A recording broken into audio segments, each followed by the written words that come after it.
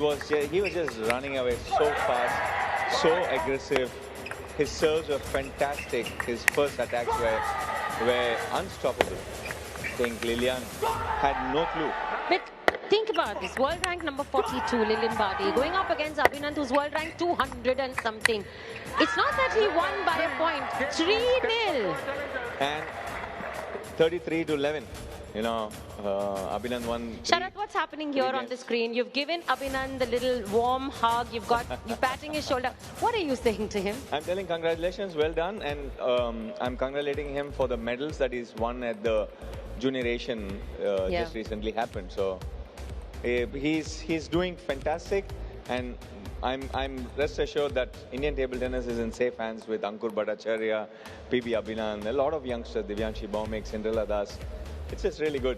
Of course, and we know that we need an absolute mix of youth and experience, which we will be getting on the show as well. So let's bring you up to speed with what we have on day 2 of this season of Butterfly Ultimate Table Tennis. It's the first double header of the day. First, it's Dabang Delhi T.T.C going up against the new players on the block. It's the new team in the fray, UP Prometheans, making their debut this season. But they do boast of some very, very big names. And of course, Dabang Delhi T.T.C have been here for a while. The second tie of today is HVR. Kolkata ThunderBlades are going to be taking on PBG Pune Jaguars. Both these teams have some unfinished business from the previous season, and they definitely want to make the most of it. Well, let's focus once again to Dabang Delhi T.T.C. Now, 3 things are short in life: death, taxes, Satyan with Dabang Delhi T.T.C. 7th season in a row. Welcome, Satyan. It's great. And here's another thing. In the previous 6 seasons, it's not just that Satyan's been with this team, but you all have made it to the knockouts every single time.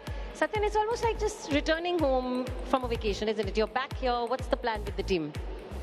Yeah, you know the plan. It's the plan to make it 7 in a row.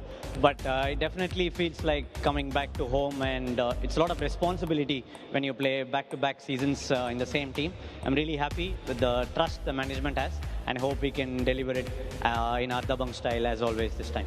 Yes, and what we also have to tell you is that Dream UTT Junior started last season. This is the 2nd season now. But there is one player that has progressed through the ranks of Dream UTT Juniors, and that's 15 years and 8 months. Divyanshi Bhaumik. She was there at the player auction as well. And we know that teams were vying for her attention. What do you make of this squad, Sharat? Well, I think it's a great pathway for her. Last year playing the DUJ juniors, and then this year being drafted into the seniors and being a playing member. Today we're going to see her play, and she's also been on a great roll. Last year she won the Asian Cadet gold medal, beating 3 Chinese. Now this year, partnering Cinderella Das, they went on to win another medal in the doubles in the under-19. And let's see today how it goes on for in this new role here. But Satyan, is your role, you know, you've been here for 7 seasons now. You're quite the senior player. You've won the title before.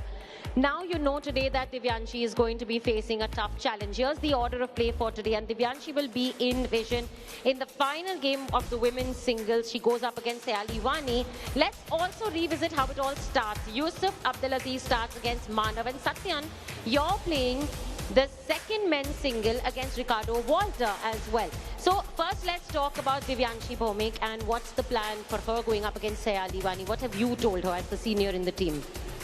I mean, Divyanshi is a 15-year-old, but then the way she plays is definitely not, doesn't match with her age. She's so matured on the court.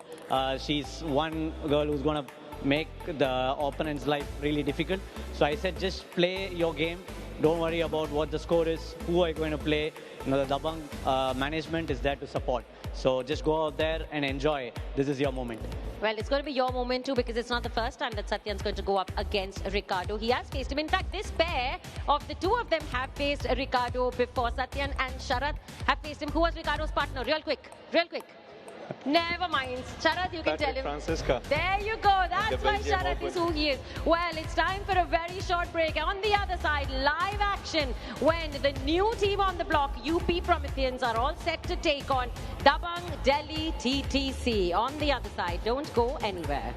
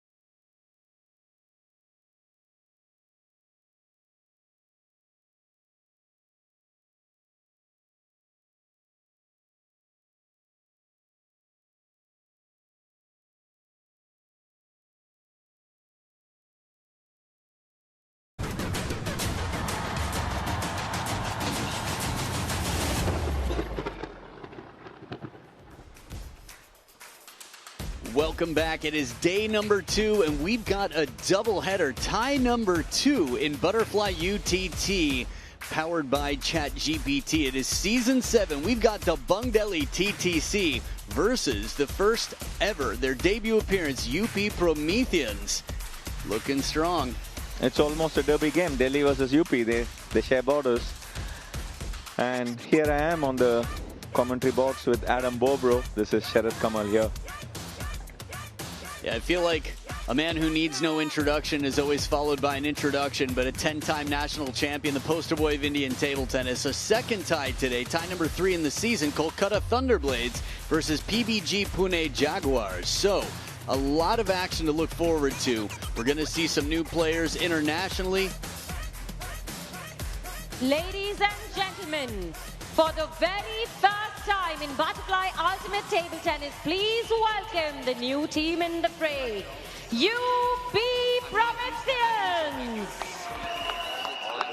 From Noida with the vision, making sharp decisions on a world-class mission, crushing all competition. We the UP Prometheans, fire in our souls. Manav Thakur, Yang Zilio, a staple who was undefeated for the majority of the season in her first season here. So UP, Uttar Pradesh Prometheans. What, are they fishing? Nope, they're pulling back an arrow. Yeah. Is that what Prometheans do? They shoot arrows from bows? Well, I think it's you know, as when we were when I played, it was quite tough there. And going up against them, a team that has made it to the knockouts every single time in the past 6 seasons. Please welcome Dabang Delhi T.T.C.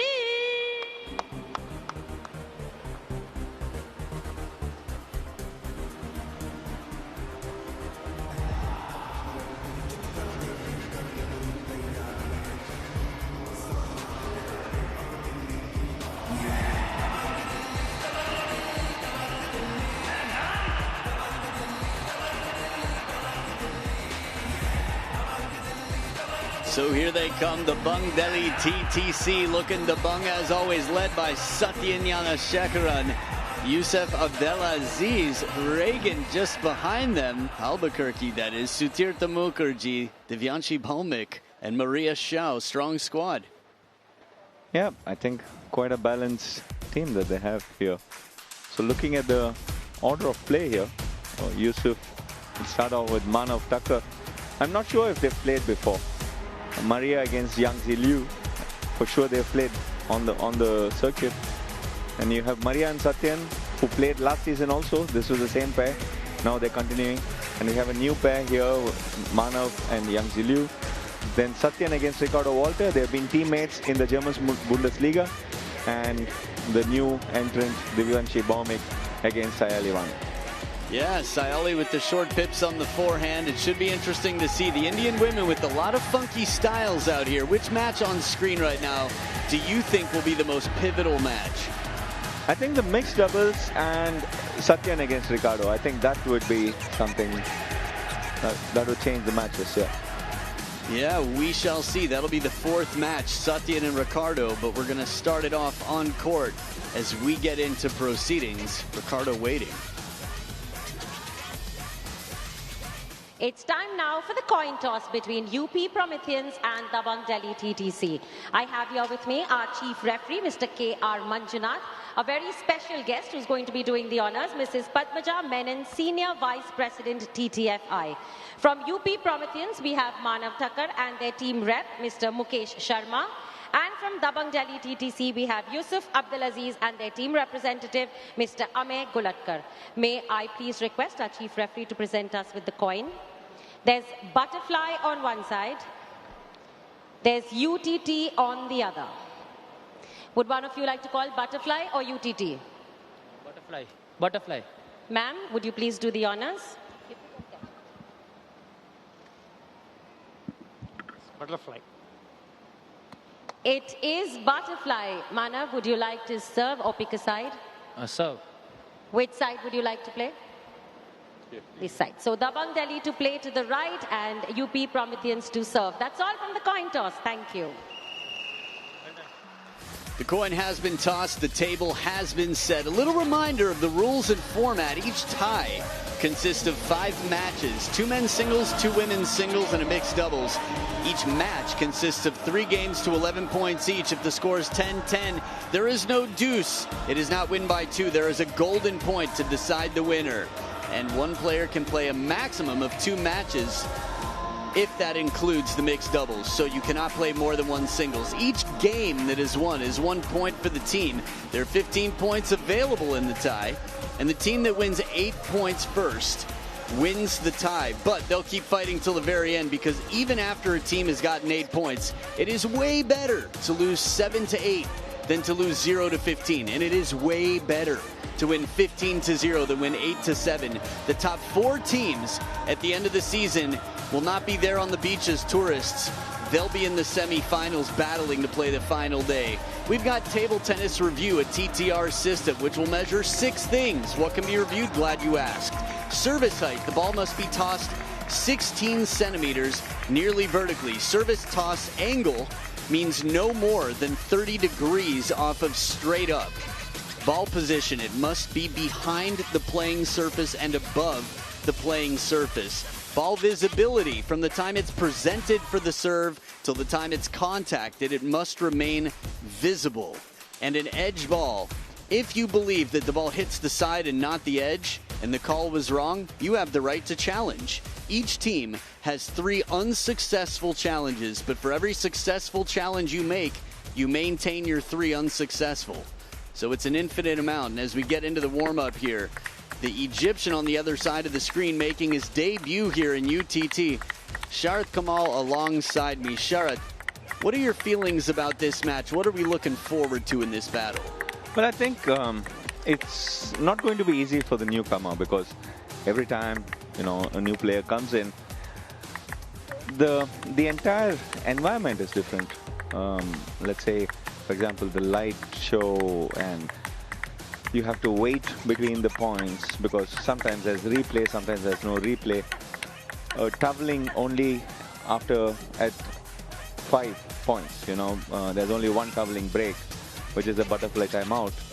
I think all of that could disturb a little bit, but he is ready. I think you can see from his eyes. Yeah, we'll see. He's definitely played on the biggest stage. I think my service and my forehand attack, I think this is my best weapon.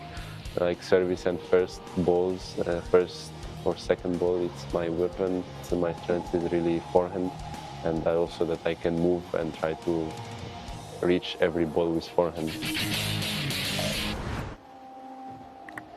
So Manav Tucker on the other side, battling against an Olympian who we saw, who's been strong in the African games. Manav right now has been the leading man for Team India internationally. He's had some big results recently. Yeah, he's beat this year. He's beat Simon Gauzy. He's beat Flavian Coton, and Tomislav Pucar. No, he lost against Pucar this season. The most recent time. In the top 20, he beat 3 players. So I think, yeah, it's been really good the way he's been playing. The Flavian Coton win, just to be clear, Flavian Coton lost 11-8 in the decider to the world #1. Their head-to-head, though, as you can see, Manav has won both of their encounters. So that's impressive. And the third win Manav had was against Darko. Darko Jorgic, man, player who's relatively recently been top 10 in the world. So we'll see. Manav Tucker, the leading man. Get ready for some tongue sticking out as we see Ricardo Walter cleaning the nostrils there. Coach Petr from Czech Republic looking sharp in his debut season, agreeing with what we just said. Yeah, I think Dabang have 2 new coaches, Srivatsa Chakravarti and Petr David. Both of them, their first season at the UTT here. Looking Dabang as always. So just testing the light, the air conditioning here, getting ready for the new environment. UP Prometheans to serve, love all. Well, Manav's played UTT before. It's his first time, and it's our first time ever having it held in the beautiful Goa. Here we go. 3 games to play between these two. Good serve and follow-up attack. Over the table. I think Manav started off well. He needs to keep that pressure up and coming against Yusuf here. Here's a question for you, Sharath. Manav I've seen since back in the days of early seasons of UTT. He's one of the most creative Indian players I've ever seen. He gets behind the table, he chops, not afraid to punch, lob, anything. What do you think has gotten him to be so high and starting to pull off these big wins?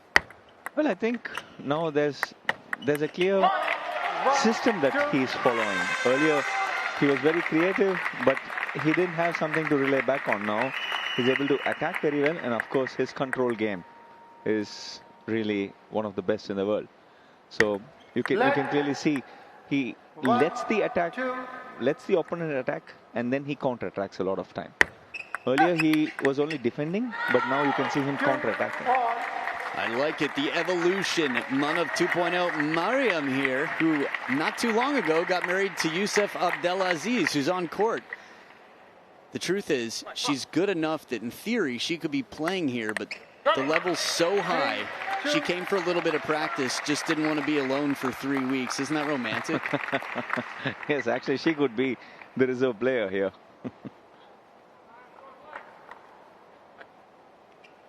She also has a twin who's a professional. Two of the top women for the Egyptian team, just behind Hana Goda and Dina Meshref, who played here for a bit last season. So a little bit of a break here on the court. Do you know what for? I think that probably some sweat dripping over. Understandable. Mariam there again. National team for Egypt. Her twin wears a head covering, which makes it easy to tell them apart, but identical twins, you got to have something, right?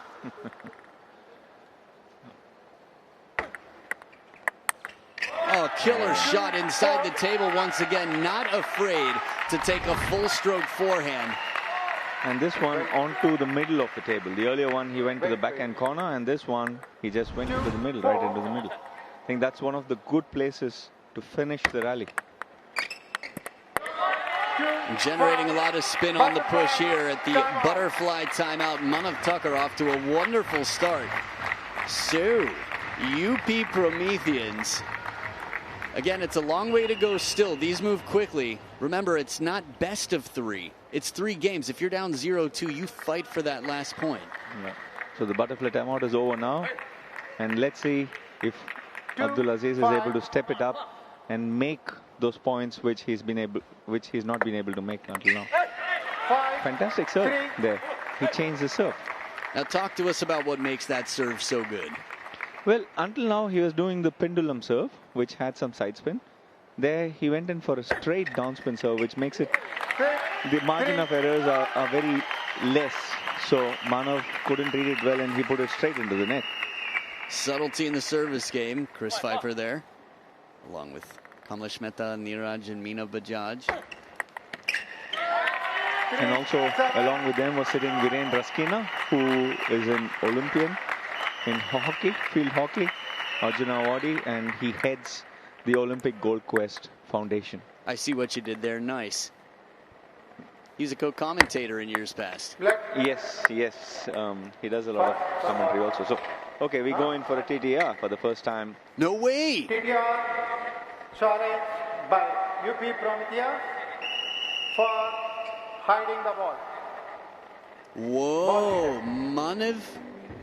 Okay, Manav made the call himself. So if the ball is 100% not visible at any point from presentation until contact, Manav wins the call. And if it remains visible at all, according to the camera angle that is the closest to Manav Tucker, this is a risky call. I don't know if it's been a while since I've seen this call work out. Leah Rakovac here and Gaia Monfardini, Croatia and Italy, respectively. Watch on for the very first table tennis review in the history of UTT, and to my understanding, in Indian competitive table tennis. Yes, this is the first time we're having a TTR in a tournament in India. Wow, a lot of discussion going on in the crowd right now. Those two are shaking in their seats. Probably their boots too, if they're wearing boots. Everybody, look at the nerves in the arena right now. A moment of truth. We wait to see. Again, there's an umpire in a room designated to look for the best camera angle possible to make sure that justice is served and that this call is completely accurate. Manav Tucker already taking a bit of a gamble here for a guy who's up by 4. Here it is. Let's see the reveal. Interesting point of view. Very interesting. Normally we see from the other side. Yeah. Because we want to see what it looks like from Manav's standpoint. Ball hidden is the call. So Manav gets the point, and that'll make it 3 serving 8. 3-8. Wow, so the team still has all 3 calls.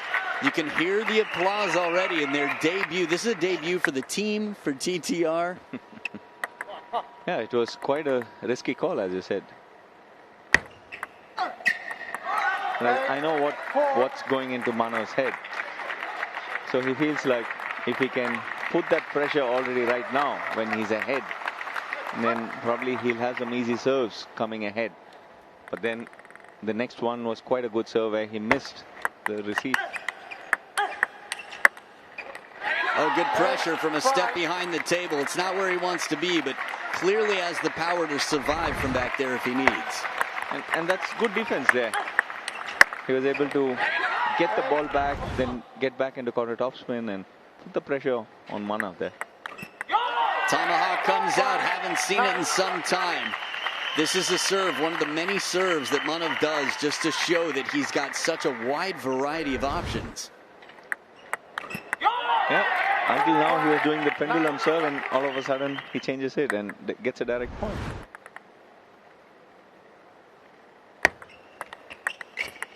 Clever, clever. A long push into the backhand sets up 5 game points for Manav Tucker to get the first point on the scoreboard in the history of this team. Wow, that's a fantastic block. The receive was so good. Yeah. And right there, Youssef was able to bring it back so quickly that Manav hadn't recovered yet. Felt like the ball just went right into the racket there. Yusuf Abdulaziz.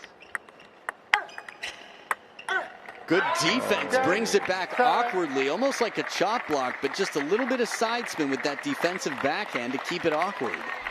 And that becomes quite ugly also, as the ball has no speed in it, and it was pretty long. You see, it was almost on the white line down there. Who'd you just call ugly? Yeah, when the ball has no speed, when it has an ugly spin. I hear you, I hear you. 3 game points left. Wow, fantastic. Man, we had Cinderella playing yesterday, but I think Manav could have lost his shoes on this one because that ball was so fast and so wide. He was going the wrong way. Check the GPS on this. Abdelaziz got plans. And probably the best.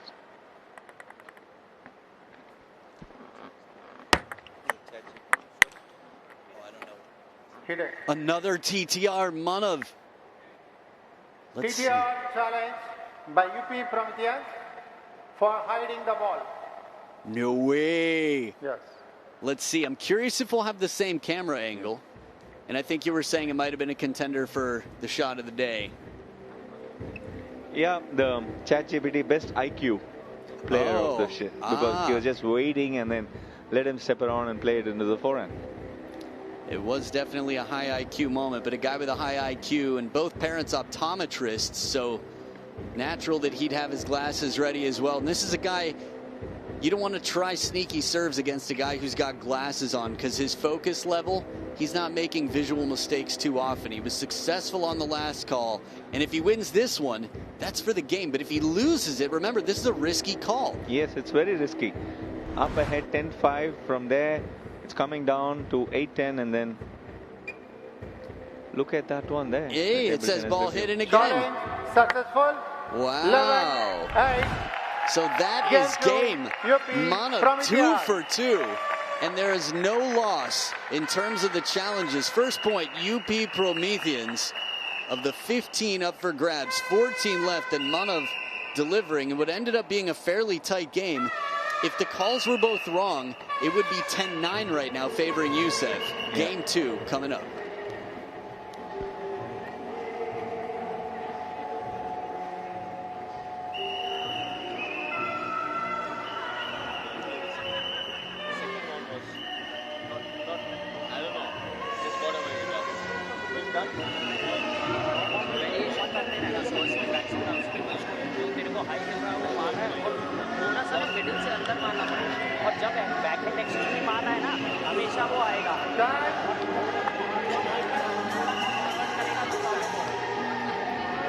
Back for the action here, Manav Tucker already off to a good start with a 1-0 lead, 11-8.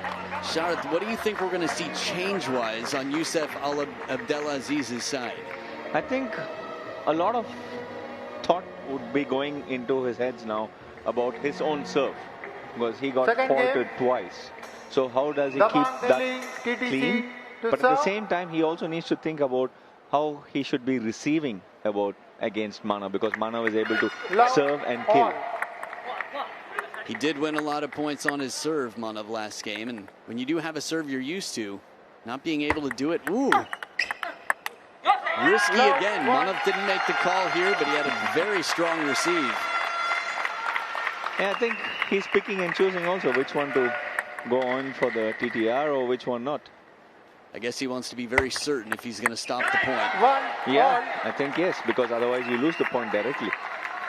Not even a fighting chance. Is that a horn there? Is it a neon green? Don't touch my horn. Buy your own. You see that? Getting a little sneaky in the crowd. Wow, that's a fantastic shot. Superb angle. A lot of side spin on the ball. It just kept going away from Abdulaziz. I like my forehands curvy. And this right here. Look at that one there. Oh, it was an hourglass forehand.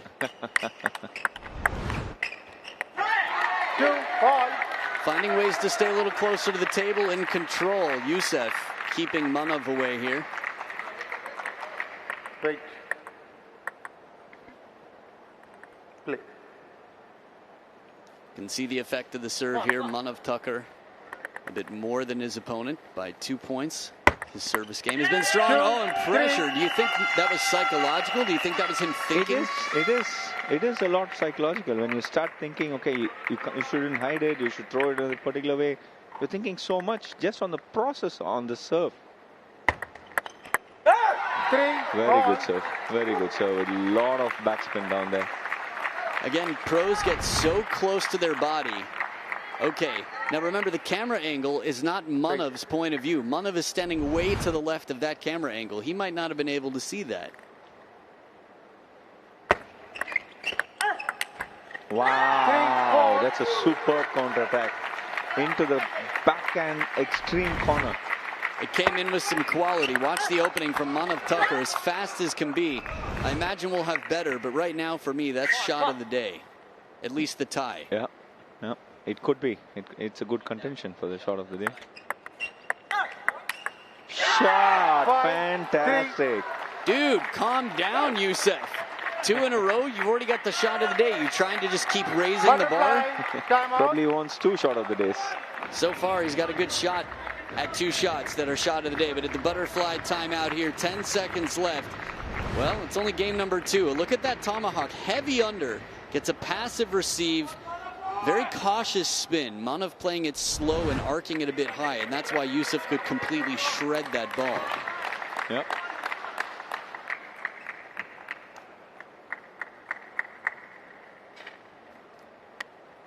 You can see Youssef is quite pumped up now. He still has a chance to win this match. Off to a good start in this game. A lot of racket speed on the first, but smart, relatively cautious play from Manav as he uses the length of the table to punch it back. And also, I like the change that Youssef has done here. He's serving a lot into Manav's body instead of serving it very wide away from him. Oh. That was a beautiful block with the table open down the line. So again, ChatGPT IQ player of the tie. You see, covering the table into the forehand corner with the backhand and just displacing it onto the other side.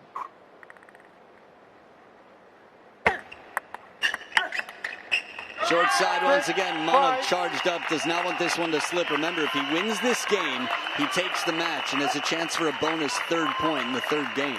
Yeah, and he's won 3 points in a row now, from 3-5 behind to 6-5 ahead. Make that 4. It's crazy. It's just a moment and then it's gone. And in this moment, I think it's fair to say that every moment is a TT moment. That's the point. And I think Abdulaziz is rushing in a bit here. 2 nets and he turns to lobbing after recovering. Oh, Manav Tucker acknowledging the fortune early on, but continuing the streak. That look right after was almost as if to say, no, I'm not saying TTR, I'm just apologizing. 1 net. On the white line there.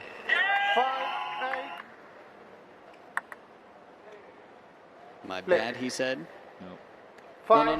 Something. I'm really curious what the communication was off camera in that moment. Or maybe something with the team back there onto the bench. Now this one feels like a little bit of a steal, a getaway, a break for Manav Tucker, because from the camera angle we just saw, the receive seemed lukewarm at best. Yes, and I could feel that already at 7-5. Like Abdulaziz is rushing into things.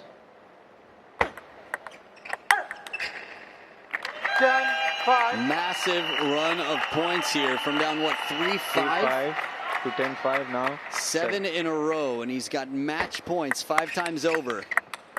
Wow. Oh, man, that backhand is still bending away. It loves being antisocial. It doesn't want to be near the opponent at all. It's like, no, I need time in my room, and the dugout explodes off the bench. 2-0. UP Prometheans are off to an incredible debut, and it's a chance for Manav to take the bagel.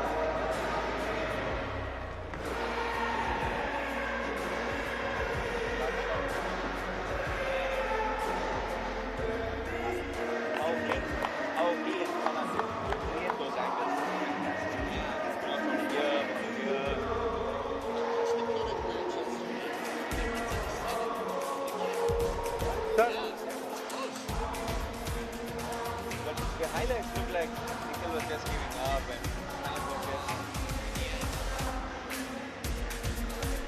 So Manav Tucker here, 11-5, wins the last 8 points in a row.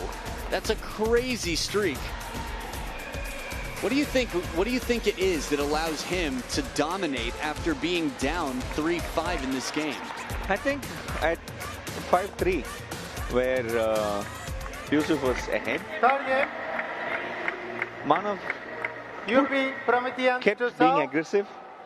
Especially he broke Yusuf's serves on 5-3. And that, I think, gave a lot of confidence. And from there, it put a lot of pressure on Yusuf. Broke his serves and his spirit. S squared. Yeah. During the butterfly timeout at 5-3, you could see Yusuf was very pumped up. He was jumping, and he was, the team was also cheering for him.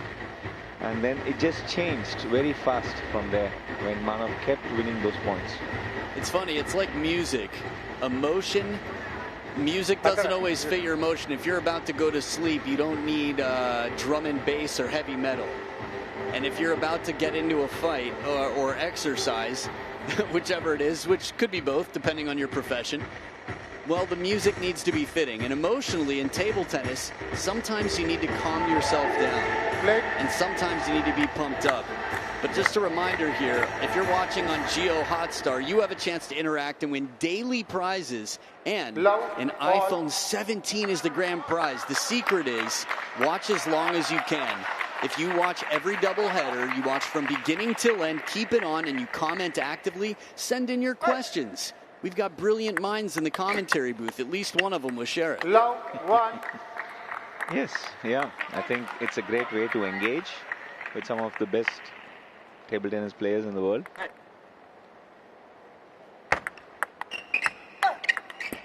So if you are watching on JioHotstar, send in those comments and questions. Blow your whistle, shake your tambourine, and enjoy it. Also, if you ask questions, I guarantee you, you will enjoy watching more. We're going to do our best to answer the questions that come in, the best questions. So stay curious, stay hungry, and stay here. Oh, the best rally we've seen in a long time. Great defense from Manav. I think it kept going forward and backward. Manav was attacking, and then Abdulaziz could counter-attack, and then Manav counter-attacking back there. Just constantly changing up the location, moving in a little bit. Manav's got a fresh haircut, and he's got a fresh step at the table, too. But good pressure from Yusuf Abdelaziz. Good change in the pace. He went hard on the first one. He went soft on the second one. Fast again on the third one. So, nice way to set it up. It's always interesting, as we saw Reagan on the bench there. He's not in the lineup tonight, but you never know. Oh, Manav's been called a fault. Manav serve has been called a fault, and I guess he could challenge if he wants. Yeah. This is the most common time to see a TTR challenge. It looks like he's going back. The thing is, in a team sport right now, you look back at the bench, because if you think you can win it, then go for it. But if the team is like, I don't know, man, might not be worth it. You're basically spending from the team's bank account, so you want to make a joint consensual decision on this. And yeah, imagine one player getting into a match on the 4th or the 5th with no TTR reviews at all. The first player up calls 3 and is unsuccessful on all of them. 4, 3. It's like your first day getting married, and then your partner just spends everything in your bank account. And you're like, you didn't even ask.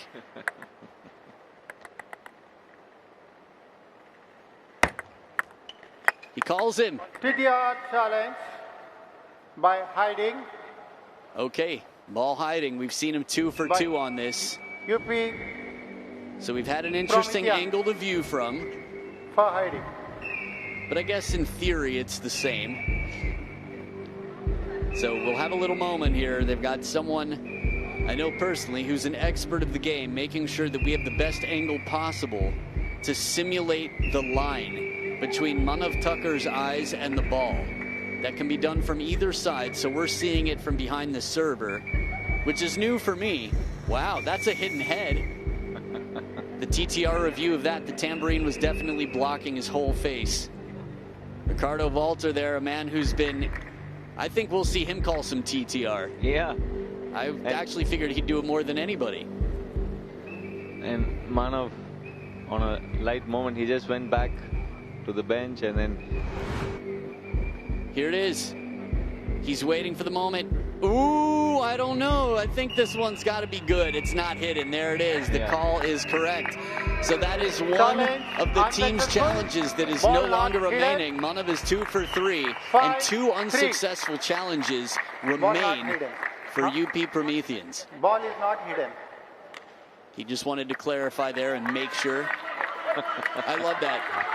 I was that student in class. He was like, you sure this is wrong, teacher? Just in case. Doesn't hurt to check, right? Absolutely sure. Okay, at the butterfly timeout here, that means we've got 5 to 3. Yusuf Abdelaziz. So it'll be 3 serving 5. For UP Prometheans, challenges remaining 2. That is correct. The ball kids are so fast on their feet. Wow, the glow on the court right now, the LED barriers. Thanks, ChatGPT. Good vibes. 4, 5. That's a good tomahawk serve there from Manav. He's used it quite effectively throughout. He's so good with the wrist, sometimes hitting heavy under, sometimes a bit more side. Wow. Bottom of the net. That would have been a roller if it were around the net. Watch how low this ball comes back. Straight, almost straight underspin. I don't know if that came off clean. It sounded clean, but it almost looked like it might have got him in the finger. Yeah, I guess it's on the finger. Otherwise, it wouldn't go so deep into the net. That was a let call. You would imagine Manav will be a little bit shyer in terms of calling the hidden ball serve. Just because he's already spent 1/3 of the team's unsuccessful challenges. If he's taken 2/3 in the first match, you're like, hey, I know you've got a boat trip that's 3 weeks long. I drank 2/3 of the water on the first day, but you guys can share. Let 5, 6. No, I had this question. On a let serve, can you call for a TTR receive? Hidden serve? Or... Sure, why not? All. But it's a net serve. So, what's the issue? So I can take the point? Well, if it was an illegal serve, it was an illegal serve before it hit the net, right? If you were faulted, it's before it's a let anyway. Yeah. 7, 6. Clearly here Manav is on the front. He's attacking, he's aggressive. And I don't see Abdulaziz attacking so much here. Yusuf has been quite defensive. He's trying to save. Just get the balls back on the table. Tomahawk serve set up.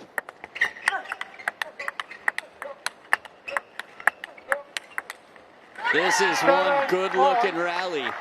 I wasn't ready to move on from the fact that I might have helped you by answering a question, but we can come back to it later because this right here was quite an exchange. It was only 9 shots, but it felt closer to 15 because they were fast. They were both fighting to stay close to the table. 7, all.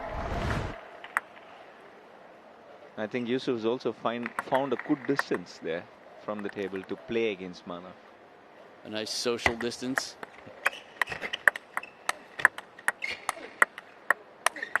Wow, that's a fantastic fight. Yusuf didn't give up. He kept the ball back on the table. Yeah, good use of topspin over and over here. You can see heavy spin on all these to make sure the ball comes down. And even with the backhand, just as confident to play aggressively and just enough topspin for the security. And that's 2 big points in a row for Yusuf Abdelaziz. Yeah, on that point, Manav played him deep in the forehand, fast onto the middle, and deep into the backhand also. Moving him around, testing the footwork. Yusuf is very physically fit. Is this late to Karthik, Date to Karthik? UTT song? Sometimes during the season, if you're watching every day, write us and let us know. 7. If you go to sleep and you dream of this song, you're not alone.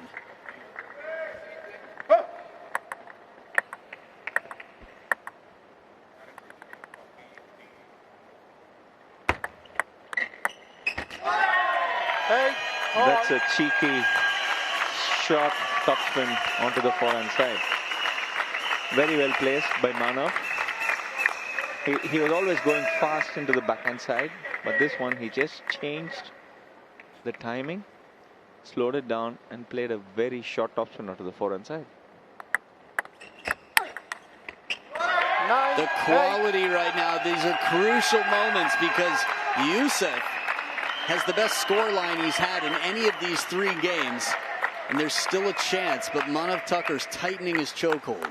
And it's very, very important for both the teams to get this point because the start decides a lot as the tie goes in. Setting a tone, and also 1 game is taken for your team away from the opponent, but this step around is even better than the last one. That for me is the new shot of the tie. Yusuf Abdelaziz to the short side of the table, drills it like a root canal. Oh, that's a painful shot. Where's the anesthesia for this forehand? Wow. And the fantastic setup. He just plays half long deep into the forehand. Lets Manav place a slow topspin and then steps around and goes bam. He's got 2 serves here. 9, all. You think Manav will go for the TTR? Well, there was a lead opportunity there. The short answer is no. I don't think he will. Yeah. But it's completely possible that the umpire steps in. It is game point for a 3-0 clean sweep. We saw Abhinand do it yesterday. This situation's a little bit different because we're not looking at what, 210 in the world versus 42 in the world? Yep.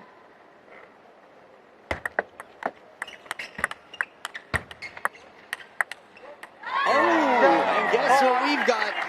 We've got, for the first time today, say it with me, golden points. 1 point to determine who wins this game. It's crucial. Nerves aplenty. In UTT, we see it. It's the third golden point in Season 7. That's right. We had 2 yesterday. We've got 1 now. Pressure like a tightrope walker over the Grand Canyon. Abdulaziz going for another counter topspin. Play. For another... Yusuf, yeah, probably another setup for a fantastic step around and the counter topspin there. I see. Let's see. Gonna have a little cleanup here. Sweat cleaned off the court to make sure that nobody is injured. Manav says, what about my room? My room needs to be cleaned as well. Maria Shao pulling the Ricardo Walter here. Little sniffle. It's all good. She's strong. Maria Shao's been a staple. This is someone with a cool earring. Yang Zilio, though, next level. Maria Shao played quite well last season. Yang Zilio Also played quite good Yes. seasons when she played here. No, she's been very strong. Deep breaths here. Last point of this match. Oh, Youssef Abdelaziz takes it on golden points. Mentally strong here. Acknowledges the fortune because this only exists. UTT, you're not seeing it in World Table Tennis or ITTF. 1 point to determine the winner. And suddenly, instead of trailing 0-3, Dabang Delhi T.T.C is just down 1-2. Tight battle. Yeah, I think it's a fantastic way to start, because if you can keep it tight like this, then in the end, if you win or lose, it doesn't matter, because in the league stage, the matches are long.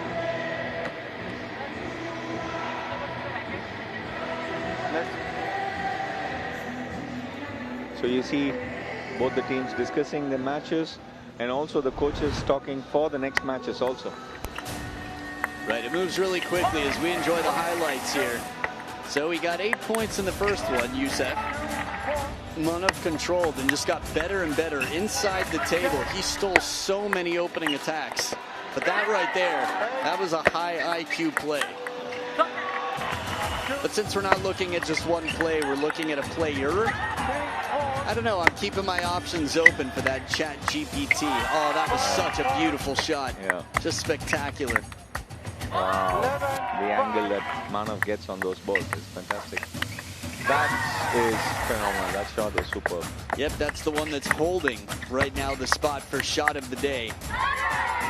We'll see if anything else takes it, but at golden points, Youssef trusts his backhand for an opening spin cross court, and it pays off big time. Talk about putting your chips on the right square. 24-32. As Sharath Kamal takes a little break from the booth, we sit together. We'll have Savi back in action, and we'll have the second matchup here with Yang Zilio battling against Maria Shao. Wow, what a way to kick things off, not just for this tie, but for UP Prometheans making their very first appearance here at Butterfly Ultimate Table Tennis. Manav, just talk to me first about the TTRs, because it's the first time it came into play in the league. Yes, TTR is the first time happening in UTT. So yesterday's match, when I saw nobody took TTR, so I was like, I wanted to take it today. And yes, I was fortunate that first 2-3 times I was successful, but yeah, in the end, it was not successful. But it's very good thing that it's in the world as well, the TTR thing, and UTT has brought up in this season. So I guess it will help many players, and I hope we can do well as an Indian country in future. All right, that's lovely. Tell us about the first tie, just going up against a foreign opponent, and how confident were you to start things off well for your team? Yes, I was confident. I am having an amazing season last 6 months, so I was confident to go in this match, and I could win the first 2 games. A little bit disappointed that I couldn't convert the third one, but credits to him that the way he played in the third set was amazing, especially 2 points at 7-6. I think that changed the third set, so credits to him as well. And yes, happy to give start to the team. Hopefully we will convert it to the win. Well, from the neutrals, we're thanking both of you for taking it to golden point for the third one. Thank you for talking to us. Good luck for the next one. Thank you so much. So a strong start here. Not 3-0, very close, but Manav still got the win, got the victory. But we've got ourselves a battle on our hands. Spain's Maria Schau, the tall, strong, spinny lefty, will be battling against Australia's Yang Zilio with the short pips on the backhand. Stick around, that's coming up next.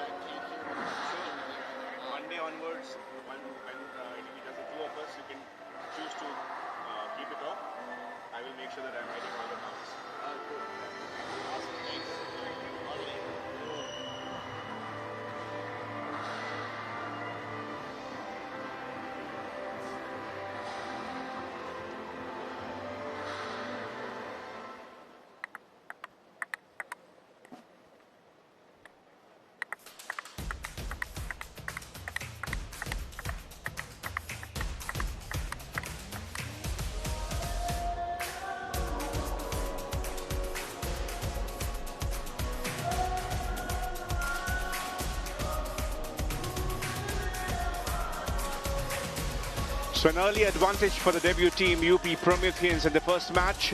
But Yusuf Abdulaziz, he had to dig deep, somehow find 1 point for Dabang Delhi. But now it's up to the women. Maria Schau versus Yang Ziliu. It's going to be a tactical battle. Representing Spain, Maria Schau is 32, two-time Olympian, and an interesting fact that she was a part of the Portugal Olympian side as well in 2012. So she has represented 2 different countries in the Olympics. On the other hand, Yang Ziliu, Australia #1, Commonwealth bronze medalist, and what a powerhouse. Just 20 years old, and she has already dominated the ultimate table tennis. This is going to be a battle of chess. Adam, what makes Yang Ziliu so consistent, so dangerous? She's very fast. She was raised in China and she left quite some time ago. She's got short pips on her backhand. She's fast. She stays right on top of the table.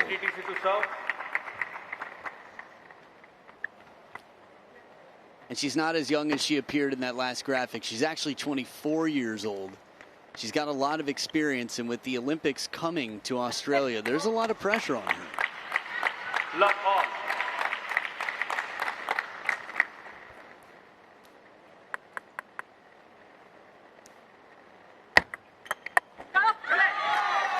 Point at the serve here. It's a well-placed serve. As Mona Lisa watches on. Multiple-time national champion herself. Back-to-back points here for Maria Schau.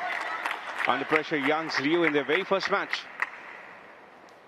You remember, Yang Ziliu is on the team that's leading right now, UP Prometheans. Ooh, barely climbing the net. That one was nice and tight.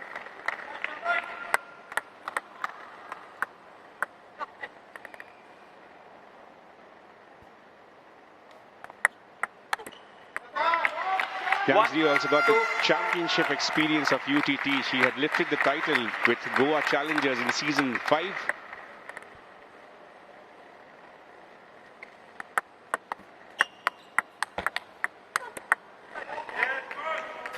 Little break off the net here. Maria Schau raises her hand. In table tennis, when someone wins a point, hitting the net or the edge along the way, they acknowledge the fortune because it's usually not intentional.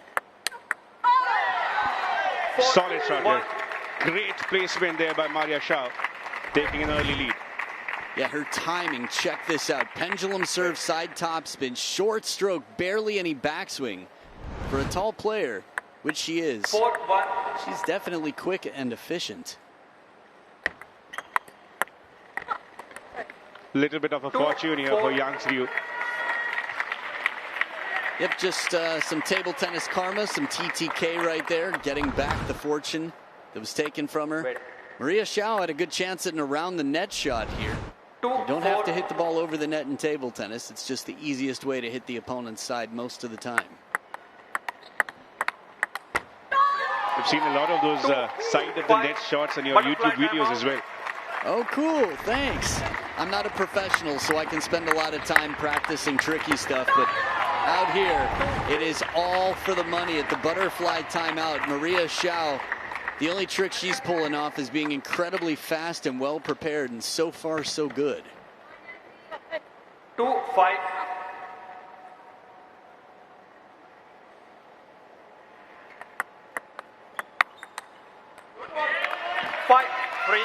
She's getting a nice little warm-up here, Maria Xiao. She's going to return for the next battle in the mixed doubles, and he's a future table tennis player here. That looks so much like Aran and so much like Satya Gnanashekaran. Just saying. I can't guarantee you that I know who the father is, but I can guarantee you that Satyan does. I thought you know everything about Satya and his family. I don't know everything about anything. Seem to be his biological brother, right, Adam? I am, that's true. There you go. Oh, so sort of my kid as well in a weird way. Cousin, nephew? Ooh, nephew. Jeez, clips the net and jumps on out here. Yang Ziliu. These two have never played before internationally. They're 0-0 in their head-to-head on the international stage. Maria Xiao has been very calculated, very cautious, but a fine balance of taking risks. When I think Maria Xiao, I think stable, I think spinny. I think efficient, I think near the table. She's good in the rally. She doesn't seem easily phased.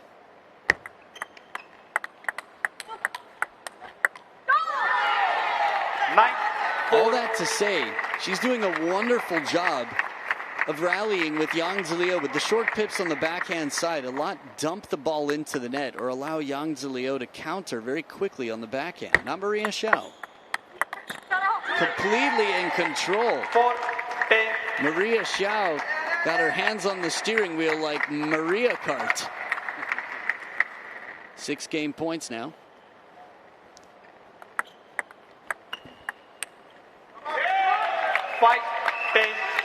Five game points to defend still. Played it towards the ceiling this time, Maria Xiao. Acknowledging her mistake, talking to herself.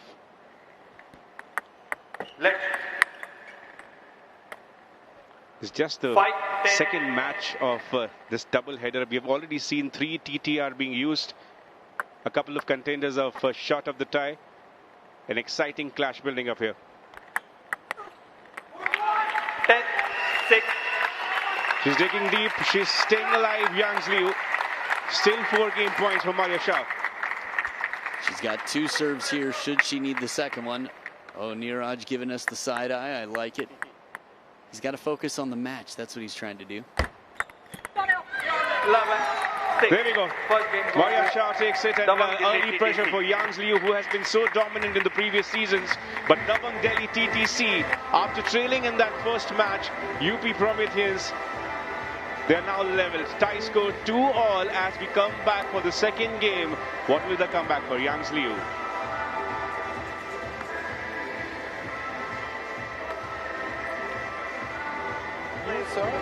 It's okay to also serve short to forehand area. You know, and I want to play, but it's a little bit windy, so I cannot like. Okay. You play shot. Again, next one she only does here for you. It's long. No, is next one. Next one. Now she will be received. I think she will also serve long. Yes. So I just Time.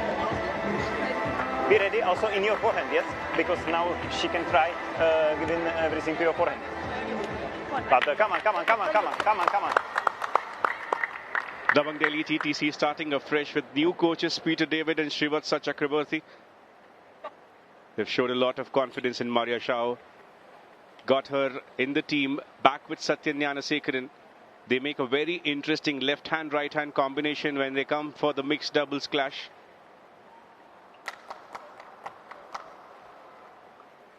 Evenly poised this tie. Maria Xiao versus Yang Ziliu was always going to be a battle like chess. But Maria Xiao, who is primarily a left-handed table tennis player, Adam, in front of Yang Ziliu, who is a right-handed. Well, how is it different when their opposite styles clash against each other? Everything's backwards. It's like crisscross. Pants on backwards. You've got a backhand where a forehand used to be. You've got a forehand where a backhand used to be. You've got to change your tactics. You've got serves coming from different sides of the table. The most common place is to serve from the backhand corner like we see. And the reason is it sets up the point for a forehand. There are a lot of reasons, to be clear. In terms of positioning, control, you also have a greater range of motion with your forehand to serve from. You do see defenders serving with their backhand more commonly to put themselves in the center of the table so that they can reach either corner. It's sort of a defensive posture. But when defenders serve with their forehand, get ready for an attack. 1-3. Does that give an advantage to either of the players? Maybe the one that are serving? Oh, well, serving in general should be to your advantage because you get to start the rally.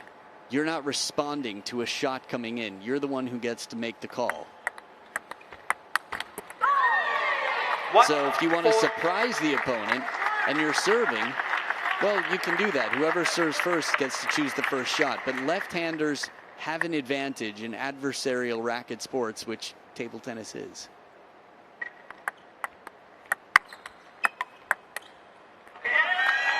Aggressive intent here by Maria Zhao as she gets to the butterfly timeout. Oh, hang on, says point of Yang Liu. But Maria Zhao will try to get there first if she gets this next point. Let's take a look here. The lefty, the southpaw, as it were.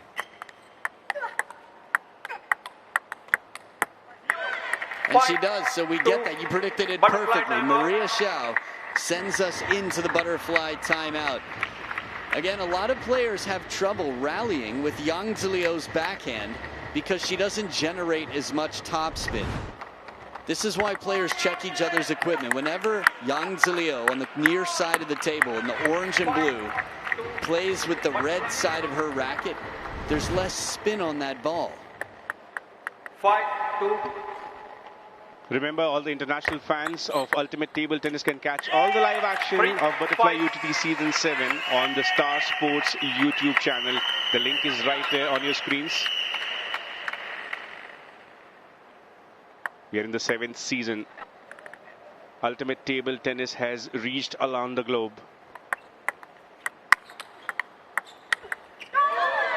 Killer shot down the line after a fast exchange here. A few balls came back and forth in the blink of an eye. Check this out.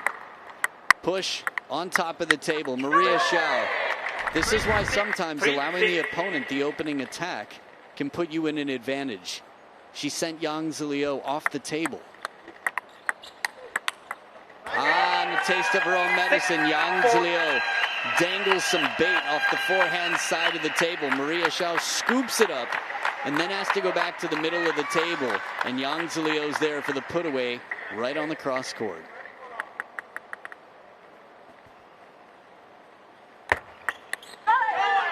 What a serve. And this is why we say that in table tennis it is not usually about playing the right shot, it's about making the right decision. Good call. It is a game of decisions. The kick serve there, side and topspin. That means the ball accelerates on its second bounce. It jumps out, which is most commonly when you see a player hit the edge of their racket and send it flying off somewhere in the building.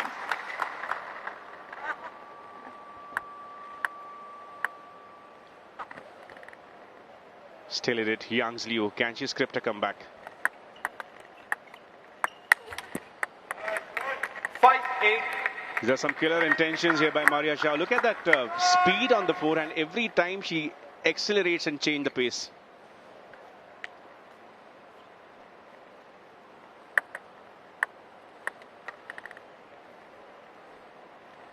Little view from down at the table. Cool to be sitting on the net. Yang Zilio here.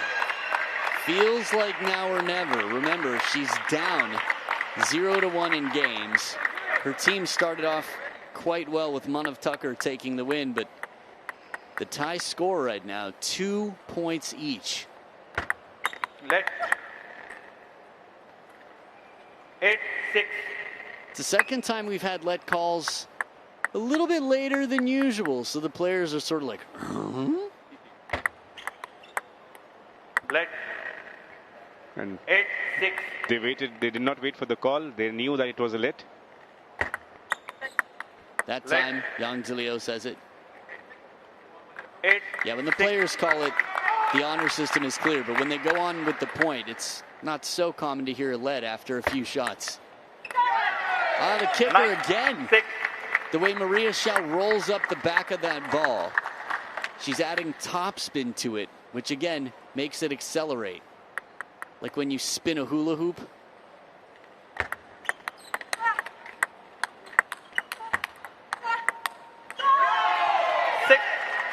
Was going to be a fast rally, but Maria Schau reaches the game point.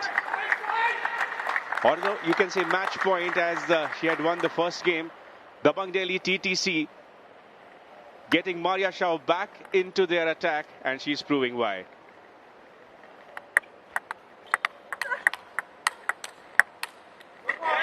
Well placed, jamming her up in the backhand corner here. Yang Zilio protects, saves a match point, still has a long way to go, can only win this game on golden point.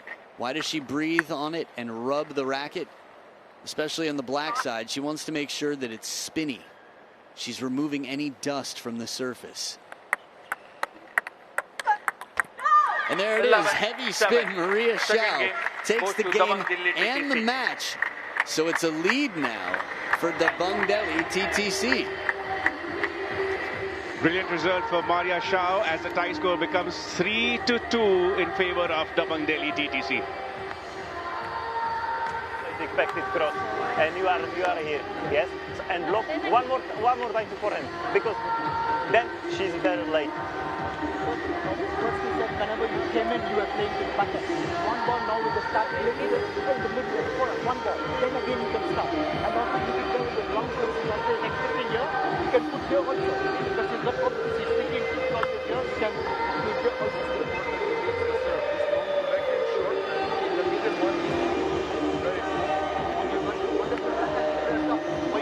Yes, yes, yes. Yeah.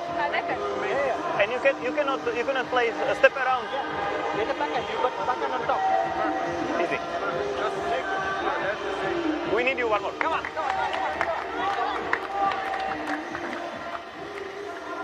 A good result for Maria Schau as Yang Liu, seeing a rare feat, trailing in a match. She's not at all used to this, but Maria Schau from Dabang Delhi T.T.C. showing why Dabang Delhi has been the most consistent team of ultimate table tennis. If consistency had a jersey, you would have given them the jersey of Dabang Delhi T.T.C. Third game begins. Curse of the commentator, ironic timing, but it's just 1 point, and I can't think of a better point than the first one of game 3 when you're leading 2-0 to gift a serve.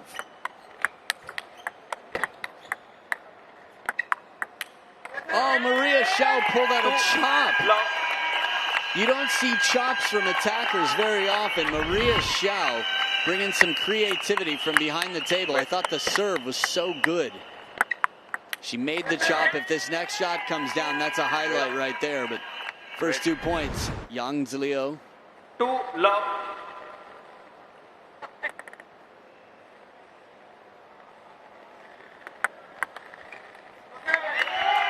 Just a soft placement here. And Yang Liu turning the tides in the third game of this match.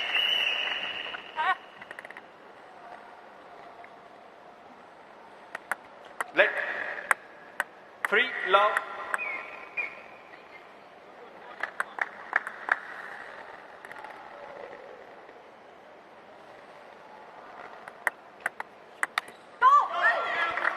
One, 3. Try to add some side spin to the serve. But Maria Schau brilliant with her receive and winning the first point of this third game.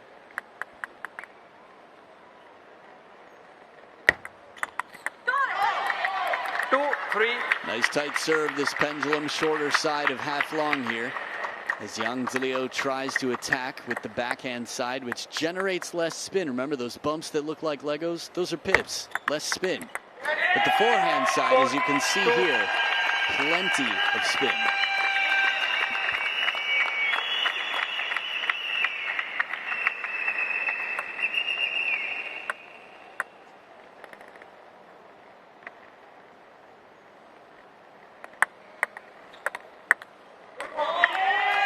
Could not place it exactly where she wanted to. And Yang Liu, for the first time in this match, heads to the butterfly timeout with a lead, as a 3-point lead in front of Maria Shah.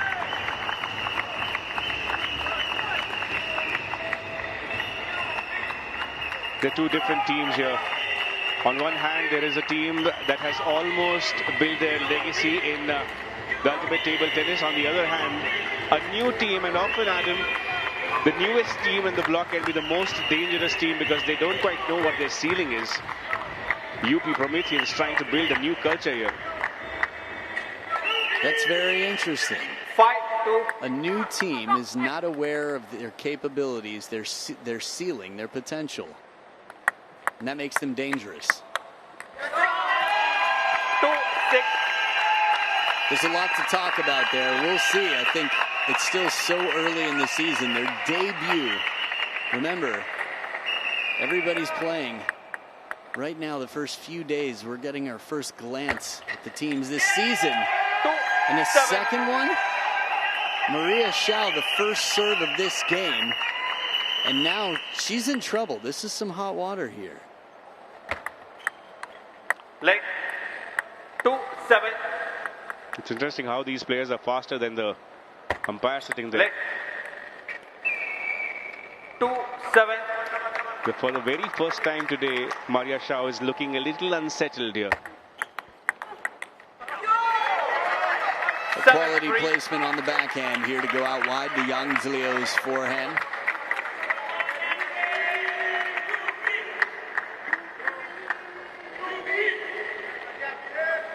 Maria Shao fighting to keep the opponents behind, give it a 2-point lead for Dabang Delhi. But a long way to go. She's down by 5. And Yang Liu just 3 away from leveling the score at 3 points apiece for the teams. There we go. Yang Liu took some time to settle in, but now she looks in exactly the kind of form that she was in when she was playing with Dempo Goa Challengers. It was very difficult to take a game away from her. 4-9. Maria Shah, on the other hand, has been with Dabang Delhi T.T.C in the last season, knows the team environment. But it is a game point for Yang Liu. And she has a lot of cushion, 6 points to defend. 11-4. And against this, yet another match that ends with a result of 2-1. The teams knowing the importance of grabbing that one crucial point, and the tie score becomes 3-all in this North India derby. Dabang Delhi T.T.C and UP Prometheans are battling it out, and it is going to be one of the most exciting clashes as it promises, because now it will be the time for the mixed doubles, the phase where everything changes. But what a performance here by Maria Shah, taking that early lead, 11-6, 11-7 in the first 2 games.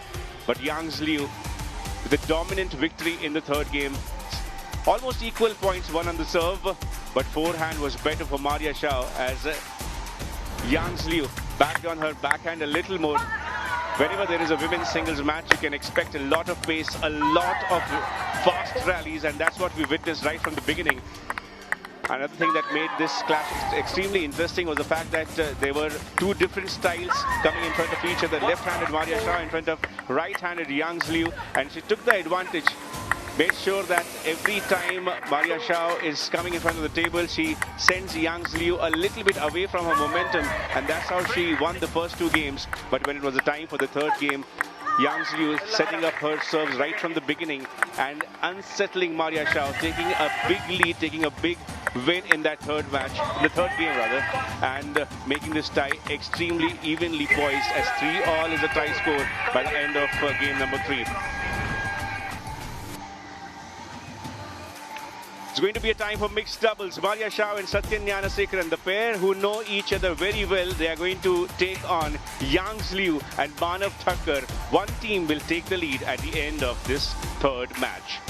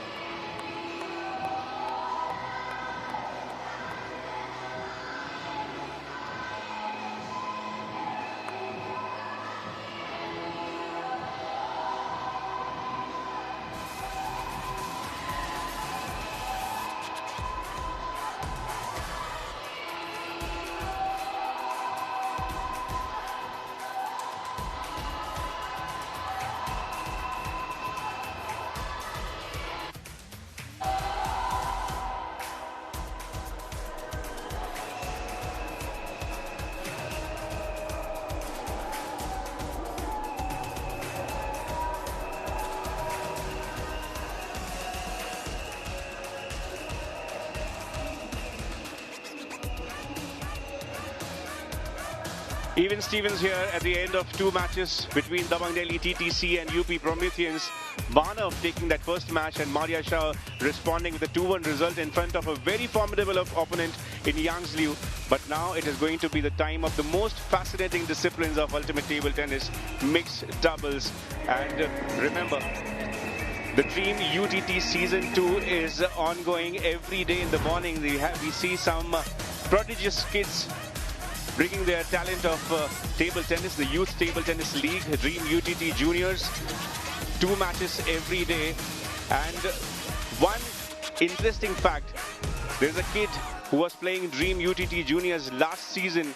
She got into the auctions this year and she is the part of the legendary Dabang Delhi T.T.C team, and we're going to see her in the action today.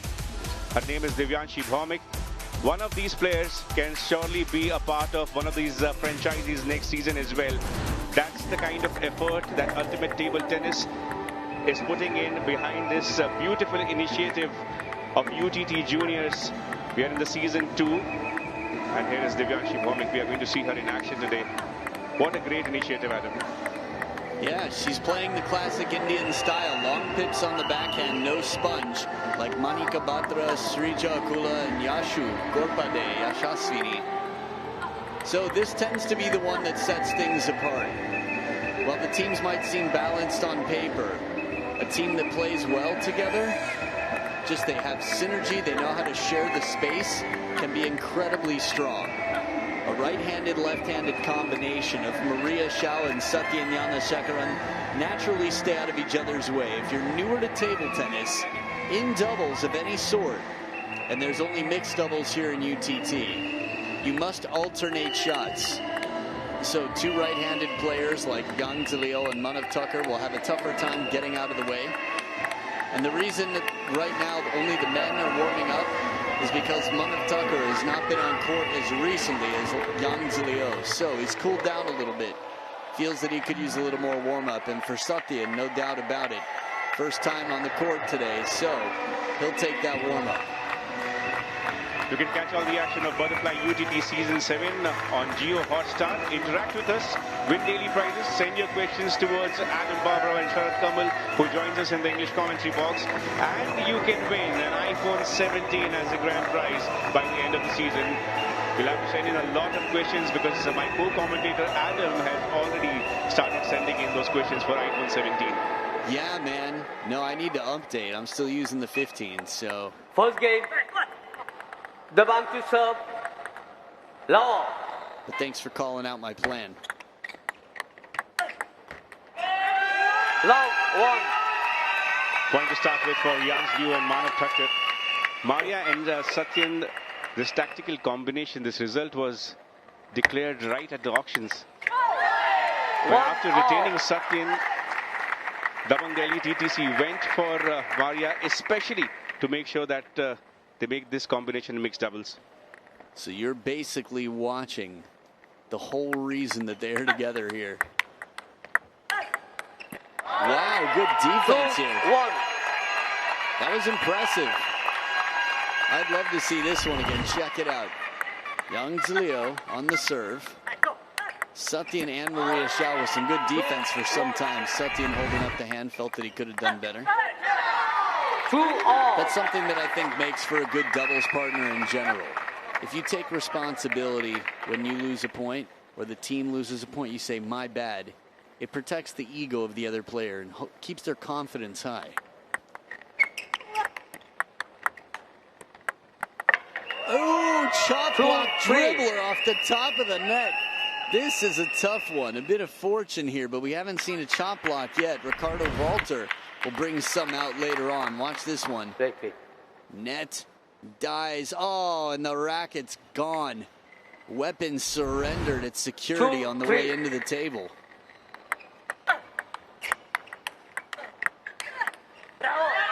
Splits the table in 2 halves with her forehand. This is a brilliant shot. Yeah, for me, that might be the new shot of the tie so far. Maria Shao was off balance behind the table and forced herself under pressure to play that ball. 3, 4.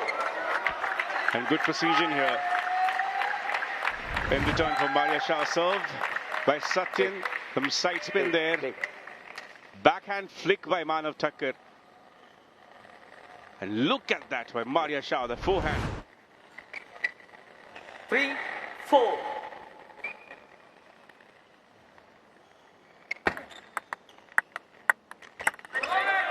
Chop block attempted again here, where you take off that lower corner of the ball, adding side spin and underspin. Satyan just sort of practicing it in between points, making sure that next time he gets the opportunity, he's more successful. 4-5. Jiang Zhiyu and Manav Thakkar will take a slender lead to head to the butterfly timeout. And Manav Thakkar, we talked about Manu Shah yesterday. Both are doubles partner, and they're the highest ranked Indians currently, world ranked number 3. And since Manu Shah is also a left-handed player, Adam, Manav and Manush, they know exactly this style. They're well accustomed. Yeah, from what I understand, the highest ranked pair of Indians in the history of Indian table tennis. 5-all. Yeah, they surpassed Manika Batra and Archana Kamath, who were previously ranked world ranked number 4. This is the time for India in table tennis, and ultimate table tennis is doing a lot of favor. Soft hands from Satyan as he drops that one just behind the net, bringing in Manav Thakkar to become a bit of an obstacle. Remember, two right-handed players, a little bit less comfortable in terms of spacing at the table. 6-all. It's also about the space that you create. As we just saw Satyan Gnanasekara, after taking that serve, quick footwork, giving space to Maria Shah, who was not that precise this time. By the way, I wasn't distracted by that grown-up with the horn. You were. 6-7. It's a good time, right? I love it. Hey, Petra Serling's here in the middle of Niraj Bajaj and Vita Dani. Wow, it's a Serling sandwich with Dani and Bajaj buns. Classic. 8-6. Every time we talk about breads in Goa, I have to remind you that you need to break your fast and try the poi bread here. Thanks for the reminder. Noted. 3 in a row here for UP Prometheans. That shot is so clean, sterilized. You could eat buns off it. Inside the baseline, Yang Zhiliu just barely catching this, leaning forward, hips at the baseline of the table. Fine margins, and 4 on the trot here for UP Prometheans.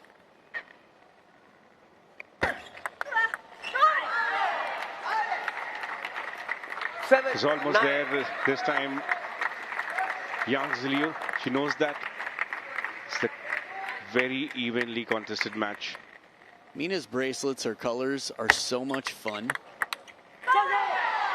By the way, that was Mina Bajaj on the far right of the screen there.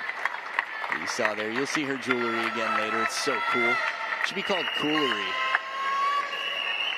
Speaking of which, 2 points in a row now. Dabang Delhi making this quite a contentious game. And they've leveled in these exchanges. It's amazing how it's a seesaw, you could say, of confidence. Yep, Aran, mama there. With daddy on the court right now, it's a good time to be inspired. Satyan, the father. What a move, Manav Thakkar, but Maria Shah's right there to send Yangtze on the chase. Check this out. Long push, heavy spin, Maria Shah reaching forward. Wingspan can be used in many ways. It's not just side to side. She reaches way out in front there to take away time. And now, Dabang Delhi got game point.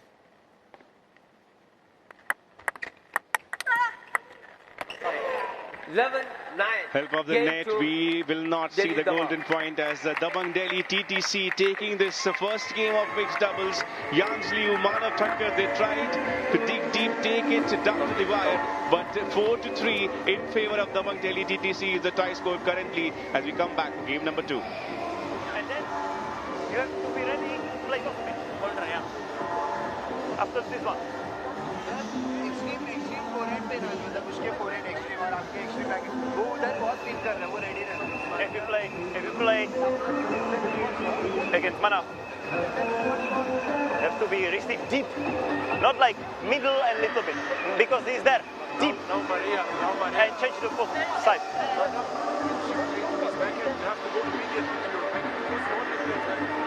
For me, he will try here, but for me, it's okay. Satyan Gnanasekharan and his consistent table tennis is on display along with Maria Shao here. The winning shots of game number 1, half long and long, constitute 88% of the results, whereas on the other side you can see a lot of long and half long shots as well. No short shot played there by Yang Liu and Manav Thakkar.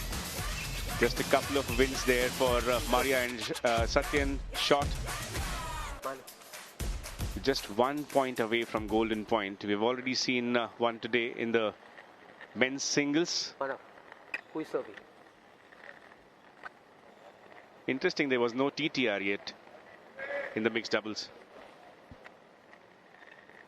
Maybe there's just so much more to think about.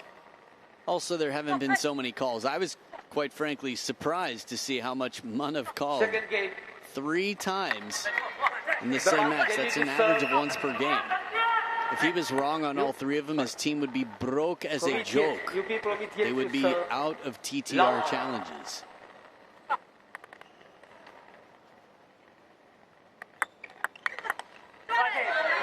Smart parallel here as Maria Shao goes right up the line there into that backhand to get the first point. The pair that's leading the righty-lefty combo. Does that once again. And this is what Maria Shao has shown time and again in her women's singles contest and again in the mixed doubles. The capability to just vary the pace and use that flick. 2-1. Satyan tried to repeat that but was not precise.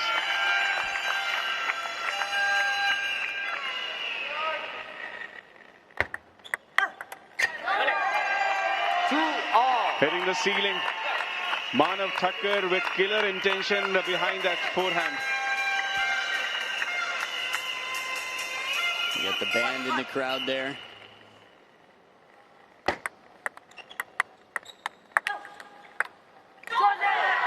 I love this point. So many shots come back into play that were awkward. You could see the players adjusting to the timing change. Soft, awkward flick. Maria Shao steps around. And again, the Satyan and Shao combination there.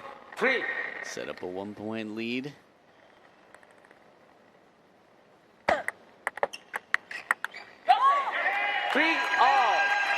Backhand placement, tried cross court, but did not place it on the table. Maria Shao this time.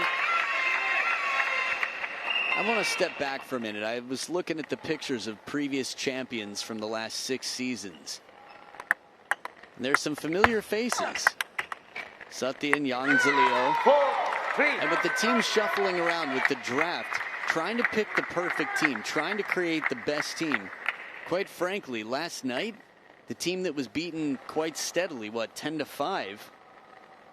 The one, they're the defending champs. 2, on paper, they had an incredible team. They have an incredible team. Butterfly timeout. The season is still young, but as we get into the butterfly timeout, it's such a revealing and fascinating experience for me to see players joining different teams, pairing up with different partners, and then some who are retained, like Satyan, and to see how they do and if it builds, let's say, their relationship or ability. The more they play with each other, the more familiar they are.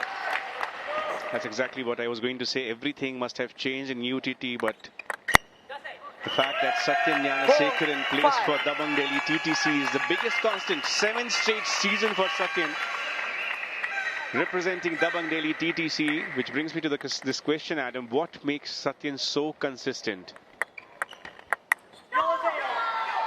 Yeah, it makes, the truth is, this decision is something that I don't know. It's not necessarily about his play. It might be. He's been a staple. It could be about being a team leader, being a team player. There's so many factors. I was looking at Bernie's picture She's played for a lot of teams, right? Mumba, and now she's not. Last season was a winner. I think there have been, if you look at the coaches too, the coaches play a huge role in winning teams. They're team leaders. Oh, the chop block comes down with a little net on it this time. Satyan getting one more on the scoreboard. Yeah, we see this in all team sports, right? Sometimes there's a person who enters the room and the vibe just completely changes. Someone who can carry and inspire a team. 5-8. Satyan might have that.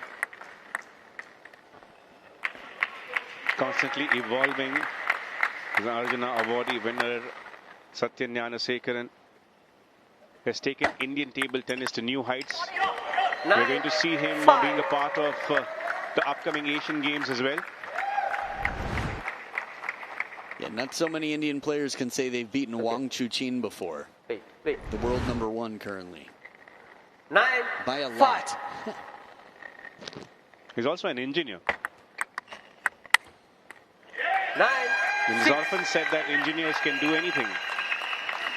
The engineer's mindset is solving a problem. There's a level of stoicism. You don't hear a lot of complaints from engineers. You just find a lot of solutions, and I love that. But Yang Zhilio with a solid receive here. Remember, if UP Prometheans take this game, they tie up the tie score.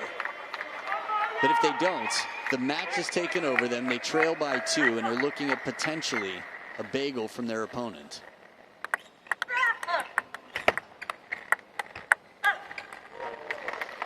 Especially knowing that Ricardo Walder did not have a great season last year. He's going to be paired up against Satyan Gnanasekaran, who was kept towards the later half of the tie. It is not going to be easy for UP Prometheans. That should be a fascinating battle. We've still got more games to come, but it's 3 match points. And they take it on the first time of asking. 11-7. It's a 5-3 lead. Dabang Delhi completely turns things around because Manav Tucker on golden point after being up 2-0. It could have easily been 3-0 for UP Prometheans. That said, it is tightening up and running away on the other side, Dabang Delhi. Yes, exactly. Very important. It's unbelievable. Because you always... I think I just need to keep changing with him. Yes. Not the same receive. And also, how we start Manav, it's always cross. Mari have to be ready for the block. But he will block partially to forehand of Maria. Change it. I need to wait a little bit here. Yes. Because he make this. Yes. Thoda beach mein. Thoda beach mein. You can open the beach to his a little bit.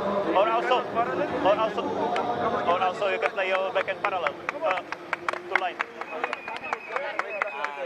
So the left-hand, right-hand combination of Maria Shah and Satyan Gnanasekaran is doing their magic. The reason why they were retained, they were kept together for Dabang Delhi T.T.C is on display. And these are all the winning shots for game #2. All of them played half long and long, evenly distributed for Yang Zhilio and Manav Thakur. Maria and Satyan, on the other hand, keeping that placement very much towards the center of the table. And that's the advantage that they have. 5-3. The tie score currently in the favor of Dabang Delhi T.T.C. Can UP Prometheans make another 2-1 result? Look at the power behind the forehand here. This is what confidence does.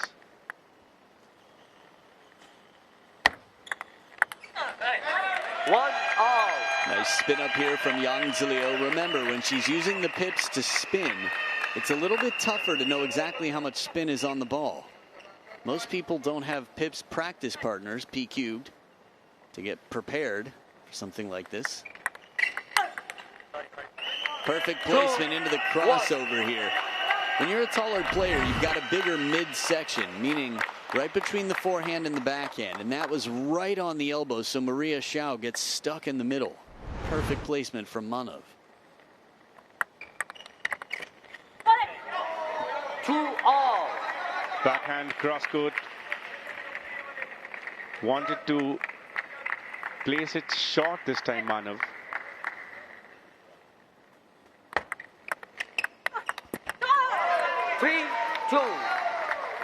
And a great response here. Maria Shah and Satyanyana Sekaran, they do not want to take this tie right till the very end. They want to win this tie. 4. Nice change of pace here. Maria Shao slowing it way down in the block. Very interesting. A lot of different ways to block a ball. Counter, speed it up, punch it back. But a block. Oh, good hands. Maria Shao saves it off the net. Butterfly timeout. And coming into the butterfly timeout. They will switch sides in order of play, because in game 3, when one side reaches 5 points, they switch so that they spend an equal amount of time on each side of the table. And in doubles, the order of play. Watch this recovery from Maria Shao. Net comes running in, catches it right before a second bounce. And again, Maria Shao with a wonderful shot. 2-5.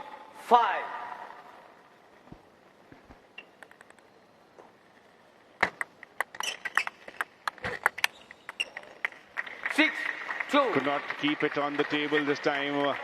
Manav Thakker is getting into the position early, but it is the precision that is lacking.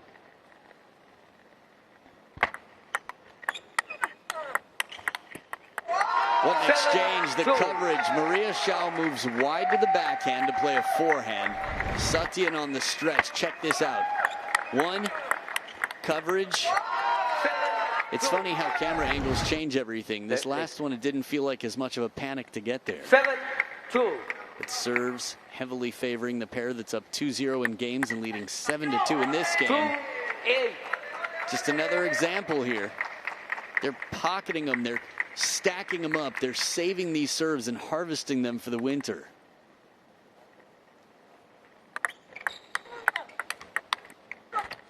Satyan's got speed. His reaction time.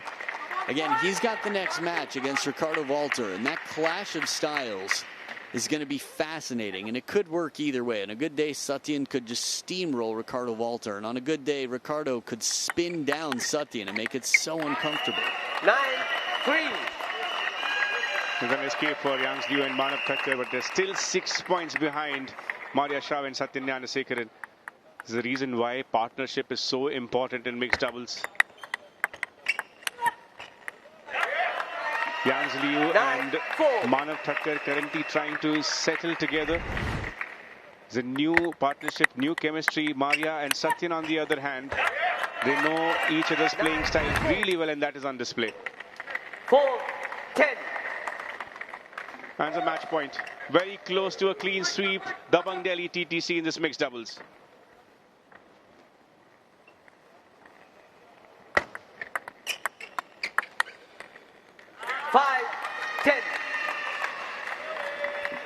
Still 5 points to defend. Can they stay alive? Yang Liu, Manav Thakker.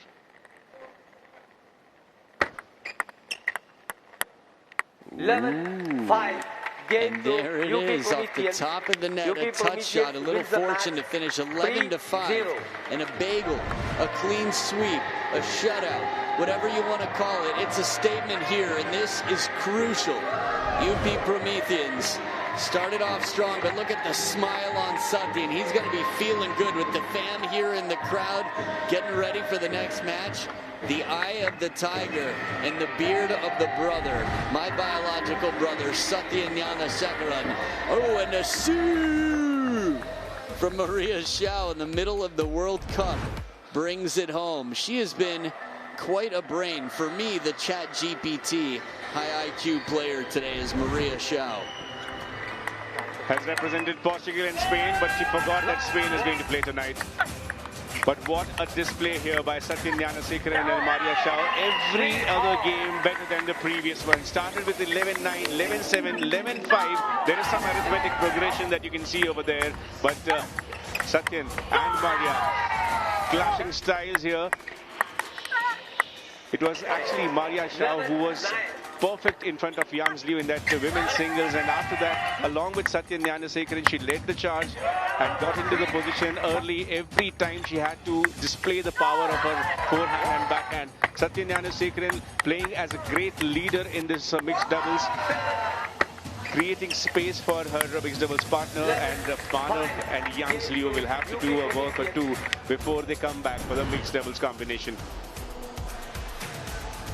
So 21 short rallies won by Maria and Satyan, 17 on the other hand by Youngs and Manav, but it was the medium rallies, just one of them, that went to Maria and Satyan. No long rallies, more than 8+ shots seen here in the mixed doubles today. So 6-3, Dabang Delhi T.T.C, the most consistent team of Ultimate Table Tennis, currently leading, and Satyan Gnanasekharan is going to make things worse for UP Prometheans, but they have the German powerhouse Ricardo Walter, who can script a comeback and then send it to the youngsters for the last match. We are going to come back for this interesting clash of men's singles.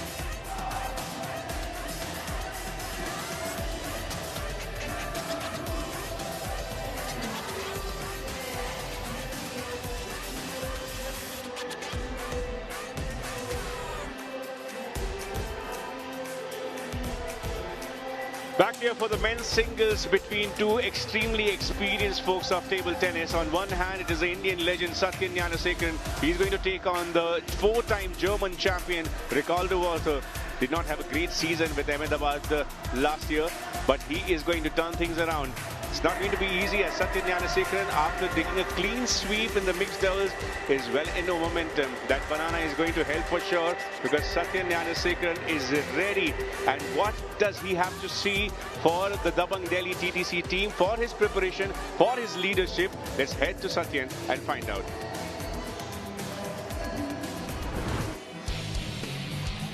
We have always been fearless on the table, expressing ourselves. I think that's been our motto. Like I always say, the Dabang way, that's what it means, to go out there, whatever the score is, doesn't matter. We have lost the first 2 matches, or we are trailing in the 3rd match. We play every game like it matters. Keep supporting us, and I'm pretty sure we'll really work hard to make this 1 star, 2 stars on our jersey this season.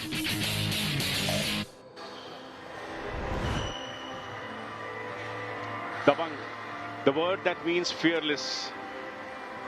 And that's what Satyan Gnanasekharan has shown season after season. Come on. Calm on the surface, but dangerous underneath. And Ricardo Walter, on the other hand, with a headband, representing a new team of UP Prometheans. He has breathed the air of Ultimate Table Tennis. So despite that, it's the first time in their career that they're going to face each other. Interesting, Adam, they have played so much in the international circuit and yet have not faced each other.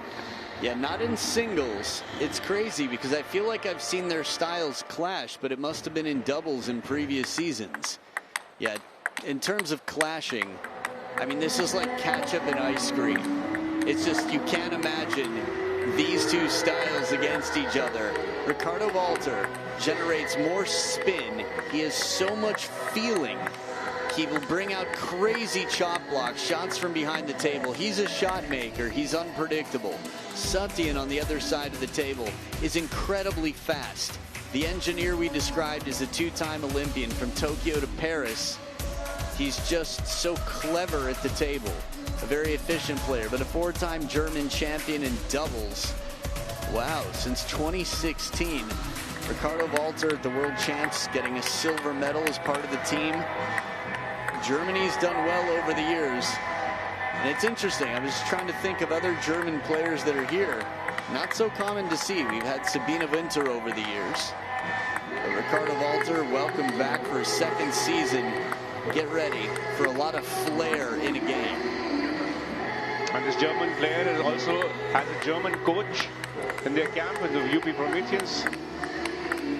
With Chris Piper coming to the ultimate table tennis. What is that European style of table tennis that we often talk about, Adam? Generally, if someone says European style, the first thing that comes to mind for me is a little bit farther behind the table, a little bit longer strokes, more spin. And in theory, counter rallies.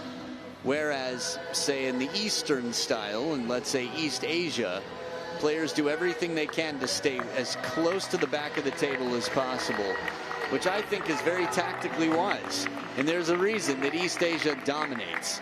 Yes, right now, France, at least on the men's side, is at an all-time high. Maybe on the women's side, too, for that matter. I think, let's just say France is in their golden era.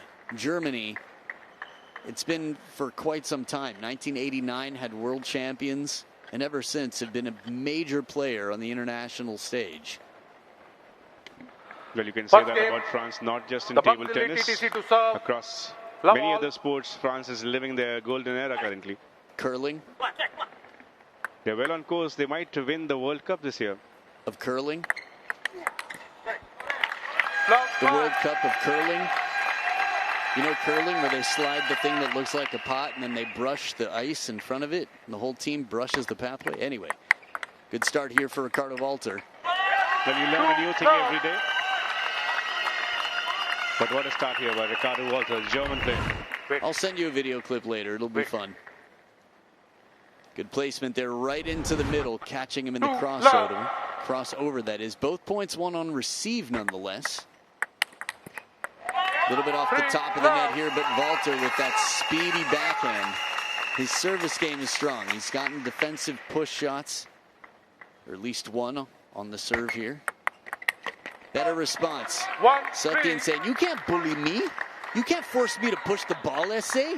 Go ahead, try again. I dare you. I'm going to flick it. That's what Satyan sounds like, by the way. That was basically just a recording of him. And I know because we're biological brothers. Whoa, suspense here. No tooting on the horn. Yep, UP Prometheans, I love it. The fans know what's up. The camera comes out and they're like, yeah, who do we represent? Uttar Pradesh, Holmes. The North State. We should be there, Adam. We should certainly visit that state of Uttar Pradesh. Again? I'll go back. It's a new team founded by Mr. Mukesh Sharma, who's the founder of Prometheans School, as that's the name you will see on the back of every jersey. 1-3. A reminder that you can watch Butterfly UTT Season 7 on JioHotstar, interact with us, and win daily prizes. Yeah, send in your questions, anything you want to know, your thoughts. It's a good opportunity for you to let your voice be heard. Good spin from under the table. Satyan subtly takes this one. So quickly tied up at 3 points apiece. 3 in a row, followed by 3 in a row on the other side.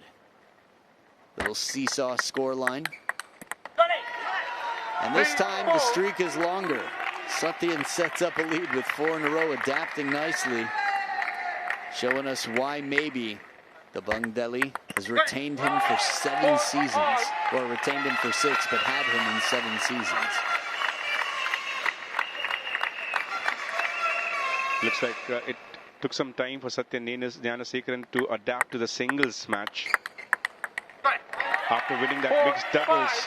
But the moment he got settled, got 5 points on the trot and heads to butterfly timeout with a lead. People often ask why the Chinese players aren't smiling when they're accepting their trophies. And because, well, from my understanding, there are a lot of reasons, but one of them is their job isn't done. It might be at that event, but they still have a lot to do. Come the Olympic cycle, after the Olympic cycle, people can breathe. They can take a break. They can say, my job is done. But until then, it's just back to the lab again, time and time again. 6-4. I say that because Satyan looking quite excited. It's a cultural difference. You can understand it. The mixed doubles, they didn't drop a game. That's something to be excited about. But his job is far from done. Just took some time to remind himself, and this is brilliant by Satyan Gnanasekaran. Remember, the tie score is currently in the favor of Dabang Delhi T.T.C. Ricardo Walter, if he wins all three, he can make it balanced once again. We have seen that a lot in ultimate table tennis. The tie score being 6-all, heading into the last match. A lot of pressure, a lot of work to do for Ricardo. Little break off the net, but I love the serve. We saw it from Abhinand yesterday. Channeling his inner Zhang Ji Ke, Liang Jing Quinn, that reverse pendulum serve to the short forehand. The thing that makes it dangerous is the pros can hit it anywhere on the table. You've got a similar delivery, so it looks the same. And then suddenly, surprise, the ball's somewhere crazy on the table. Then what? Pace on this follow-up to follow up that backhand serve, then the forehand on the third ball. Satyan all over this. The Satyan serve. Ricardo tried to make him dance to his tune, sent him towards the left, towards the right, but Satyan Gnanasekaran had enough range behind that forehand shot. You probably saw a viral clip of Satyan years ago with Kirill Gerasimenko. A ball comes up off the edge of the racket, bounces back to the opposite side of the table, and Satyan raced to it and got to it just before a second bounce to win the point. If he didn't have those fast feet, many players wouldn't have been able to do that. Ricardo Walter staying alive. The team behind Ricardo Walter, the most experienced campaigner of UP Prometheans. Nice closed racket here. Satyan gets ready for the topspin, coming in, brings it right back off the bounce. The suffocating speed of Satyan. And a second serve to follow and set up game point. Little fortune off the net sets it up. Now it seems like the TTR that was used today was ages ago. Manav Thakkar used it thrice, and since then we have not seen any of it. Oh, what a play. The touch, Satyan. Incredible shot. Let's take a look one more time after the slow start in this rally. Topspin comes in. And while this comes down on the top of the net briefly, which is why he raises his hand, the angle there from Satyan. Spectacular finish to take the game. Not going to be easy to decide the shot of the tie today, as Satyan Gnanasekaran gives it a new challenge. Brilliant cross-court shot to take that game number 1 against Ricardo Walter. But a lot of discussion. Can Ricardo still to come back? We will find out. Game number 2. Gibt ja keine Ballwechsel, also wer eigentlich guten Kontakt zu dem macht den Punkt. Den Ball rein und dann, ja. Wenn ich den Ball treffe, dann ist immer zu fest zu ziehen.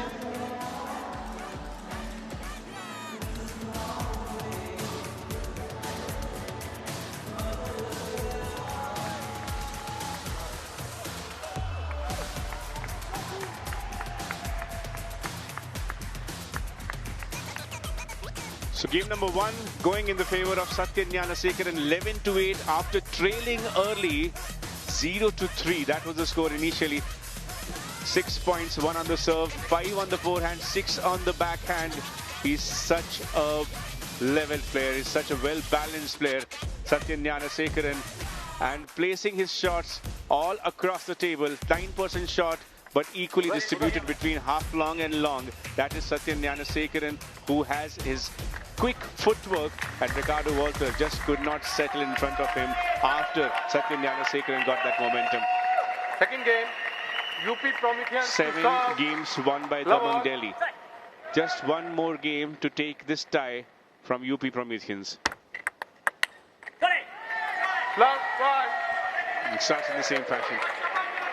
Every time you hear this shot chole from Satyan Gnanasekharan, he's happy with his point. 1 all. And a little fortune coming back for Ricardo Walter here.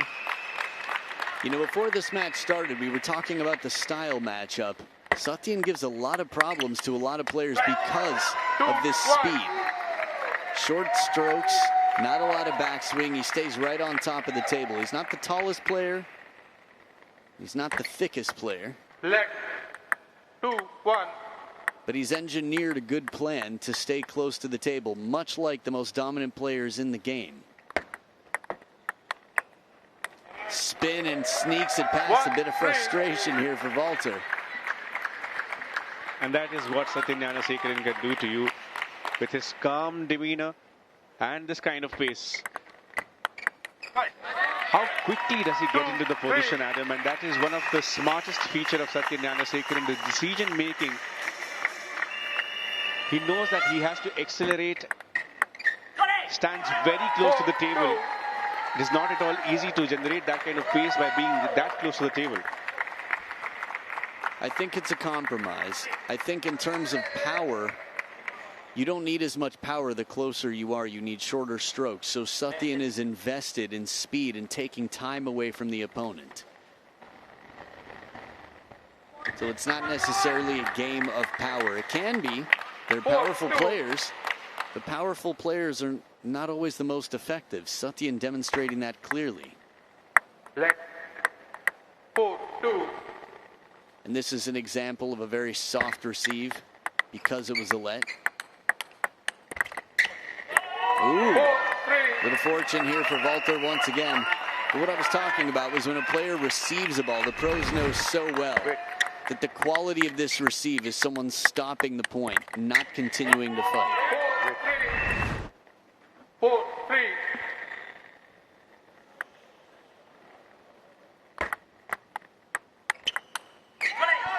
Yet another cross-court shot, setting up another lead for Satyan Gnanasekharan at the butterfly timeout. Just 2 points behind. Ricardo Walter still staying alive. He knows that they will lose the tie if he drops any other game from here. And it is going to be Divyanshi Bhaumik, the 15-year-old sensation, graduated from Dream UTT to the senior side, Dabang Delhi T.T.C, showing a lot of faith in this youngster. She's going to be in action up next. I can't wait to see her, man, a debut after she had beaten one of the replacements last year. 3-5. One of the 4 on reserve. 3-5. Again, the classic Indian style. Long pips, no sponge on the backhand. Following in the footsteps of many trailblazers.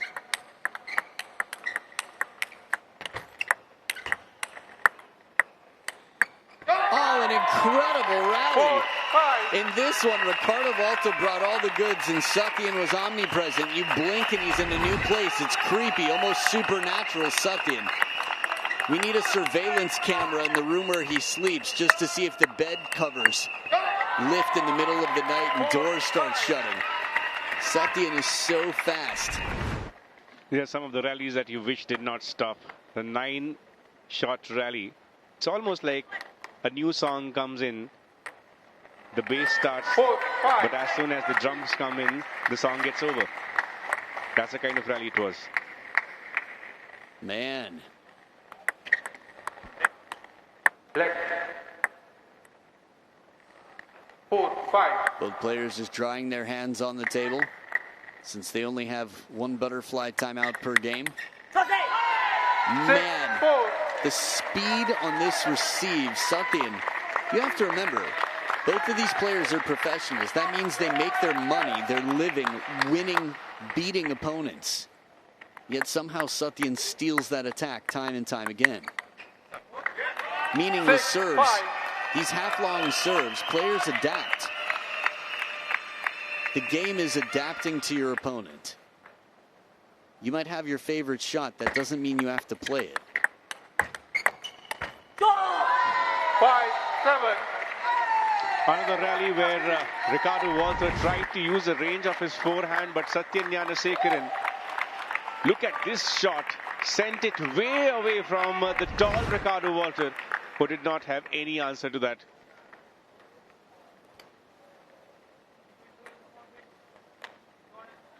So in this match, 8 points, 1 on forehand. Curious to see how many on backhand, but well, he took it's 18 points, so it's going to be a remaining 10.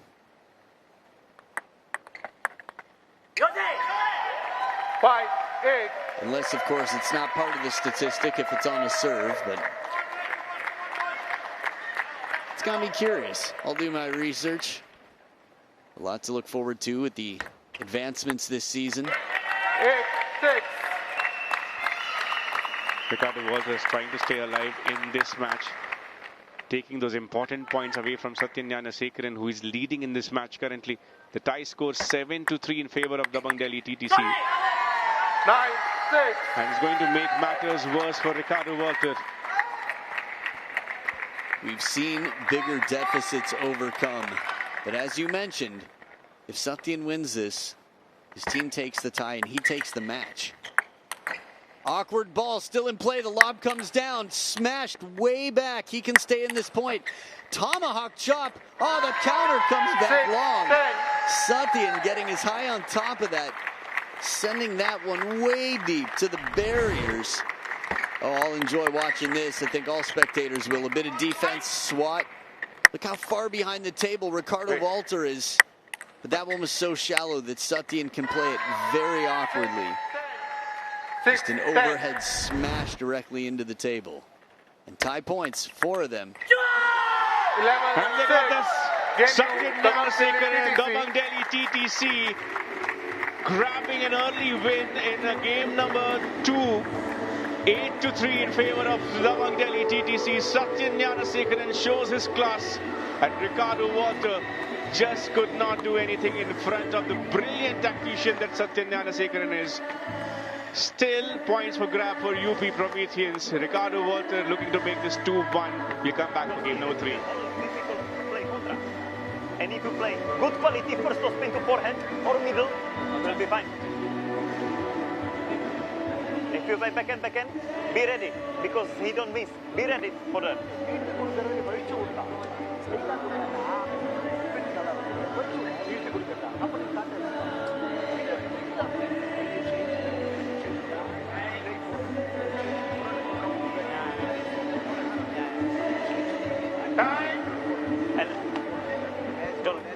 Please don't play backhand service, because it's so good. The most consistent team of ultimate table tennis, Dabang Delhi T.T.C. winning this tie against UP Prometheans, who started well in that men's singles first match, but Satyan Gnanasekharan, the puzzle that they had kept for the 4th match. These are all the shots placed by Satyan Gnanasekharan in game number 2. Once again, more towards the center of the table. Try to vary his pace every time in front of Ricardo Walter. And some of those shots that you will see on the far right of the table were the cross-court forehand placed by Satyan Gnanasekharan beautifully. Played the mixed doubles, got the team to win that mixed doubles match, and now repeating the same in the men's singles contest. Can Dabang Delhi mark a landslide victory here? 1 drop. Getting up the mark in the 3rd game in the same fashion, and the kid is excited. Wouldn't you be, to have the freedom of your own seat? He's graduated from lap to VIP. It's like, sorry, Mom, you wait in economy. I'm going to be up here in business class. Look at it. No, those are mine. You don't get an appetizer with your meal. That's my bracelet. It comes with my seat. 1, 2. It's a rare point for Ricardo Walter. 14 points won on the serve.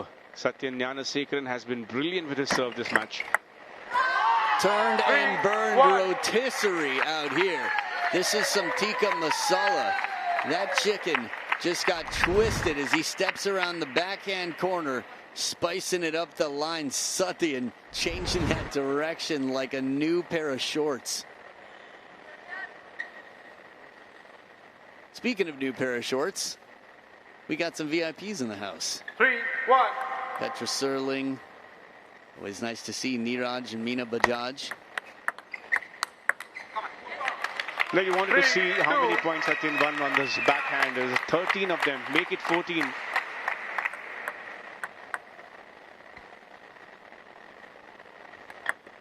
Left.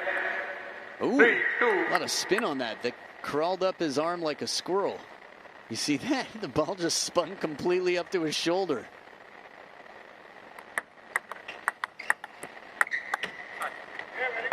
Now from this camera angle, it made me wonder if Satyan would wait and try to go around the net. So while the tie is already won by Dabang Delhi, remember, UP Prometheans can still walk away with 7.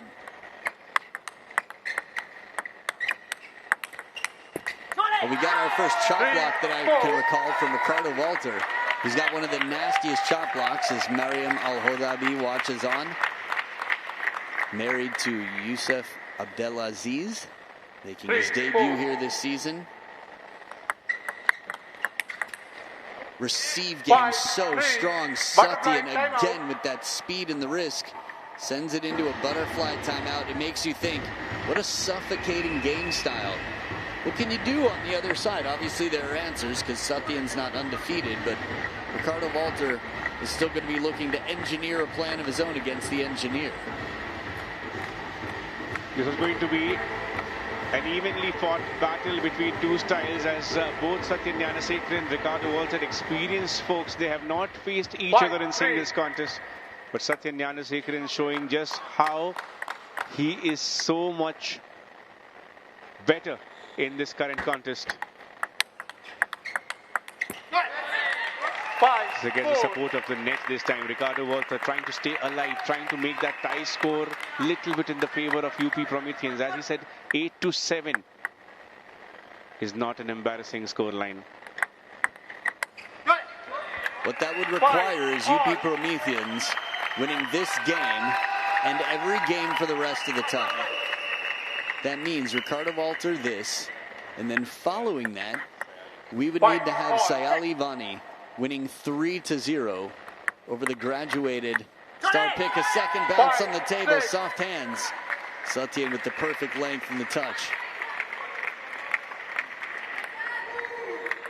Satyan does not want to make that happen. 9-3 is what he wants to see at the end of this game. Once again, try to be quick with his backhand, try to place it short, far from Ricardo Walter. That smile tells it all. Yeah, looking for the wide backhand after Ricardo Walter went way out to the forehand side. The truth is, Ricardo Walter generates so much spin. Satyan succeeded a lot. But here at the mid-distance, Ricardo Walter's won 2 points in a row with heavy spin. Again, in this head-to-head, I could imagine either way from the beginning, the style favoring one player or the other. And we're seeing it, 3 points now on the trot. Ricardo Walter's used his spin, this time a bit closer to the table, and the timing just overpowers. 5 of the last 6 points have won by Ricardo Walter. We have seen a lot of comebacks in ultimate table tennis. We have seen individuals coming back from 10-2 and ending up winning the matches winning the games on golden point. This season? Not this season. Oh, okay. In the history of ultimate table tennis. We are in Goa. Dempo Goa Challengers, the most successful franchise of ultimate table tennis, and in this city we are here with a new team, a brand new team of UP Prometheans. 7 teams battling it out, and we have got supporters from all age group here. Yeah, new human in the crowd too. Welcome your debut to life.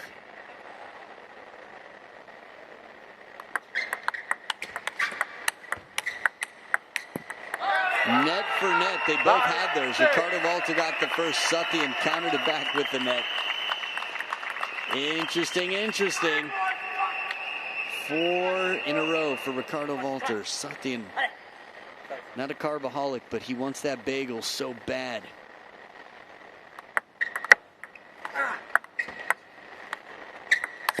Oh, the feeling from down near the ground, this chop block. Man, that might be the new shot of the day. This is beautiful. Check this out. Satyan, heavy side spin. Ricardo Walter floats it to the near side of the table, and it's a winner from way down under the table. That was some great IQ on display as well. There is a good contender of ChatGPT match IQ player as well, Adam. Yeah, Maria Shao for me. Were you proposing someone else? Possibly this previous play by Ricardo Walter. I think it's more about the player than a specific play. That said, the player who just took the game and gets a point on the scoreboard, keeping hopes alive for UP Prometheans, is Ricardo Walter. And it's going to be down to Sayali Vani to upset in front of the newcomer Divyanshi Bhaumik. She has got the ultimate table tennis experience. She's been with Goa Challengers in the past 2 seasons. But this was Ricardo Walter's game as he stayed alive till the very end and won this with 5 points lead. Ricardo Walter knows the importance of getting that 1 point. We have seen that a lot in ultimate table tennis, how that 1 point can change things. 14 points won on serve by Satyan Gnanasekharan, 4 on third ball and 6 won on direct serve. That's the kind of brilliance that Gnanasekharan displayed today. 11-8, 11-6 in the first 2 sets. It was going to be a clash of styles between Satyan Gnanasekharan and Ricardo Walter, but Satyan Gnanasekharan had that momentum of playing a mixed doubles match right before this clash and came in with that momentum and almost unsettled Ricardo Walter in the first 2 games, taking them 11-8 and 11-6. The second one was way more dominant, and it was actually his forehand with the kind of power that he gets from being close to the table that surprised Ricardo Walter time and again. It was the third game where Ricardo Walter looked a little more comfortable, and with some great IQ, he won that third game in front of Satyan Gnanasekharan. But Satyan getting his team, Dabang Delhi T.T.C, to win this tie and make sure that by whatever the result may be in the final match, the tie will go to Dabang Delhi T.T.C. That was the brilliant shot of the day contender by Ricardo Walter that got him the momentum in game number 3 and the result as well. So 2-1 result going to Satyan Gnanasekharan. 28 points won by Satyan, 25 Ricardo not far behind, and 14 points won on serve. Always brilliant with his serve. Satyan Gnanasekharan got his team to win 2 matches. Let's head to Khuri.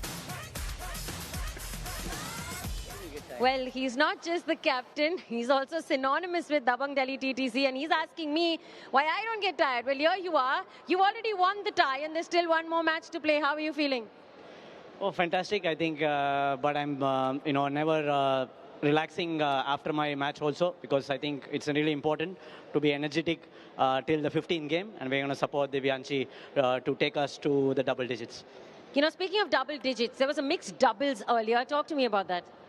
Yes, I think we were really confident, me and Maria. We, in fact, practiced really less because we were so confident about each other. And the way Maria is playing, I think she's so flawless. It looks like she was just born for mixed doubles, so it makes my job much easier. Mixed doubles with you especially, because the both of you haven't been training much together, but you seem to find that chemistry really well. Yes, I think we have been understanding each other's game really well. We know what's coming next. We keep changing our strategies, and that makes the opponent's life difficult. So I hope we continue our really good run in the mixed in this season as well. Well, good luck going forward, and thank you for talking to us. Thank you so much. Thank you.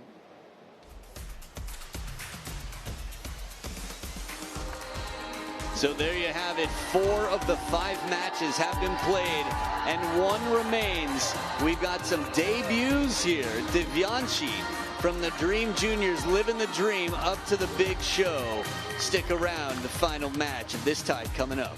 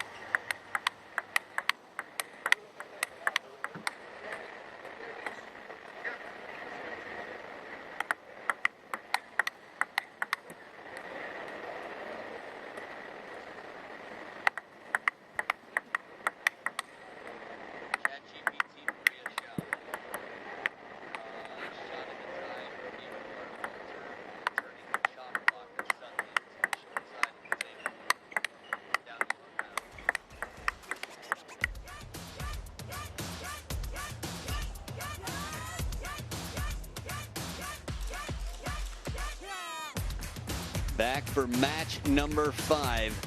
Saili Vani and Divyanshi Bhaumik. I'm Adam Bobrow, and with me in the commentary booth, Sharath Kamala Chanta. Welcome back, Sharath. Thanks, Adam. You're welcome. So talk to me. What are you feeling coming into this one? Well, I think from being 3-all in the tie score to 8-3, where Satyan came in, they won in the doubles, mixed doubles, and then also winning the first 2 sets against Ricardo Walter, giving them that 8-3 lead, changes the match completely. I think fantastic contribution by Satyan there. Good call on your part. As we've often seen, the mixed doubles does play quite a crucial role in determining the tie score. Very much. I think right from the auction or the draft, the mixed doubles is the main pick that you're going for. Yeah, we've seen it in the draft. We've seen it on the table. Here we go. Divyanshi starts it off. Wow. Now remember, from an equipment standpoint, the red side of Divyanshi's racket is very slow and it reverses the spin. That's the long pip snow sponge, the red side. Her black side is the attacking side, the server. Now Saili on the other side, Saili Myris, as we like to call her. She has short pips on the forehand side. Better for the flat hit, tough to rally with, generates more spin with her backhand. Oh, man! This is crazy. It's still early. There's so many potential shots of the tie so far. The twiddle, how fast she twiddles, and the kill shot. To get that much power with such a short backswing, she's dangerous. Yeah, there's very good stepping around, the way she moved away from the ball and then went into the ball. And this time, Divyanshi puts the ball in the other side of the table.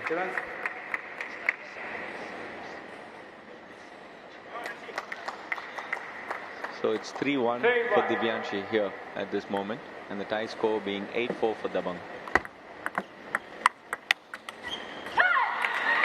This is the one that's going to be tough to rally with when Saili comes down. Again, those pips on the red side, her forehand, they generate less spin. So it's unfamiliar to the opponent. And I think Divyanshi has been doing extremely well internationally. But at the same time, it's going to be very tough for her when she plays those Indian players, because they know her style. They know what to expect from her. Speaking of Indian players, we just saw 2 non-Indian players there. The reserves, Nick Lum and Quadri Aruna, the King of Africa, who's been here with Umumba. I mean, he's been a crucial player for season after season. I think he's played all the seasons, and this is the first time he's going to sit out as a reserve. Yeah. I'm not sure about those statistics. I think just the bid. He wasn't drafted. Yeah.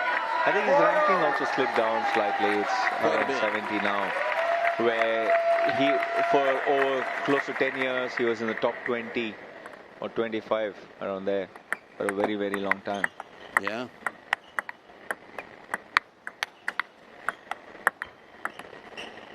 This was such a chess match. This rally, as we come into the butterfly timeout, the ball came back so many times with so much variation of spin, speed. It would have been understandable if the point had ended about 4 shots earlier and then every single shot after that. And that's the thing about the long pips, yeah. It's not so easy for her to finish it, for Divyanshi Bhaumik to finish the ball, but then she can always keep getting it back. Is that the best hairstyle you've ever seen on a fan in the crowd? The dude with the long hair? Yeah. Like a warrior. Not this one, obviously. It's always good to have Olympians, authors, commentators in the crowd. A little twiddle there to serve with the spinny side. She'll twiddle back. A slight net and out.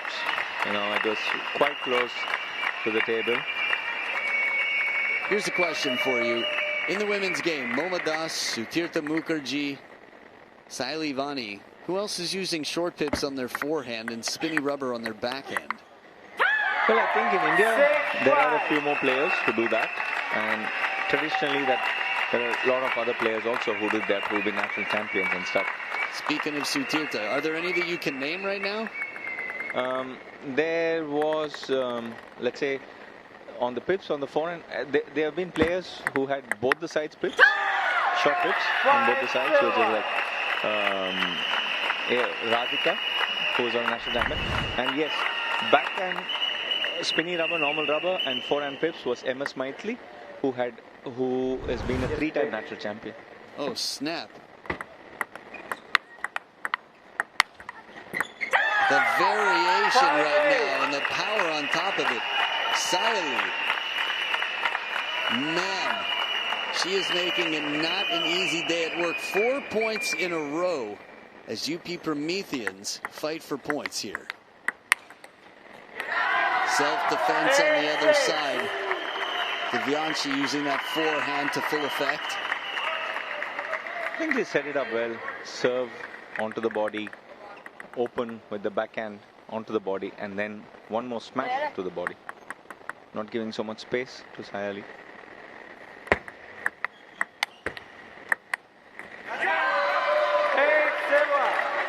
We have to remember, in terms of variation, Saili has more variation than most, but Divyanshi's forehand and backhand equipment, drastically different. The ball constantly changing depending on which side of the racket she hits it with.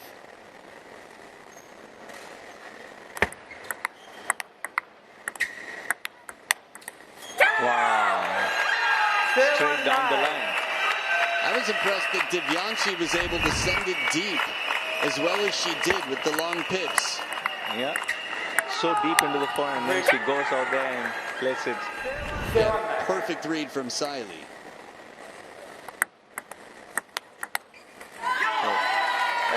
Attacking with long pips with no sponge is not easy, but at this level it's a must. And then it also is quite difficult for the opponent to read that, because the ball wobbles in thin air.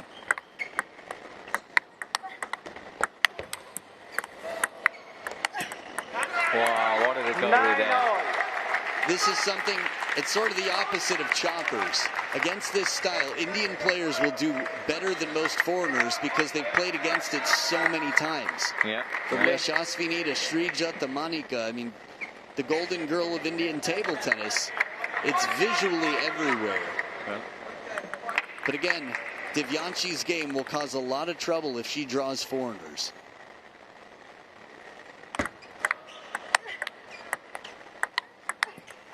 Wow, that's fantastic defense from Divyanshi there.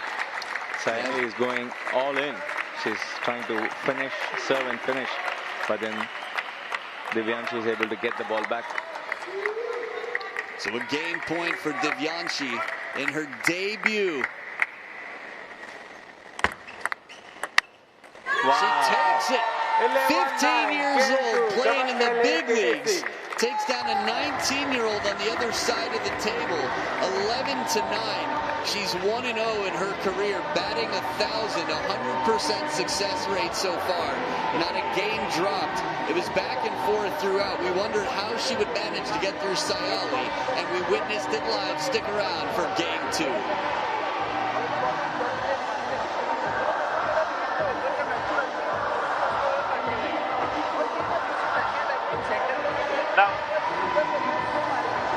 Now know about the tactic. You bring the point and you...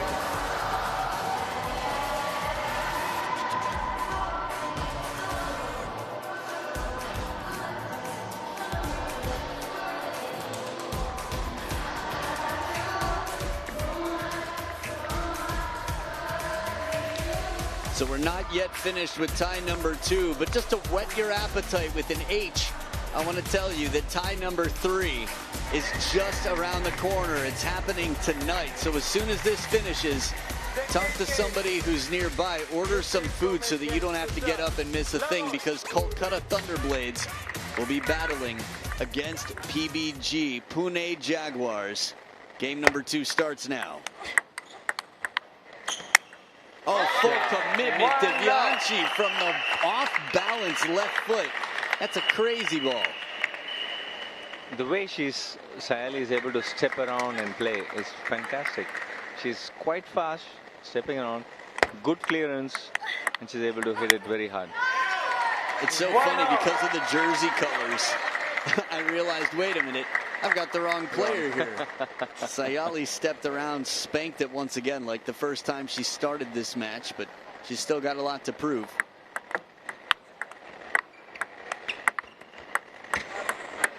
I think today Dabang has had some little net chords. Satyan and Maria Shao in the mixed doubles, they had those ones to finish the set. I think also in the singles of Satyan.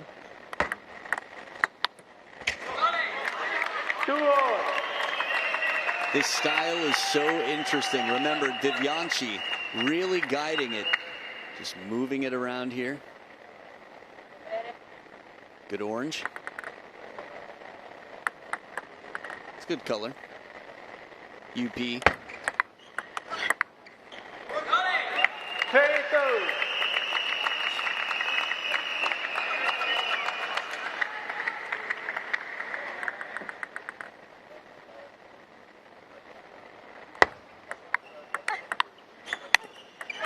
Just a question, Adam.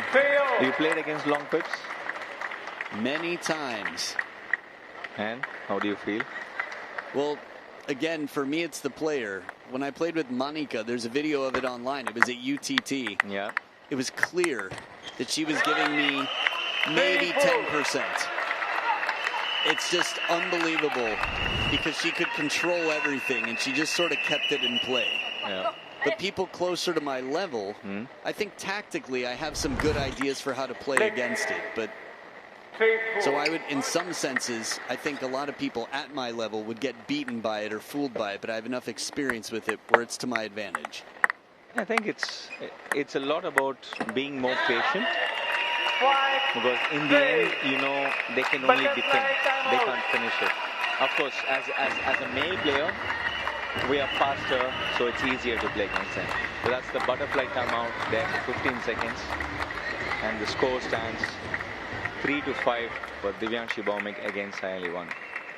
Faster in a sprint sense, but in terms of pace at play, the women's game is fast. It's the faster, right? They stay close, so efficient. So it is interesting, trade-offs here and there. Yeah. Yeah. I will say I did get my butt kicked recently in Sri Lanka by a guy with long pips, but he was just a better player than me. His forehand was deadly. And that makes a big difference when you have shorter long pips on the backhand and you have a deadly forehand. A little bit like how Srija plays. I think right. That's a fantastic combination. TTR. We've got a TTR channeling her into Manav Tucker. By UP Prometheans for service angle. Toss angle. Now this, at least on the international stage, is usually an issue. Yesterday, Nitya Shri had a few that caught my attention but were not called.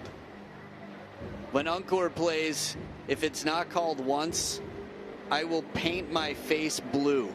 But I think, yeah, you have it. Like yesterday, it is quite a pity that both the teams didn't even use it, didn't even think about using it.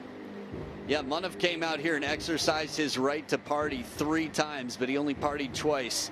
So we're looking for a number that is greater than 30 degrees off of straight up. That's the call. There's Manav, the man with the lenses on and the lens behind. Yang Zilio watching curiously like most of the world right now, wondering if the serve was good. If it's 30 degrees or less, Devianchi will take the point because the point was stopped by Sayali. But if Sayali gets a number here, we see a number that is more than 30. It's Sayali who was called. It was Devianchi. Oh, that's got to be more than 30. That's 42.7 degrees. By a lot. My goodness. Yeah, it looks like 45 from here. You can see it in the lower right corner, that number. Challenge remaining 1-5-4.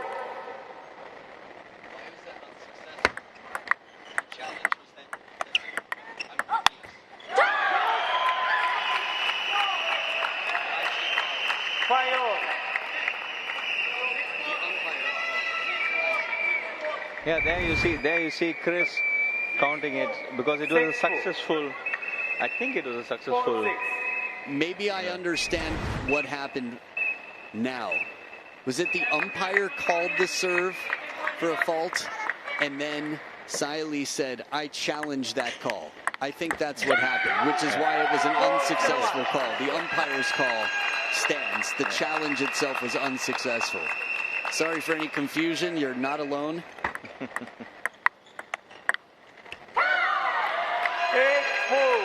So that's quite good mental space where Saili is, even though she got that TTR unsuccessful. Still, she was able to come back, get those points in a row now.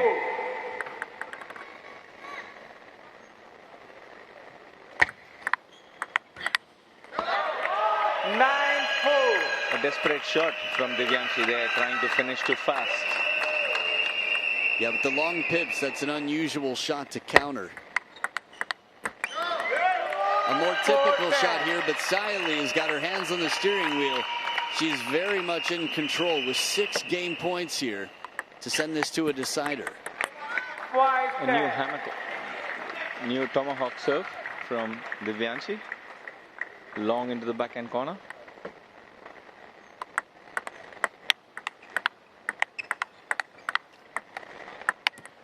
Did we get a twiddle in there?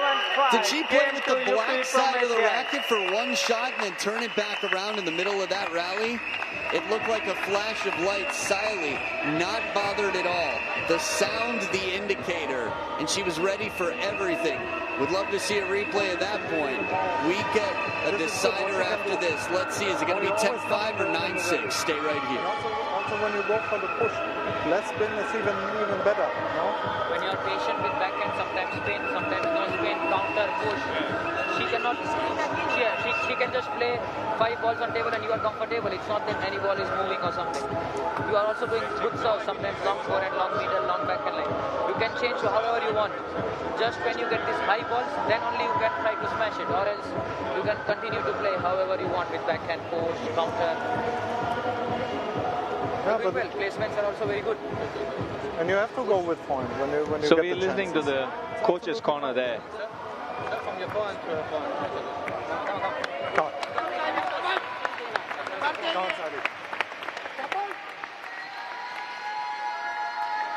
So Chris Pfeffer there speaking for the UP Prometheans to Saili Dabang Wani. Delhi T.T.C to serve. Love all. I think it'll be important this set to keep themselves alive in the tournament, in the season this year now. And at the same time, for Dabang, it's going to be important to win this game so they can have massive lead. That's a fantastic shot deep into the backhand corner there. We're going in confidence, Saili Wani. Also, it's going to be very important for Divyanshi Bhaumik to start strong. The 15-year-old has been given this responsibility. Made the score 10-5 in favor of Dabang Delhi T.T.C.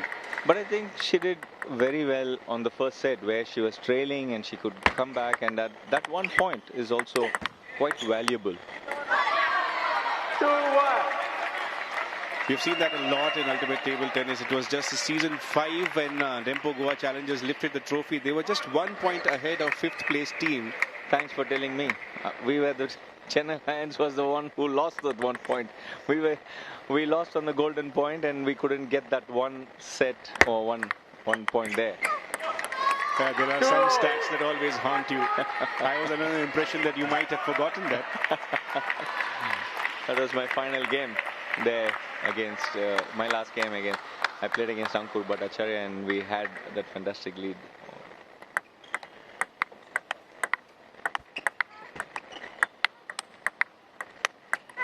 Wow, that's very clever from Saili. She just took it early and placed it deep into the backhand side. You see those long rallies here.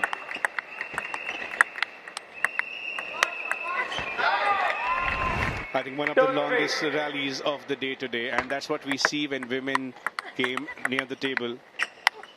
Nice shot. Nice. I think every time Sayali has been able to step around, she's able to go in for those big shots, big winners. Look at that, clear stepping on, and this time deep into the forehand corner, straight down.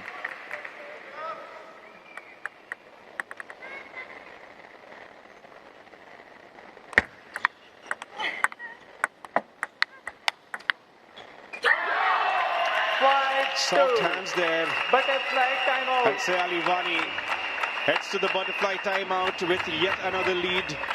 He's committed to make the tie score 9-6 in favor of UP Prometheans, give them some advantage after their debut match. This 20-year-old from Nashik.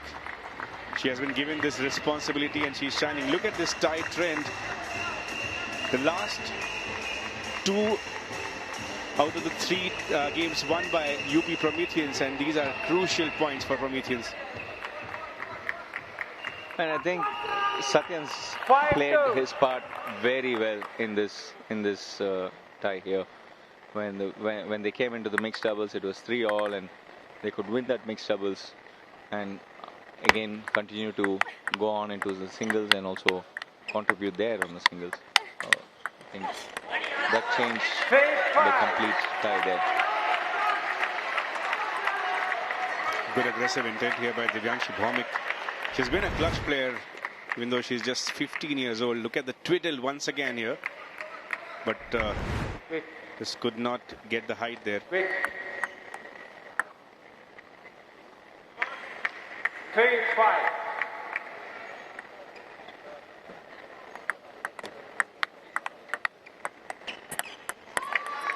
Divyanshi Bhaumik slowly inching and closing up on the gap there. It's 4-5 on the last match of this tie here.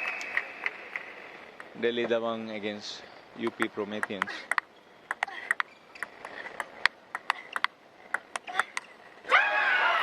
Super.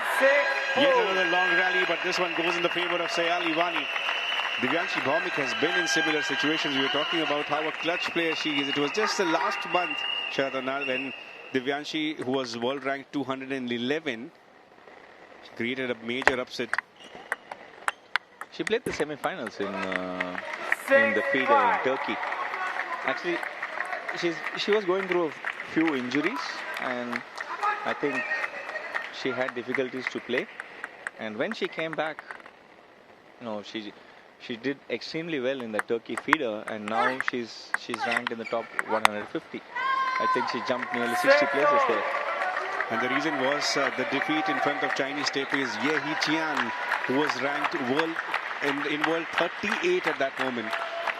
The difference of more than 150 between the rankings, and Divyanshi Bhaumik at the age of 15, she scripted that comeback. Yeah. 7-6. Yet another good point. Sayali Vani trying to use her backhand, could not place it on the table. The team knows the importance of Divyanshi to win this, even though they are very comfortable in this tie. But a 15-year-old winning in the debut is going to be historic.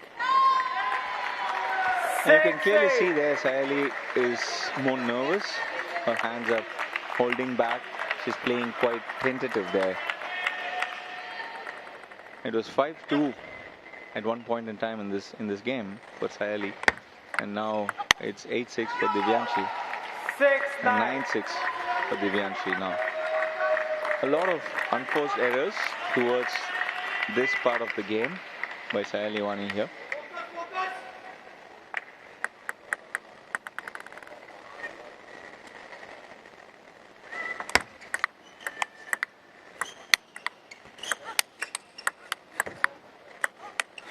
That's the twiddle there. But Sayali kept it coming back. With a fantastic twiddle by Divyanshi Bhaumik. Now it comes there. And then there's one more. So fantastic movement by 9-7. As a reminder to all our viewers that every time you can twist your racket 180 degrees and shift the other side. That's called a twiddle.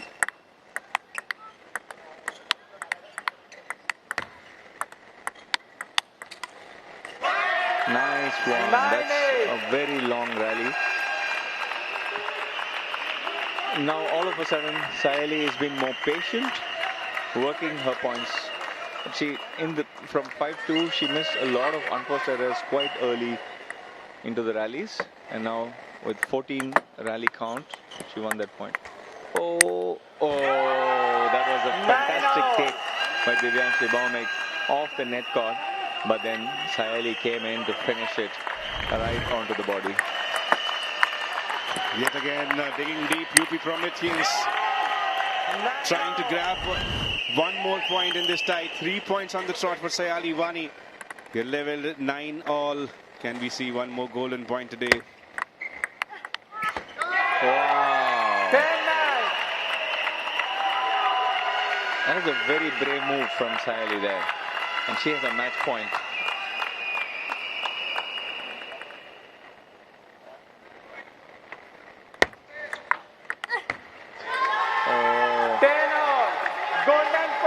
Little bit of support from the edge by Sayali Wani shot, and we see a golden point.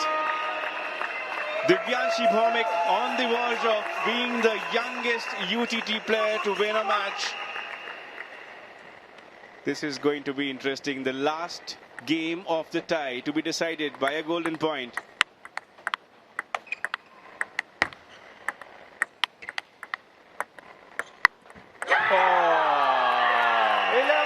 You see UP Prometheans celebrating that win by Sayali Wani there. Heartbreak for Divyanshi Bhaumik, but what a performance at her UTT debut.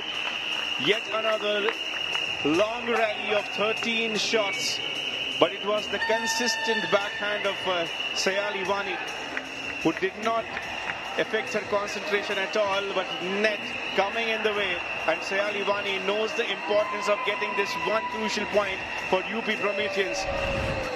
But what an effort this was by 15-year-old sensation Divyanshi Bhaumik, who has shown a lot of promise, and we are going to see a lot of her in the rest of the season. So 1-2, this match going in the favor of Sayali Wani. Divyanshi Bhaumik getting that first game, but looked a little unsettled in that second game, which she lost by 6 points. And the third game going in golden point, 10-11 the score, 26 total points won by Divyanshi, 31 by Sayali. 13 points on the serve, but look at that backhand winners by Sayali Wani. She was ever consistent in that last rally at 18 points, one on the backhand, got her one extra point, got her team one extra point, and UP Prometheans, the new team on the block, they have shown a lot of promise, they have warmed up, and they are here to stay. But what a clash this was. Divyanshi Bhaumik proving why she has gotten so much early success, and she did not let the pressure of these lights of ultimate table tennis deter her at all. Yeah, I think but the way the match ended, the tie ended 9-6 to Dabang Delhi T.T.C. I think that's a good way to start on the first match of the league of this Butterfly UTT Season 7, powered by ChatGPT. Once again, the last match, the last game of the match going in golden point, and holding her nerves was Sayali Wani, who was just so quick with her footwork, and that backhand consistency got her the point. And look at that celebration by the corner of UP Prometheans. They know the importance of earning each and every point. So it started well for UP Prometheans. Banav Thakkar defeating Yusuf 1-2, but Maria Shah 2-1 result in front of Young's Liu, which was one of the biggest surprises today. But then came Satyanyana Sekharan, 3-0 in that mixed doubles, 2-1 in front of Ricardo Walter. The first time both these players faced each other in the singles contest, and then Sayali Wani getting 2 points, getting the first match win for UP Prometheans. A lot of contests, a lot of great battles that we saw today, but the match going in the favor of Dabang Delhi T.T.C. as the most consistent team of ultimate table tennis, once again starting on a very strong note. A lot of awards to be given, a lot of tough contentions of shot of the tie, but let's head to Khuri to find out who the winners are. And even with the new franchise in the fray, Dabang Delhi T.T.C have done what they've been doing season after season. I have Adam Bobro, our expert here, joining us. Adam, your first thoughts on how Satyan led from the front, as he always does. It's funny, Satyan is such a staple. He's an engineer in every sense. He's a problem solver. He's got suffocating speed. And there's a reason that he's played 7 seasons now for the exact same team. Yes, absolutely. Well, it's not just that we expected Satyan to lead from the front win, but even when he came on for the mixed doubles, he did what he had to do. He showed that pairing, and Satyan himself actually confessed that he and Maria didn't have much time to train together, to practice together, but it just seems like they automatically had that chemistry when they joined at the table. Yeah, it's funny. You said Satyan leading. Part of me thought that Maria Shao really opened the door and Satyan continued with the momentum. But yeah, together, they've done so well. And the chemistry that you brought up, you can see on the table. From Maria Shao taking her win to Satyan coming in to play alongside her and get that 3-0 victory. This is the match for me that really turned the tables, that set the tone, tipped the scale. And we talk about it every match. The mixed doubles tends to be the tone setter.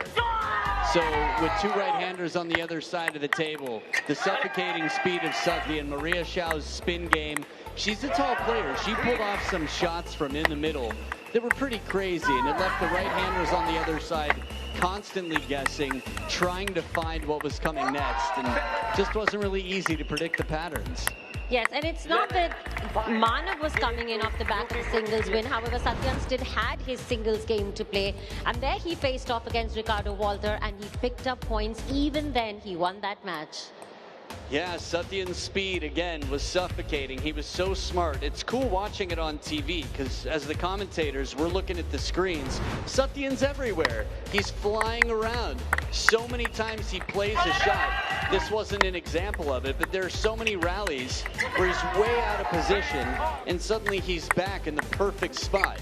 He demonstrates that, one, you don't have to be the tallest, you don't have to be the biggest guy on court, but then that in a sport that's so tactical, speed, spin, control, being the first person to be there, Satyan refuses to back off the table. He never gets more than a step behind, and for that reason, it left very little breathing room on the other side. Ricardo Walter's experienced. He won 2/3 of his matches last season. Yet Satyan, in their first encounter as 2 veterans of the game, despite that incredible shot there by Ricardo Walter, was just dominant. You know, it's the first time that we saw the new franchise, UP Prometheans, in action, but it's also the first time where the newly introduced TTR was visible today. And Manav Thakkar actually said that yesterday when he was back at the hotel watching tie number 1, he was thinking, why isn't anyone calling out for TTR? So he more than compensated and asked for it thrice. Yeah, I'll say, and he was 2 for 2, but then that third one, I think he got a little bit shy with spending the team's savings in terms of 3 unsuccessful calls. Manav was nailing it. I was a little surprised myself in tie number 1 that we didn't see more calls for many reasons. Most pros are really pushing the envelope, testing that limit of 30 degrees or more. Most of them, quite frankly, are living on the other side of it. Yeah. Service toss angle, that's a common fault. So I think as the season develops, Manav has started a trend here, and we're going to see more and more calls. Absolutely hope so, because it adds to the drama. And what is ultimate table tennis if it's not dramatic? Well, even though a player ends up on the losing side, or even though he did lose his match, there is still an award that he can pick up. So let's take a look at our Bisleri shot of the tie for 20,000 rupees. And the winner is Ricardo Walter from UP Prometheans. And he collects the award from Mr. C. Gunalan, Vice President, TTFI. Watching this live was crazy because a chop block from Satyan leaves Ricardo Walter down near the ground with almost nothing to do. He cradles the ball soft as can be and leaves it on the short side for an outright win. Not a position to want to be in, but man, Ricardo Walter can pull magic out of anything. A rabbit out of a hat, a chop block out of the ground, and that's what gets him the shot of the tie. We love that. Well, this next award to look forward to, it's our Chat GPT Match IQ Player of the Tie, sponsored by Chat GPT. A check of 25,000 rupees goes to Maria Shao from Dabang Delhi T.T.C. She collects the award from Mr. D.V. Sundar, former Vice President, TTFI. Maria Shao was incredibly tactical in her singles match.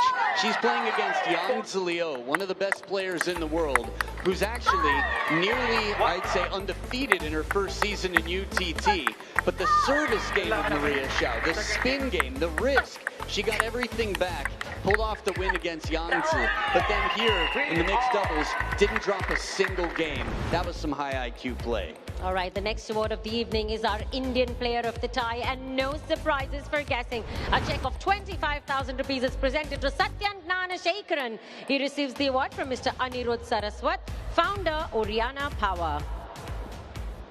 Satyan is smooth as can be. A big brother in the Indian format here in terms of someone who's played 7 seasons in a row with all the youngsters coming up. He demonstrated how you can outsmart the opponent, how you don't have to be the bigger player, how to use your strengths. Satyan was on fire today, taking 5 of 6 games that he played. So he's the Indian Player of the Tie. And Satyan's partner in the mixed doubles also picks up an award for herself. The foreign player of the tie for 25,000 rupees is Maria Shao. She collects the award from Mr. Amey Gulatkar, representative Palms Town and Country Club. The Spaniard sensation out here, Maria Shao, with her spin game, her touch. Again, she's taller than most women here. Looking around, other than Manika Batra, not too many are going to be taller than Maria Shao, but she's so fast, so efficient. She knows how to cover her weaknesses wherever they may be. If you can find them, well, good on you, because the opponents, professionals, couldn't. Maria Shao, the foreign player of the day. All right, thanks for that, Adam. But there you go. Dabang Delhi T.T.C have always made it to the knockout. So on their first appearance for this season, it's no surprising then that they are the butterfly winning team of the tie. Their captain collects a check of 50,000 rupees from Ms. Parneet Minhas from Butterfly India. Well, it wasn't exactly the fastest start. Dabang Delhi trailing after Manav Tucker took the first match 2-1. But after that, Maria Shao came into play, and then between passing the baton to Satyan, they were just on fire. You've seen how many awards have already come their way. And with Divyanshi in the clutch, Dabang Delhi is going to be a strong team this season, but clearly the team of the tie. Absolutely. Well, like we promised, this is the very first double header of the season. So although this tie is over, we have another fantastic cracker of a tie in store. HVR Kolkata ThunderBlades are all set to take on PBG Pune Jaguars. You can hear the crowd rumbling, so don't go anywhere. We'll be right back.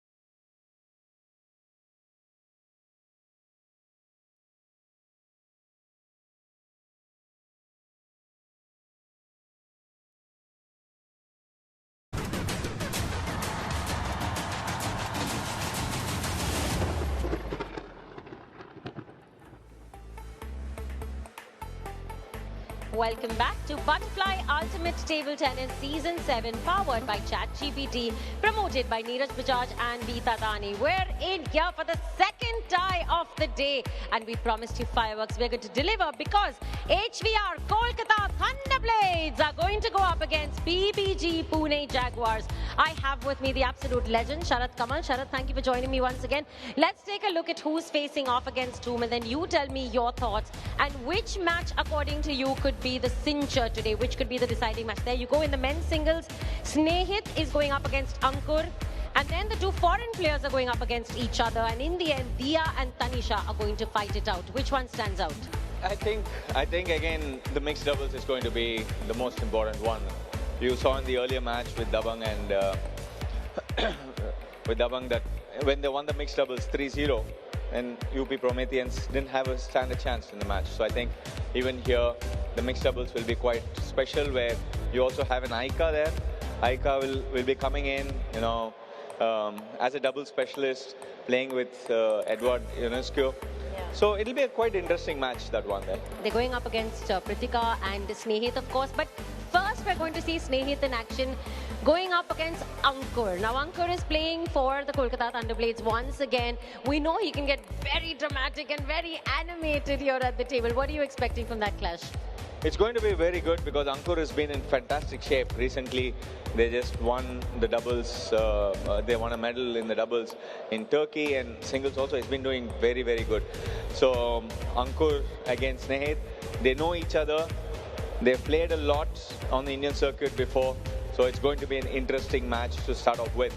And I think if it goes either ways for a 3-0 on the first match, that's going to be a big runaway for either of the teams. Okay, so you're saying whoever wins the first one can go and win the tie. Give me, out of 15 points, give me a score prediction. Quick.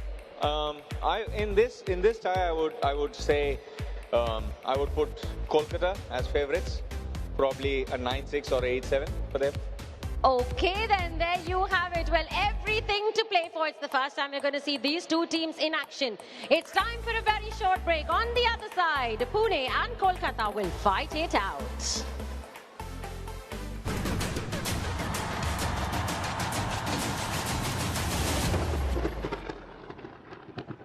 Go break. You're 90 seconds in break.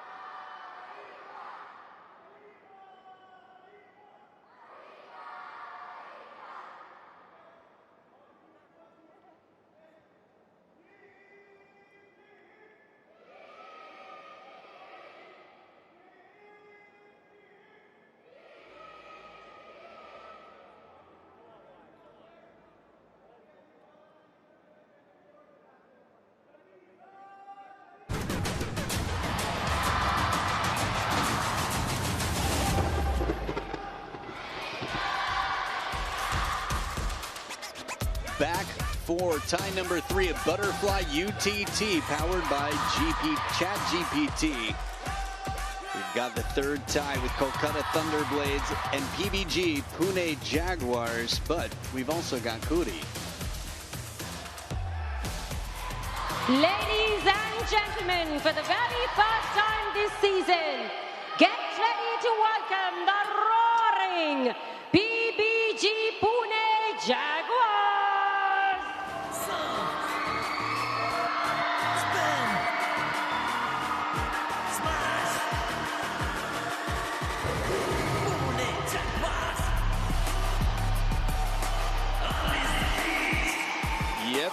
PBG in the house from Dia Chitale to Sneh hit to the Pharaoh Omar Asar. Mudadani in a sling. I heard there was a violent game of tic-tac-toe, and it took more than his toe. It was tic-tac shoulder dislocation, so we'll see what happens.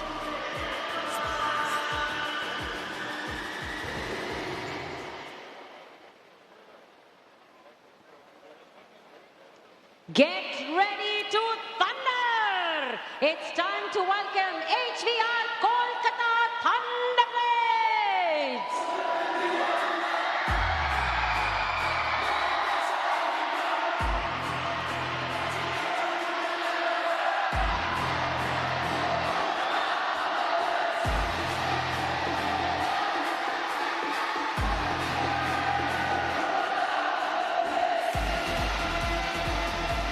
So the ThunderBlades raising the clouds up in here. We saw Ahika Mukherjee with the storm signal. Jeet Chandra, Zhang Jian, Tanisha, Ahika Mukherjee. The squad is here. Edward Ionescu, foreign male player. Man, this is an interesting lineup.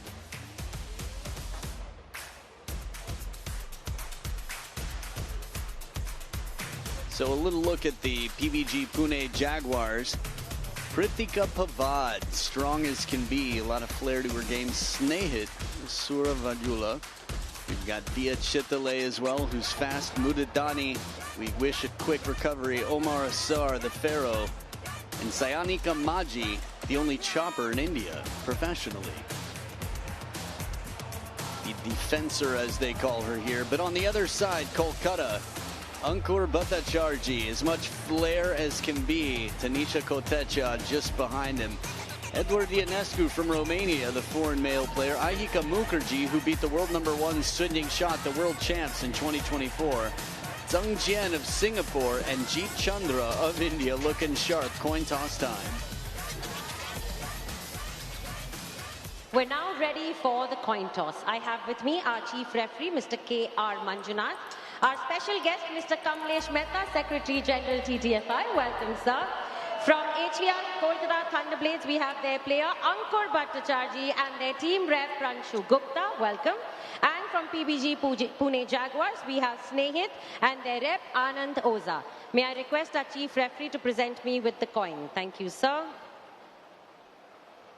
There's butterfly on one side, UTT on the other. Would one of you like to call butterfly or UTT? UTT. UTT. Kamlesh sir, would you kindly do the honors?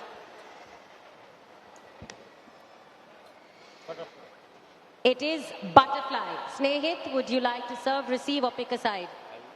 I will serve. So which side, Ankur? This side.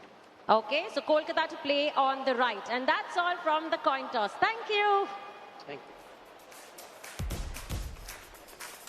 So here is a look at the matchup. We've got Ankur and Snehit battling in the first. Zhang Jian and Prithika in the second. Mixed doubles. You can see the pairs on screen. Edward Ionescu and the Pharaoh, Omar Asar. Then Tanisha and Dia will finish it off. What stands out for you, Sharth Kamal? Well, I just said that Kolkata looks, in this lineup, particular lineup, I feel like Kolkata has a better chance. So I would go for an 8-7 or a 9-6, not too big of a margin. Any one of these matches that you think will be the focal point? Well, I think the mixed doubles. You know, you have Ahika Mukherjee there, a double specialist coming in only for the doubles. And at the number 4, on the 5th match, there's Tanisha Kotecha coming in. I think they've used their entire team there. Well, we've got a character in Ankur Bhattacharjee right here. He's always good to watch. He's got a crazy style, and we had a chance to catch up with it.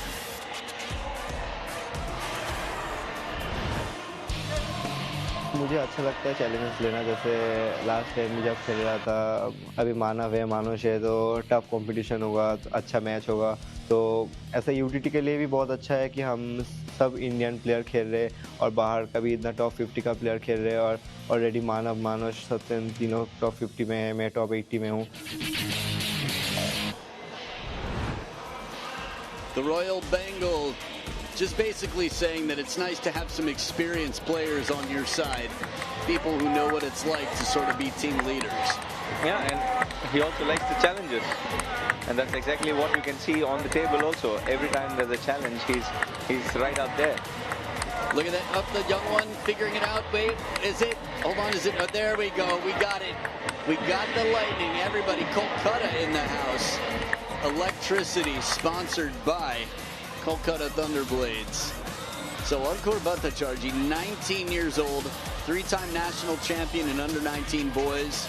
Singles from 2023 through 2025. Can't wait to see what happens in 2026, except he's 19. He's not under 19 anymore. Yeah, but then last year they had a historic medal at the World Championships. They got the silver medal, the boys team under 19, and he was leading it right from the front. Well, there you go. On the other side of the table, a 25-year-old, Snehit's been strong. Talk to me about Snehit. Snehit has been a player right behind Manav and Manush since the junior days, and he's won the youth national championship once. Snehit against Ankur, they have played many times.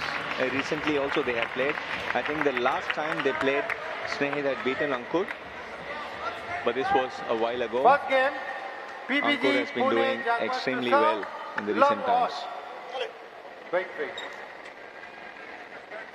It's been, I think it's been 2-0 for Snehit in a head-to-head. Well, you agree with the graphic, which is perfect. Here we go, 3 games to play. Snehit immediately driving Ankur behind the table and continuing to live up to the hype that he set in their head-to-head. But a lot of players have struggled against Ankur, from serve to his aggressive game.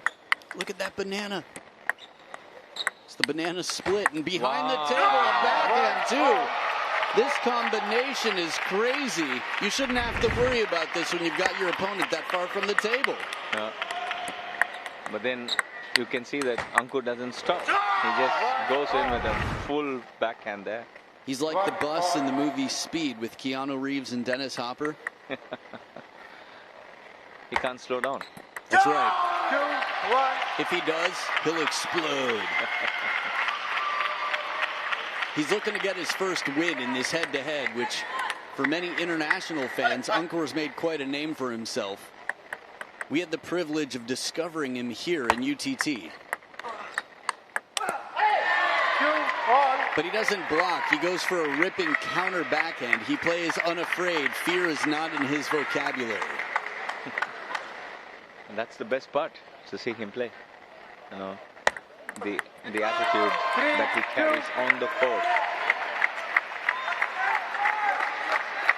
One of my favorite stories about him actually involved you, Sharath. That season he was beating everybody, all the big brothers, and then he faced you and you weren't having the best season. And I just felt like, oh no, is Mr. Miyagi about to get like karate chopped by the young, hot, bad Johnny from the other side? And then you came out and completely silenced him, humbly. Well, I played him a few times in the Indian season, in the Indian tournaments. The first time I played against him, he was quite young. He was 15, 16. And I was trailing 3-9 on the 5th set, on the final set. I go on to win that, and then I knew that this guy is up and coming. Right. So you might have a spell that might be mental handcuffs. A stain on the brain. But looking to get into this Ankur, the fans in the crowd. Look how many Kolkata fans are here. We got flags all the way up into the back rafters here. You got a band also there in the spectators cheering for the Kolkata ThunderBlades. Punch back down the line. Ankur breaking through. He could be the lead singer of his own band with the energy that he brings. And at the butterfly timeout, he's right back in it and up by 1. Take a look at this backhand. Soft touch, shuts down the opening, and then at full extension before he lands, exploits the line for all it's worth.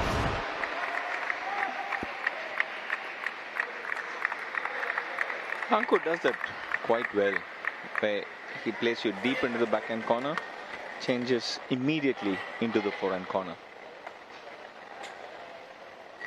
There's one of his many poses. That's him at like 20% energy too. That's him posing. In the moment, you'll see veins, you'll see the eye of the tiger. He's fierce. I like the idea. I think he could feel that Snehit was favoring the forehand this time. And so he knew he didn't have the line to go to and had to go right back, tried to go back to the backhand.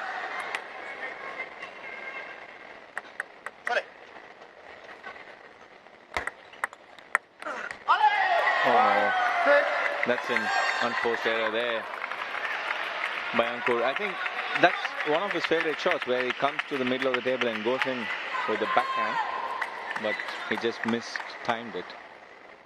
Oh, there's a new service. Fault called. 7-5. TTR, baby. Is he going in for the TTR? Yes.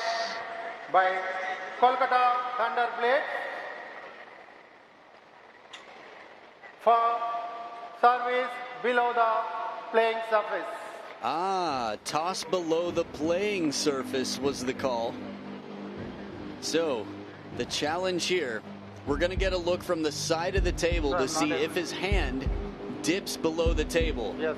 This is common. A lot of pros are guilty of this because to throw the ball up, you got to get down.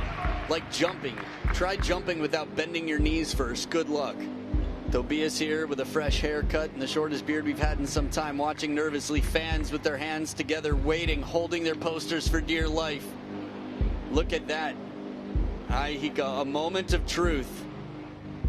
And then there's Ankur, completely walking to the beat of his own drum. So again, if he dips below the playing surface, that's a problem. We're going to get a side view. This is not called so often. It's interesting to see. So as Julien Girard, coach, sits alongside Sachin Shetty, Ankur awaits to see if he's just about to spend one of three or if he'll get a successful call. Moment of truth, here it is.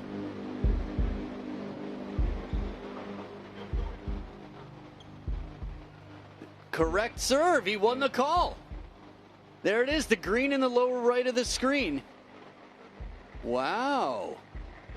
Fascinating, because it looks like it's below the line. I think he's just touched the line.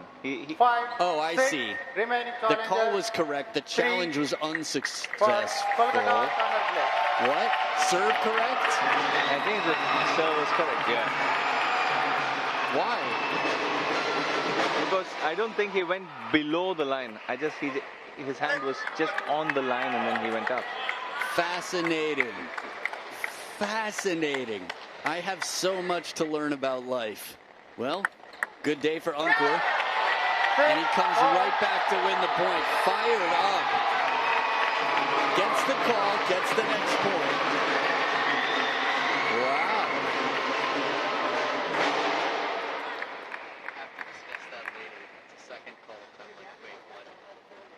Here. It's a good.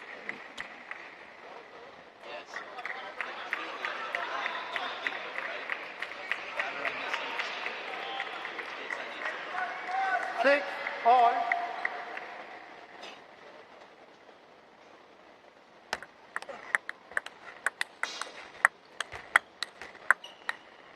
Oh, he's running all around. Hands are up. Raise the roof, he says. Every time he plays, it feels like an Ankur concert. I want this guy to DJ if I ever have a wedding or my next party. I want Ankur behind the turntables and on the microphone.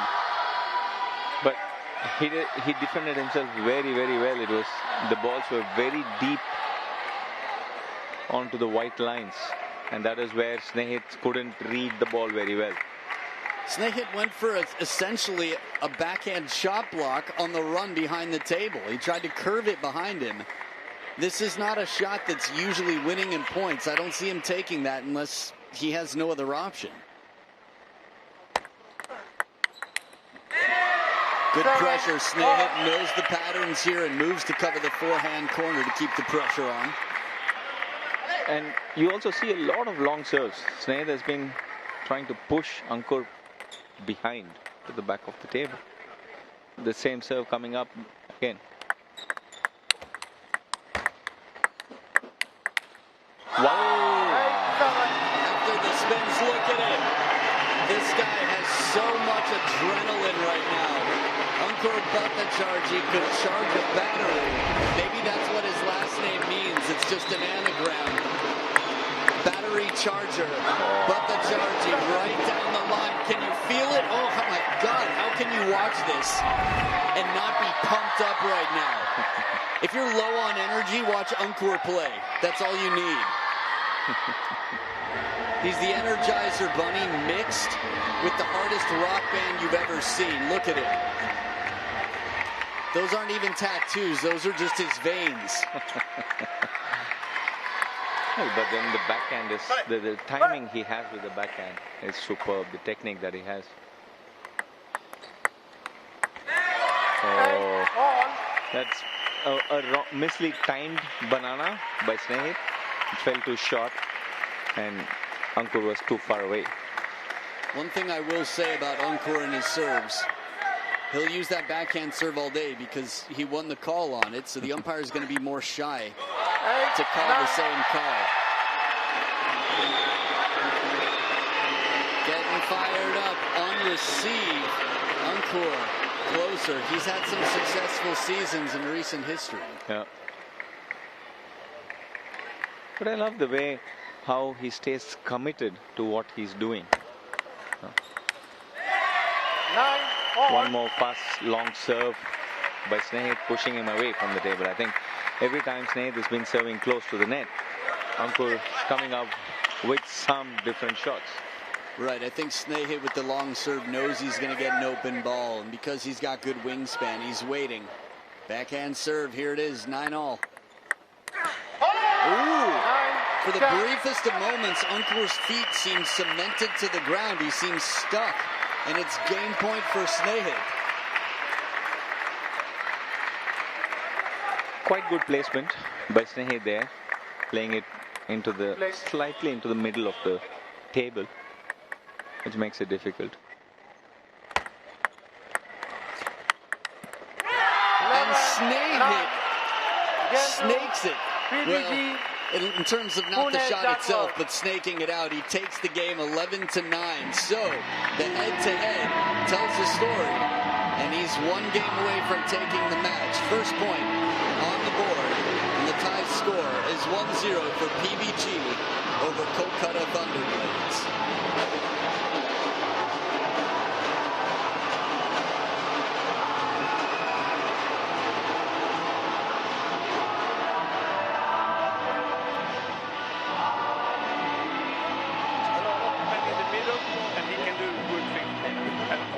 Obviously, he gives you 50% long. Be ready. One time, go. Other times you don't need, but one time you must make it scary. Okay, go. Worst case, you can... Come on. Energy. No problem, keep on going. So Ankur there getting some words from Tobias. As fired up as he was, it wasn't enough. A look again at the serve. The line there, you can see that line.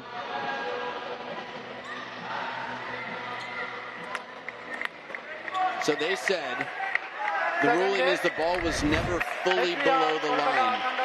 So even if the tip of the ball is above the line. That's fascinating. My understanding was if the ball is below the table, which would mean any part of the ball is below the table, but I guess that's not how it is. No, I guess that's the same with the hiding. Service hiding, you know. That even makes if sense. 1% is seen, then it's not hiding. Below the table. Fun conversation for a road trip. If 1% is below the table, it's below the table, but not technically. Now I can hear myself. Apparently that's not how it's ruled. Apparently the whole ball needs to be below the table, so it's sort of the opposite. The hidden ball, okay, no, it's same, I guess. The whole ball must be hidden. The whole ball must be below the table. There we go. Yep. That's a good recovery by Ankur there from deep in the forehand.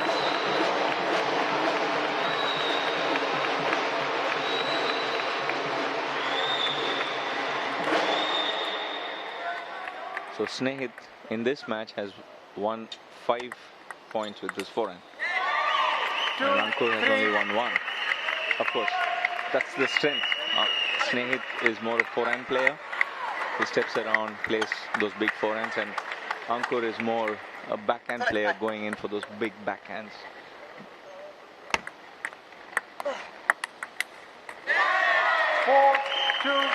The first attack from Ankur has been quite weak today.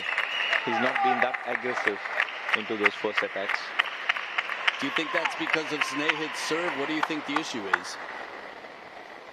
Little bit, I have a feeling like he's not going in completely for that shot. He always wants to run behind. So there you see the butterfly timeout for 15 seconds.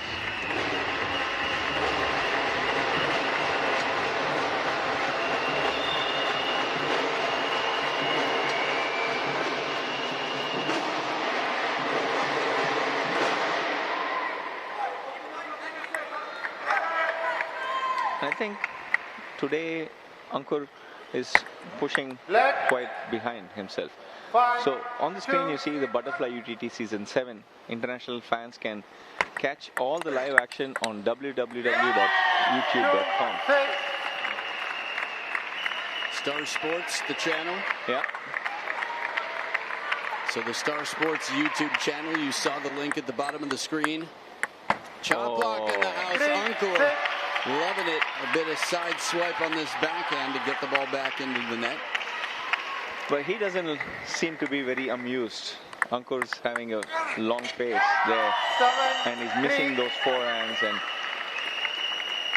feels like he's under a lot of pressure after the loss of the first set.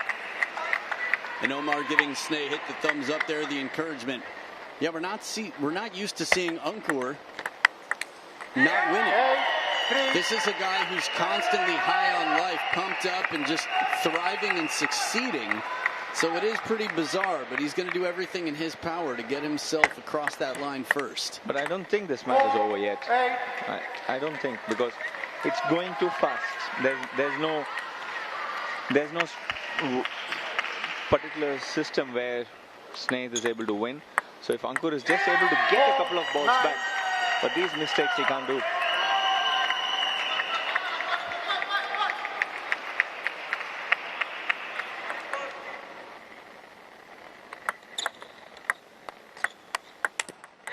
This is the perfect receive from Snehit. Shuts down a ball where Ankur just puts his whole body into that, and 6 game and match points for Snehit. Oh, serve does it. 11-4 domination. Game number 3, you can be guaranteed Ankur will fight. But Snehit, who's 2-0, looking to give a bagel and get his team a 3rd point on the scoreboard. The tie, PBG Pune Jaguars lead 2-0. Stick around game 3 after this. And okay, this happens sometimes. In this case, block first one and second one go. The first one's too difficult now with these conditions to go. Start short one, especially he gives you serve. You play very good serve, you have many good options, and in receive right now, you play really accurate. It's enough. Even when he was doing this, just little bit short, it's little bit high, but he wants that you do something. So, because you stay little bit short on short, if it's long, okay, you can open with quality. Even it's slow, it's perfect, okay? You don't need to make more. Placing, number 1, placing. Even with bad quality, placing. That's correct. Yeah? Take your time.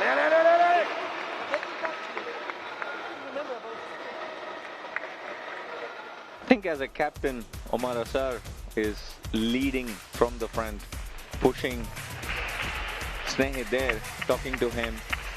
Also, we heard Julian Gerard speaking a lot about using the legs, being more active and continuing to go, because I think normally when you're 2-0 ahead, It's quite easy to take the pressure off and think, okay, I won the match. But then in this butterfly UTT season 7, every set counts. So we try and win every point that's possible, making sure the early lead into the tie is quite good. It was a fantastic shot by Sneh there. Stepping around, playing deep into his forehand. Sneh has been able to move very, very well. He's able to follow it up and do very good. Yeah, we've seen him manage a lot of third ball attacks.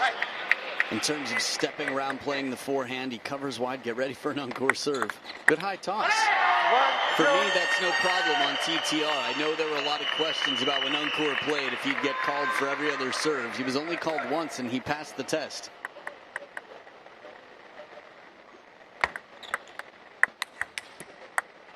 Oh. 3-1. But I don't like the way how Ankur is reacting now. You know, of course, it's fantastic to see when he's winning those points. But then when he's losing, he needs to make sure that he doesn't give that away. Right, keeping your confidence. Feeling like they're still in it every fight. I think players can feel when their opponent has lost their confidence, when they're a little bit out of it, and it gives them more confidence. They're like, you know what, I'm feeling good. I can see my opponent's frustrated. Yes, and why to give that to the opponent? Wagner always used to say, don't let your opponent know if you're struggling. Ahika Mukherjee there with the team spirit down to the fingernails. Feels a little bit like a must-win for Ankur. Nice one. This is the Ankur. Yes. The Ankur that we know. The rip over the table. We haven't seen him get that much initiative, much start to the point aggressively inside the table. But this is a shot what I'm talking about, where Ankur always kept passive, giving Sneh the chance. Now, if he keeps it this aggressive, it's not so easy for anybody to play Ankur. So that's a butterfly timeout now. And also a change on the sides, on the ends of both the players, because it's the third set.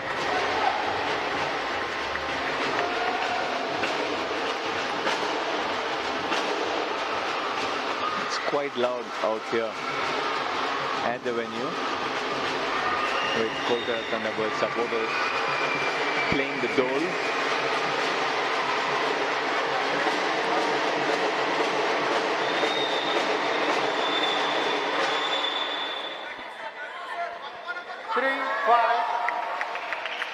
Five-3 for Ankur on the third set.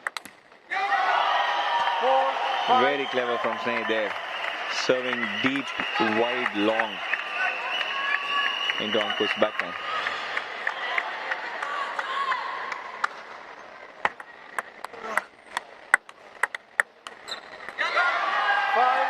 Interesting. We saw a little bit of caution here. Ankur showing that he doesn't have to try and race through, but in the touch play, Sneh takes control. 2 points in a row now.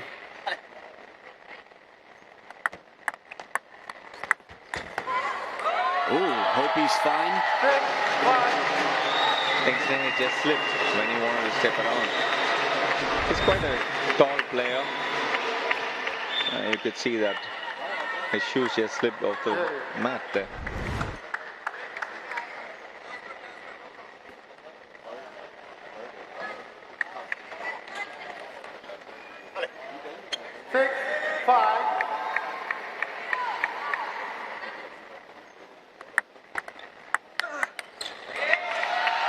Really nice from Ankur there.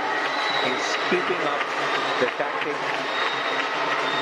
continuing to persist in the situation and doing what he should be doing out there.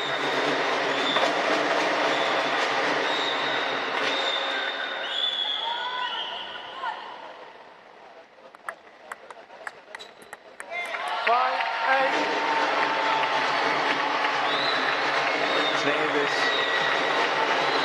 trying to get close on the lead, but Ankur has been constantly putting on the pressure back on Sneh.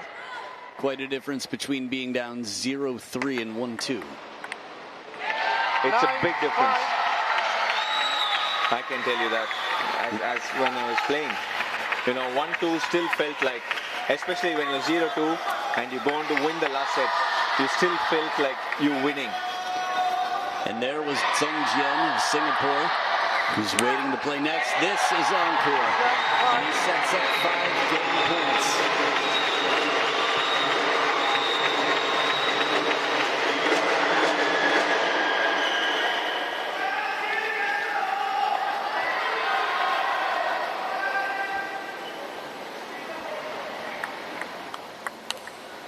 Taking his chances, and they pay off. That's a crazy shot.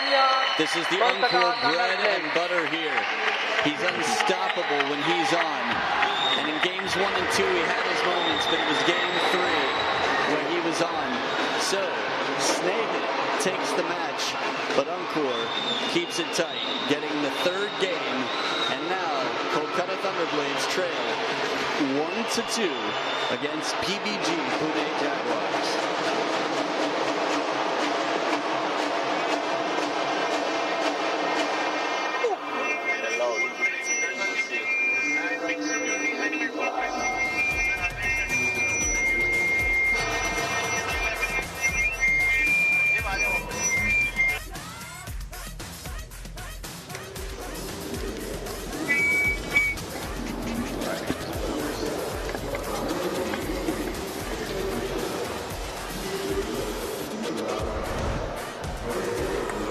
So look back throughout this match as Encore and Snehit battled. Snehit continuing in his head-to-head, now 3-0 against Encore. We don't see so many who are able to shut him down. It's always interesting to see players who are teammates or play inside the same association. Very different operating, although we just saw Snehit fired up as well. No one gets quite as fired up as Encore, it seems. Very animated player, Encore. Like a front man in a rock band. Yet Snehit had all the answers to keep him locked down. Game 1, 11-9. Game 2, 11-4. And then Encore turned things around. He didn't give up. Sharad talked about it. And in the end, he got aggressive. His backhand was his answer. 11-5. Encore putting the team on the board. Good respectful handshake, eye contact. And after 3 games, conceded total points, 3 more for Snehit. And well, a good start to the season for Snehit here. PBG Pune Jaguars. At the very beginning, we have a chance to hear from Snehit down on court with Kuri. I have a very smiling Snehit here with me. First of all, Snehit, what a hostile atmosphere to play in. The crowds were roaring for the opposition. Does it spur you on? Yeah, it does. In the beginning, we were at the dugout and we already heard the crowd, our team, and then we thought, okay, we need to be prepared and we will be really loud. And I'm also happy with my bench. They were really able to compete with so many people. Wow, you say your dugout was louder than the crowds. Okay, let's talk about your game. You came back. You did a massive comeback in your first game. You dominated the second game. What were you thinking? Yeah, in the beginning, I was just trying to find my rhythm more than anything. And then I'm really glad that after being 2-0 up, there was this feeling that I really need to win one more set and try to give the team the lead. But okay, Ankur did some changes and I didn't adapt very well. But I'm still happy that 2-1 lead to my team is good. And yeah, there's a lot of job left for today. Thank you so much for talking to us. And good luck to you and the rest of the team. Thank you. Thank you so much. Thanks. Well, there you have it. Snehit putting 2 in the bag for the team. PBG Jaguars lead, and they send in Pritika Pavad, who's been a staple for French table tennis. She'll be battling against Sung Jian, who's had a few good years on the international stage, the Singaporean and the French star, coming up next.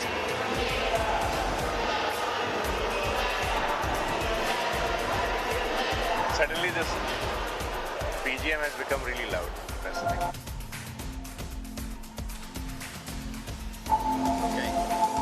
I'll let you lead. I think you'll be good as the lead. Yeah, sure.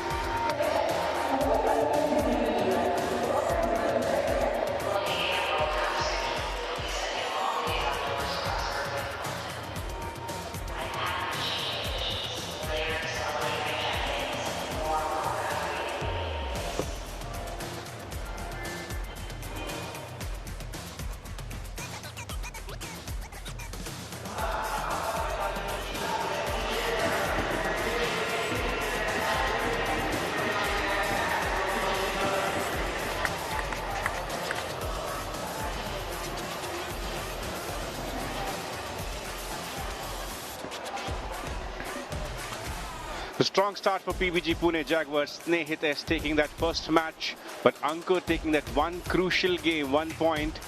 Next up, it is going to be Zhang Jian. She's going to take on Pratika Pawar, the French star who is making her UTT debut. It's going to be style of clashes. Zhang Jian, she was such a tough nut to crack last season. She helped her team Dempo Goa Challengers take to the semi-finals, but it was the first 4 matches of Zhang Jian. She did not drop a single game. She was eventually taken down by Bernie Shot in that semi-final. Pratika Pawar, on the other hand, the father was a table tennis player born in Pondicherry, then moved to France, and she became one of the youngest French players to represent France in Olympics. Now in ultimate table tennis, not very close to her ancestral house, and she would like to take PBG Pune Jaguars charge, but it is going to be very difficult because Zhang Jian, the kind of performance that she put last season was commendable. Anasreen Petrosoling, Sweeta Dani. But what is it about Pratika Pawar? Have you seen her style, Adam? Yeah, she generates a lot of spin. She's got a very strong spinning opening backhand. Her step around, very impressive as well. She's good behind the table. She's a tricky customer, but her spin factor, the whole Dani family, just shy of father here. Again, dislocated shoulder during training, and it was contact with another teammate. They were playing tic-tac-toe and they were racing for spots. The Bajaj family alongside Mona Lisa. Yeah, Zhang Jian is very smooth. She moves well. She's good in the rallies. She understands the game so well. She was a Beijing provincial player, meaning she played for the province team. First game, PBG Pune Jaguars to serve. Love all. And she loves her life in Singapore. But Pratika Pawar here, again, a clash of styles that should be quite interesting to see. Here we go, 3 games to play. First points for Pratika Pawar in ultimate table tennis, and what a way to bring that. Classic serve, tight over the table, gets a 3rd ball opportunity to put it away. Love to. Once again, the serve getting her the point.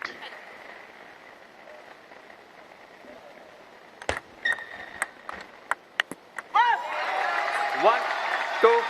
Zhang Jian with her response to every player with their serve. They are winning the point. Indian legend Sharat Kamal. It's a pleasure to have him in the commentary box, Adam. Yeah, it was like, how'd he get there? He was just right next to me. I turned around and suddenly he's talking to somebody else. I thought we had something special going on here. 2 points apiece.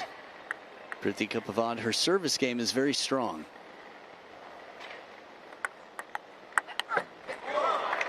And the edge of the table, no question about it. But again, it's the serve. She gets a passive receive here. And now she can do pretty much whatever she wants to that ball. 3, 2.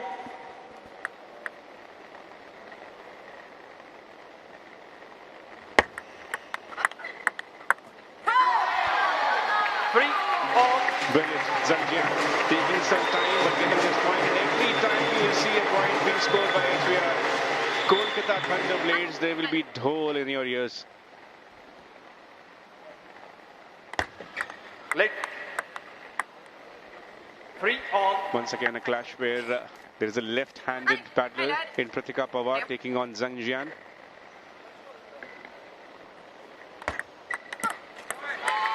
Four, 3. Back of the net, Zhang Jian with the lead now.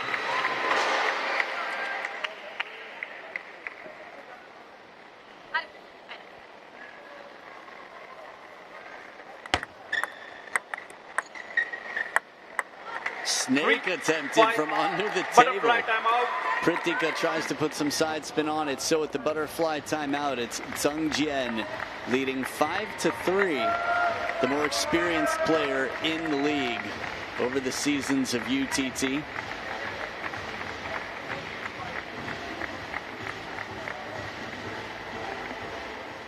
Pratika Pawar, at the age of 16, got some big contest winning. And as a reminder to you that you can watch UTT Season 7 on JioHotstar. Interact with us, win daily prizes. We've got a fault called. Hiding. TTR challenged by PBG Pune Jaguars for hiding. Hiding. The ball must disappear fully. This will be interesting to see because from the umpire's seat, that's a tough call to make. Last time it was called, if I remember correctly, the challenge overruled the call.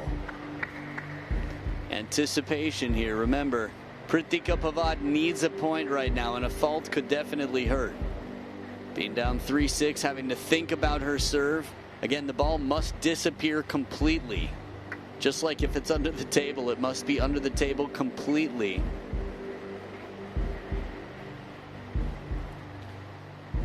So the interesting little conversation here.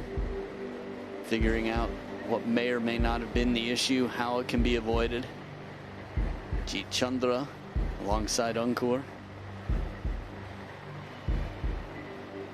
So a moment of truth once again. Pritika Pavad. Ooh, the serve looks good to me.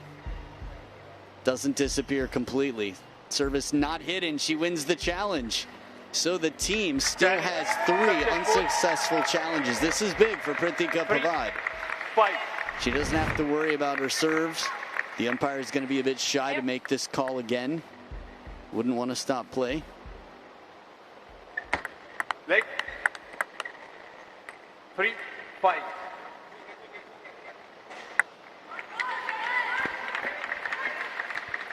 So both the teams, they still have 3 reviews intact. This is the first season of Ultimate Table Tennis where we are using the technology. With the help of the net there, Zhangjian, Pritika Pavad made it, but still could not keep it on the table. This would be a good opportunity to go around the net. The ball was wide, but it catches the edge of the racket and whizzes by the head of Zhangjian. Killer long serve to get right in on this point. Pritika, man, the service game, when she pulls out a fast serve like this, a long serve, she knows it's coming back long, so she's ready with the answer.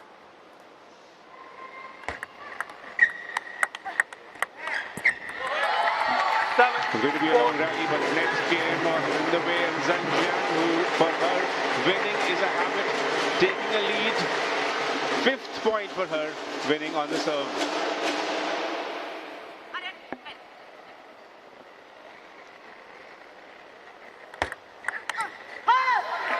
From the placer with a forehand, once again lapping the placement.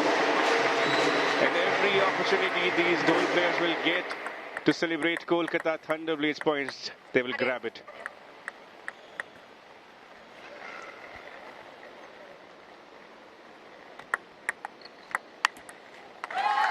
Good spin on this from Zhangjian. Keeping Pritika Pavad under pressure despite having the opening shot.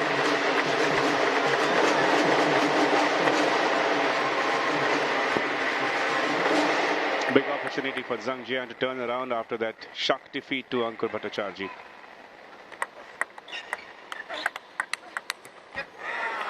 Nice acceleration there by Pritika Pavad.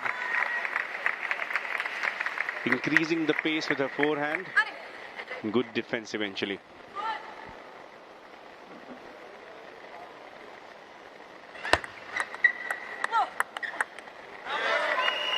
Play this down the line. Confusing Zhangjian for a little bit. And reducing the deficit to 3 points now.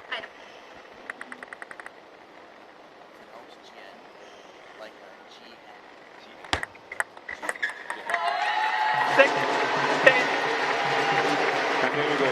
Game point for Zhangjian.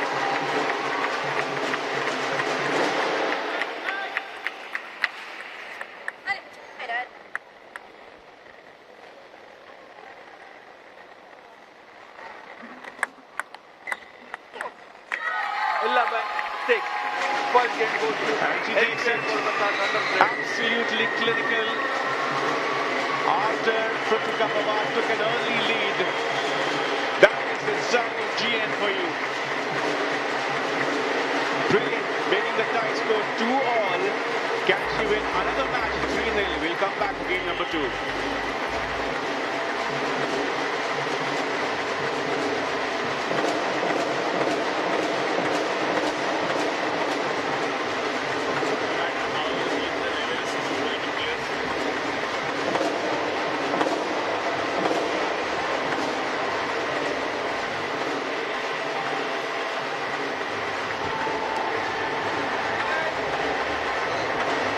Time.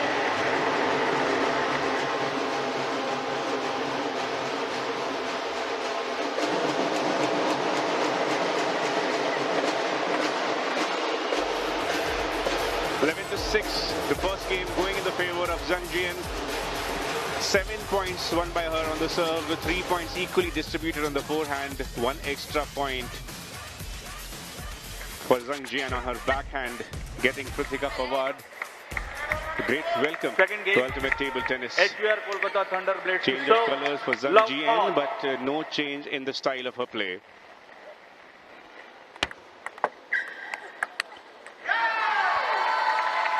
Starting the game number 2 in the exact same fashion. Pritika Pawar, who got off to a great start, looks a little unsettled, and Ankur Bhattacharjee, who dropped a few points, knows the importance of Zhang Jian. 1-all. Good short receive here, Pritika Pawar leaving it inside the table, using the table as an obstacle for Zhang Jian to have to get around. Tied up in the tie score at 2 apiece. 2-1. The serve helping Pritika. She's one of the best serves that we have seen so far.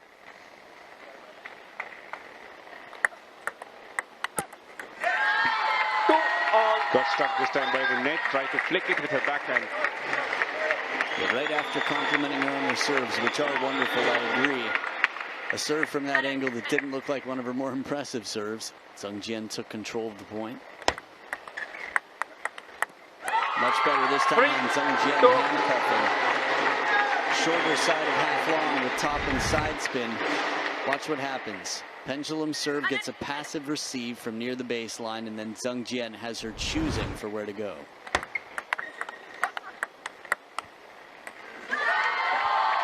Once again, a little tentative in her approach, Pritika Pawar, and that was because of Zhang Jian and the kind of momentum that she has got after that previous game. Wait. Wasn't very far from the edge of the table.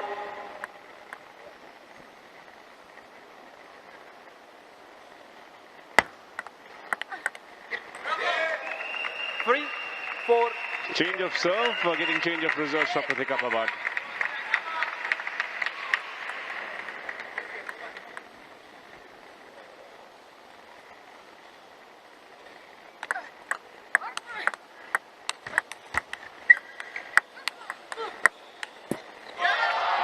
This is one of the best points of the match for me, and I'll tell you why. As we get into the butterfly timeout, Pritika Pawar was playing her game, and Zhang Jian was playing her game. Zhang Jian showed us how capable she is in the rally of controlling and keeping the opponent away. Look at the counters. The forehand, as soon as Zhang Jian pulls out the forehands, the difference in quality is noticeable. And throughout that point, Pritika Pawar was spinning and doing her best to keep the threat on, trying to find the elbow, the middle of Zhang Jian.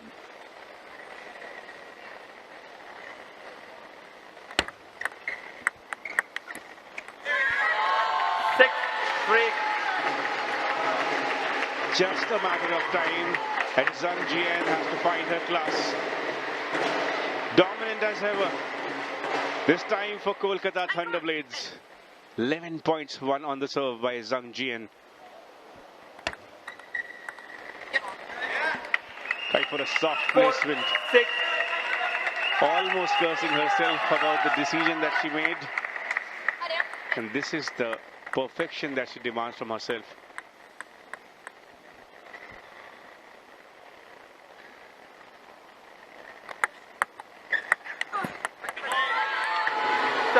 Clever push out to that wide forehand here. kid in the crowd from ITTF Foundation from London. Watching on is Sachin Shetty from the bench as well. Wow. 16 points against her, Pritika Pavad.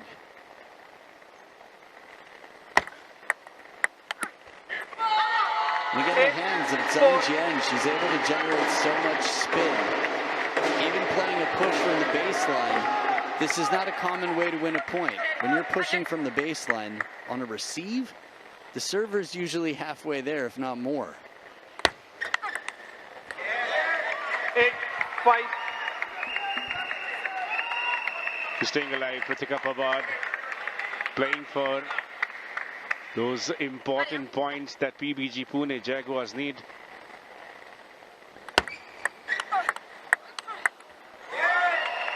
Too much pace. 6-8. Too much for Zhang Jian. Yeah, the placement on this was perfect as well. As you mentioned, a lot of pace, but she sends it deep to the backhand, and she has to reach across the body. Zhang Jian. Pritika Pavad has longer strokes than most in the women's game. Part of the reason she generates so much spin, something she shares with Bernie. But Zhang Jian moves her around, guiding and controlling to go up 9-6. Kolkata, man, they showed up on a good day. Right now, it's still early. But this could be a fight to the finish. We haven't seen one come down to the wire just yet. 2 ties have already been played this season. This is the 3rd tie.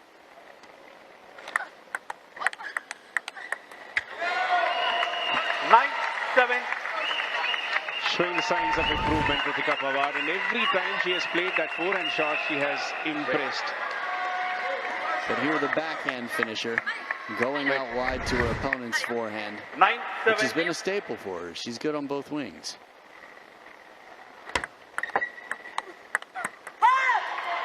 Cross court where Zhang Jian gets her the match point. Important one for Kolkata Thunders after they dropped the first match. What a sight, Kolkata ThunderBlades. Imagine having a team where G. Chandra is not playing. 11-7. Second game goes to one more. Kolkata ThunderBlades. Won 5 matches out of the 6 in the previous season and starting with a winner in this fresh new season for a new team, Kolkata ThunderBlades. A tie score in the favor of ThunderBlades. Game 2 up next. To the backhand, a little more. Because she play here, you can play a little bit long, wider. Sometimes I Yes. Forehand also, yes, I think. Be ready. Maybe, I think, more long serve. She will serve more long, so okay, ready. If she serves short, okay, long, no problem. Long, middle, backhand, okay, no problem. Only keep moving, because one more. She must play difficult, okay? So one more. Come on. No hand. Time.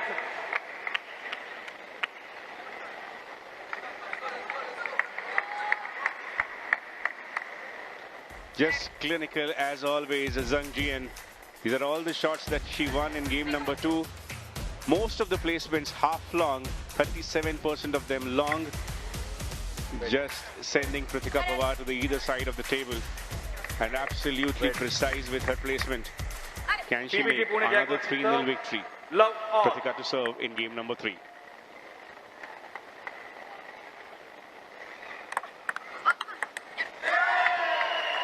One love. Has a nice high toss serve, Pritika Pavad. You can never review her serve or on the basis of toss for sure.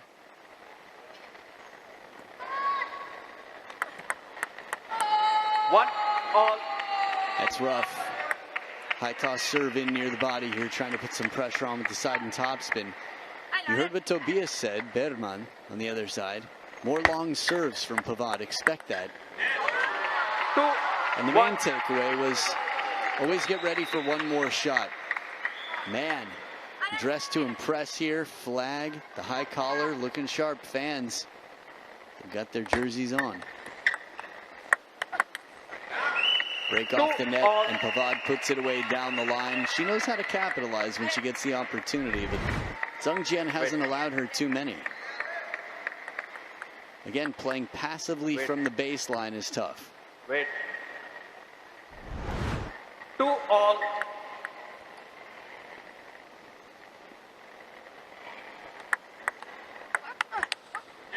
What a setup on serve, and with the third ball like that, Zhang Jian with a devastating counterattack.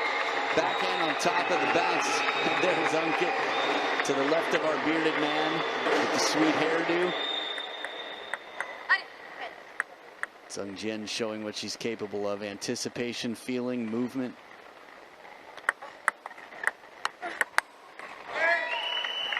Nice side spin on the serve here. Getting Pritika Pawar the point. Yeah, the pressure on the third ball, the placement. Most serves will have side spin. Occasionally you'll see a little bit of a, let's say, straight underspin from time to time. But almost every serve is some combination. There's some side spin on it, as you saw from Zhang Jian as well.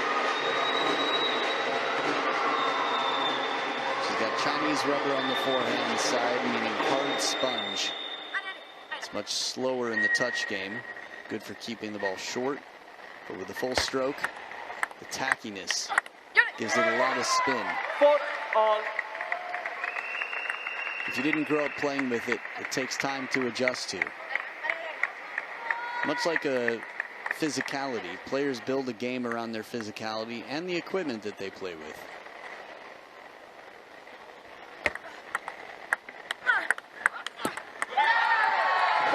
Trying to place it long, but Zhang Jian superb with her defense as we go to the butterfly timeout with once again Zhang Jian leading, going for a 3-0 victory in front of Pritika Pawar. It's funny, Kolkata, we saw that fan in the crowd with the Angkor energy. Zhang Jian doing a wonderful job of controlling. You can feel that Pritika's trying to power her way through. Just making sure that they don't have pink lights in their eyes. There we go. Game time. Backhand is going to be crucial for Pritika Pawar, and I'll tell you why. It's the more efficient stroke. In the women's game, that's part of the reason we see so much backhand-to-backhand action, because the women play a game of speed closer to the table. Oh, good push. Quality right to the baseline. Pawar pulling off some pretty impressive placement. It's the best alliteration I got.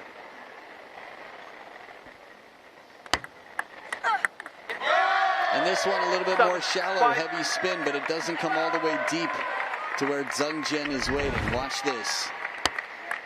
Opening attack, that bounce is closer to the middle of the table than the baseline, and it pays off.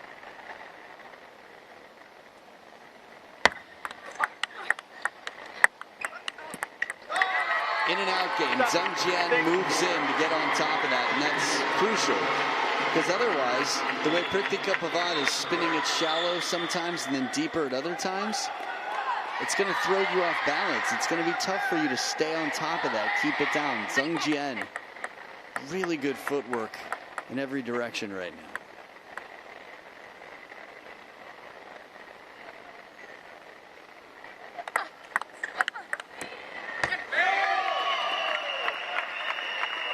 Gets one more. Pritika Pawar with a rare lead in the game number 3. To get her eyes concentrated.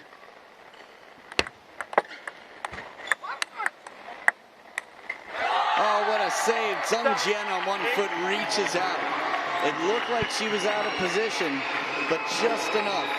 That never give up spirit. Check this out one more time. Top side spin. Gets the opening heavy spin. Pritika Pawar goes inside out. Zhang Jian reaches across wide. Still is able to snap with the wrist. 9-7. One more point for Pritika Pawar, getting close to the game point. So tried to place it short in front of her, Zhang Jian.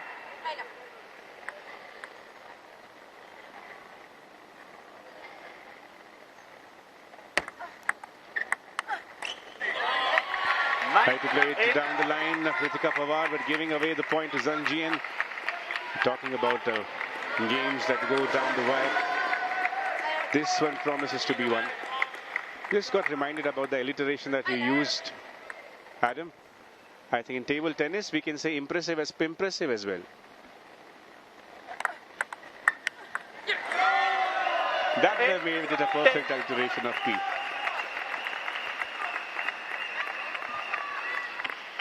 It's a game point for Pritika Pawar.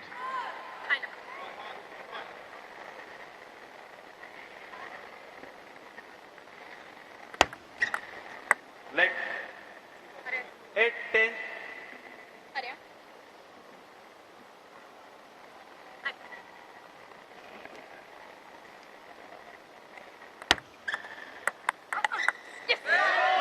Brilliant shot to get this game. Third game goes to PBG Pune First Jaguars. season for Pritika Pawar in ultimate table tennis. She got this game and made the tie score 3-all. It is not at all easy to win matches in front of Zhang Jian. It is not easy to win games in front of Zhang Jian as well. But Pritika Pawar proving otherwise, getting better in that third game and getting a shock result. Brilliant. Once again, this tie is poised evenly, just like the previous tie that we had in double header.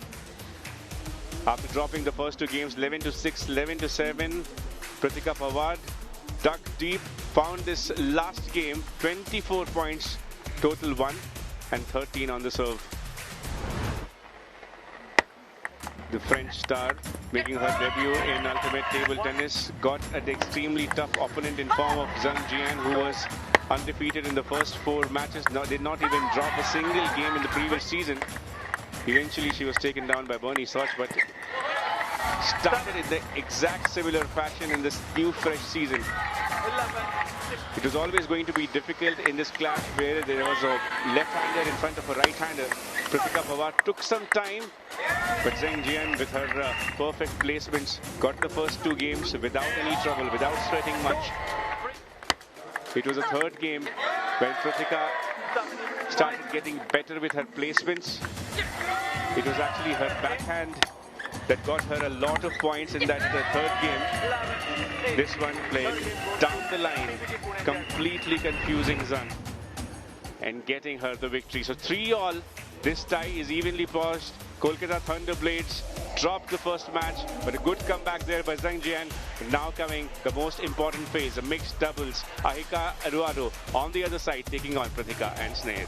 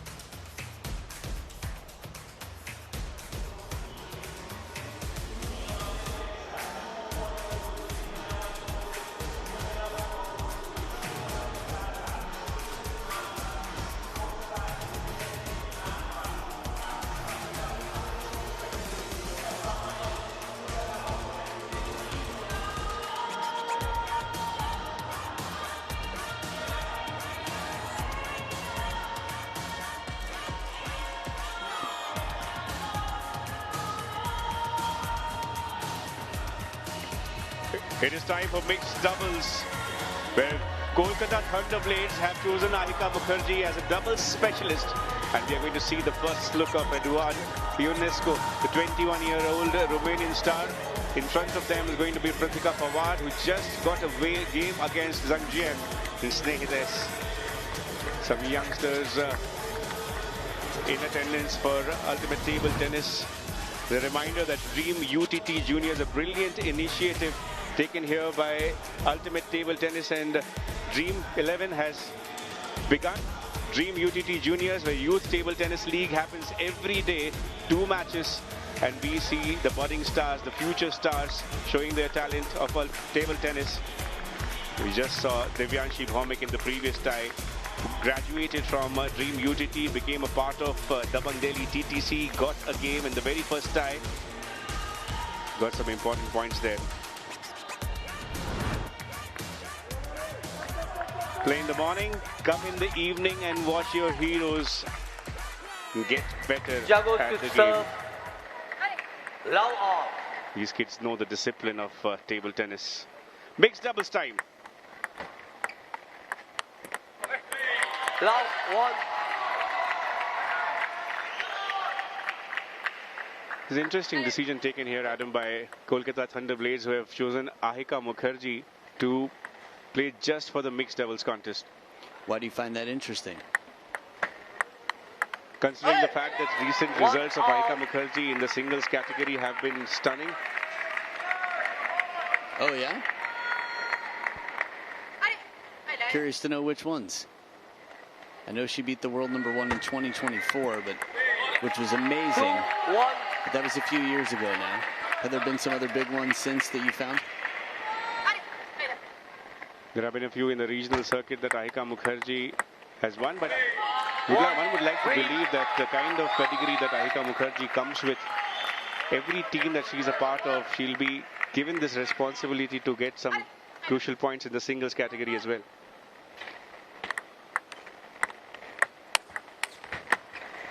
Oh, what a beautiful shot on the move here.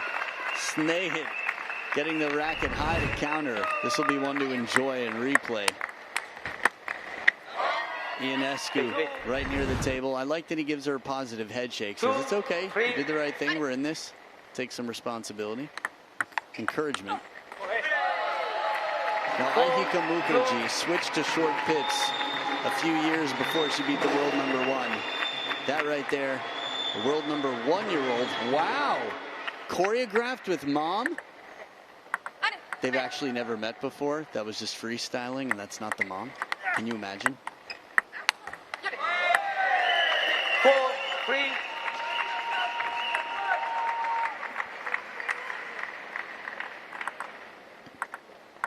They're speechless here, Pratika and Snehit. Ionescu looking for the power here, had a little bit of height on the ball. That was a no mercy shot going for broke. If he makes it, it's unlikely to come back, but the first step was not completed.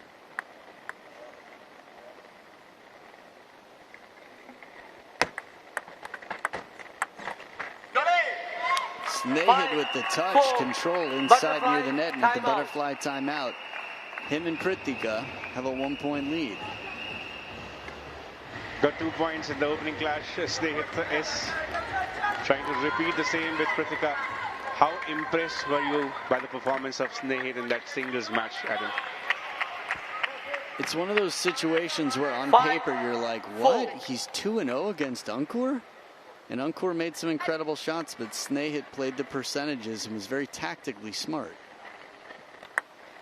So yeah, you could say I was impressed. How much? Well, maybe enough that he's a contender for the ChatGPT IQ player. IQ player.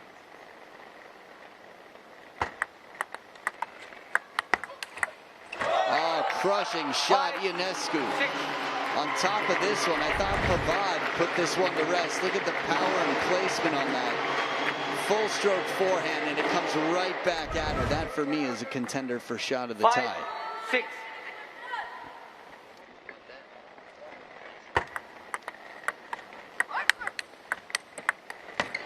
And then he comes out with this shot, which is quite good, but they're ready on the other side. He's got his back to the table almost, and he hits it cross court. That was pretty sweet. Snehit is looking in a great touch. His 4th season in ultimate table tennis, and PBG Pune Jaguars have given him the responsibility to lead this mixed doubles as well. The different combinations that they could have gone with. They have Dia Chitle in the team as well, who we will see very soon in action in the final match. I think the righty-lefty combo was the factor there, because Dia Chitle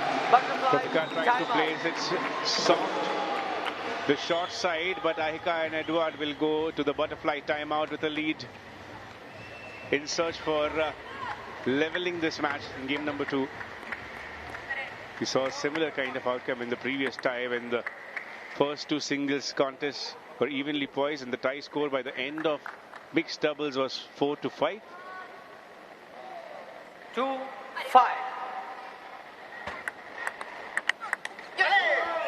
Brilliant flick there, using the power of her backhand.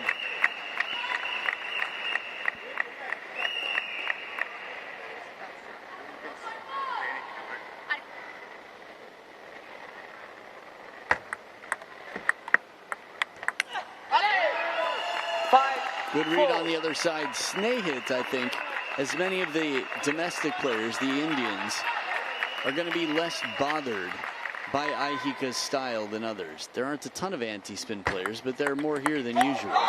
From Ahika to Nityashree, they've seen this. Ahika's been quite starring in recent years, so the foreign players are going to have a bit more trouble with Ahika's game. Again, her racket, 2 very different surfaces than many. Short pips on the forehand we've seen a few times, even earlier today with Sai Livani. Oh, took his chances. I'd love to see this one come down. I'd love to see that from a different angle. It almost looked like he was trying to go around the net with the backhand.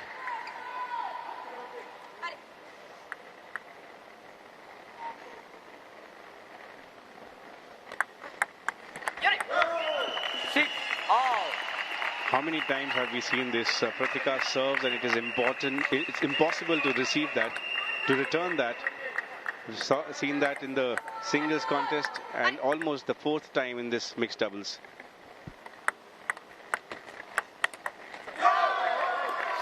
This shot's not coming back. The parallel from Pavad painting the lines. We've seen it on both wings, but the backhand in doubles has been critical for her, especially on the receive game.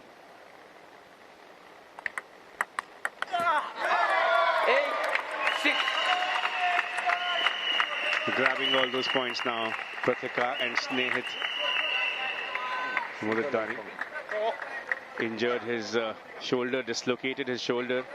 The problem of plenty for Kolkata ThunderBlades on one side and PBG Pune Jaguars struggling a little. The angle, Snehit makes the wide move, catches the net on the way over, so apologizes, gives the high five to make sure that the apology is received. There it was, you can see it just kissed the top of the net, kissing it goodnight. And tie number 3, wow, 5 in a row. 5 on the trot. PBG.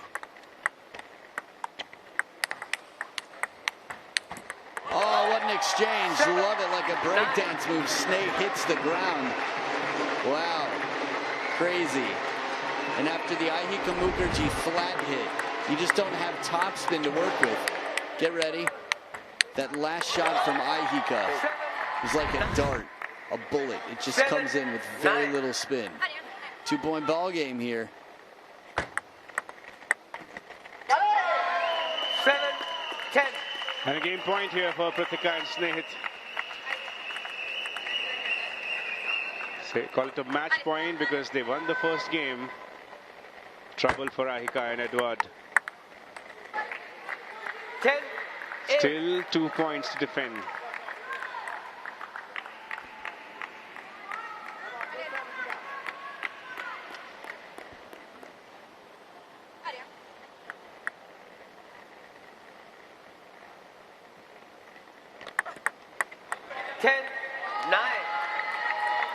Ooh, pressure. It is building. 1-point ball game, and Ahika and Edward making their way back in.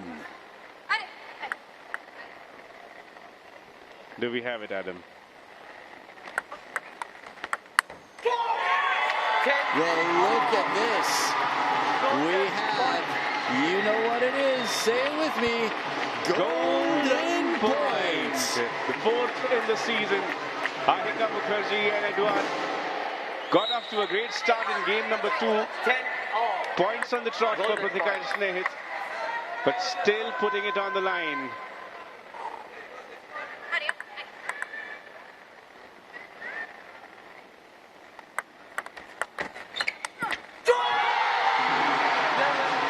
They could not, Pratika and Snehit, because Rahika Mukherjee and Edward Ionescu have turned this around. After trailing, they make the tie score 4-all. This is brilliant table tennis, mixed doubles at its very best, and those have come out. The troops are dancing. Kolkata ThunderBlades are thundering here at Ultimate Table Tennis Season 7. Short. Don't try to play short back. Ball is coming too long. Play long somewhere. And you now with Pavad, everything to back and side. Because she, first set, she finds rhythm. Okay, and also, sometimes you can take a little bit risk when you receive. Just try to stay a little bit short. He's doing nothing on the short ball. Okay? Huh? Okay. Like the first set. Come back. Just take your time. Yeah. Ça va, ça va. 0-0, slowly back. T'inquiète. Allez. It's okay. Okay? Allez. Allez. Fight. Ah. Yeah.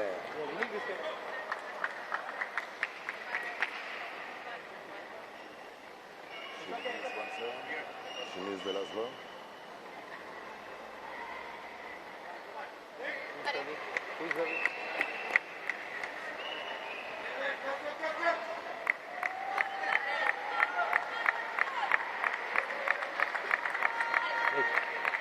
Wait.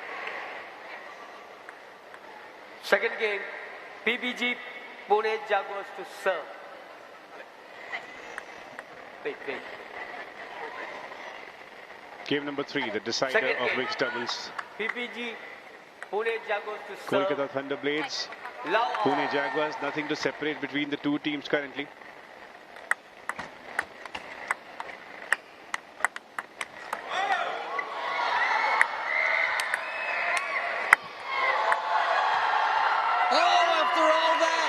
The follow-up, that's got to be shot of the day, the tie. Ahika Mukherjee just returned a ball that was ski-balled up the edge. I've watched decades of table tennis, and I don't recall ever seeing this happen like this. Up the edge, Ahika lobs it onto the table and gets the hell out of the way. And look at that, Edward Ionescu comes back with the power, but Ahika the full run in. To pull off magic twice would have been crazy. There was only room in that hat for one rabbit. Ahika found it. Shot in the tie. Love, close. 2 back-to-back points for Pratika and Snehit here. A wry smile on her face, Ahika Mukherjee. Despite playing a shot like that, she had to concede one.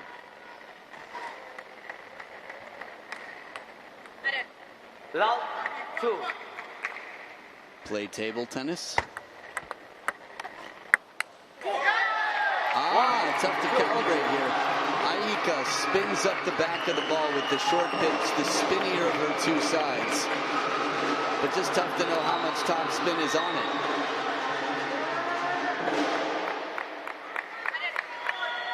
Ahika and Edward Ionescu last game had a devastating comeback. 6-10 they were down, and they won on golden point.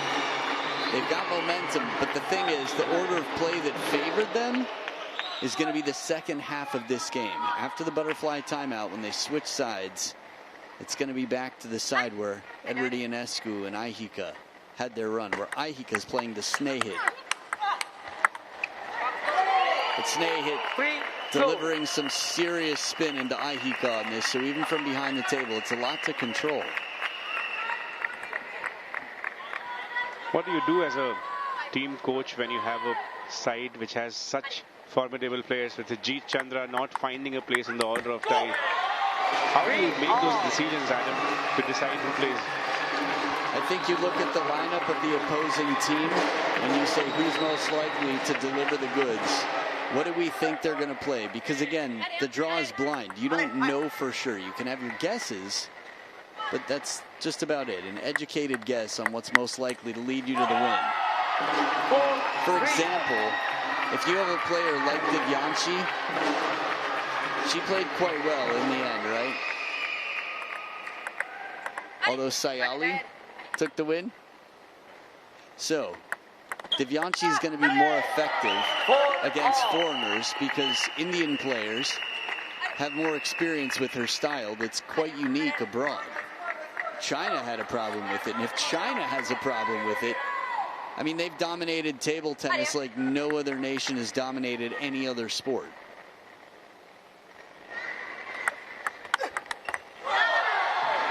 The forehand of Eduardo is lethal, and he proves that once again. Goes to the butterfly timeout with a small lead. And talking about what Divyanshi Bhaumik has done to the foreigners, it was on display just last month. Look at this rally, Adam. Something, a replay that we can see again and again. Yeah, truly crazy. Edward Ionescu. Oh, that's tough. The finish again. What a crazy reaction. I love that she turns and runs directly away. She looked like Forrest Gump just running. She just turned and started running. Stop, Ahika. She had a long way to come back after that, but the shot was truly incredible. One of a kind. 6-4.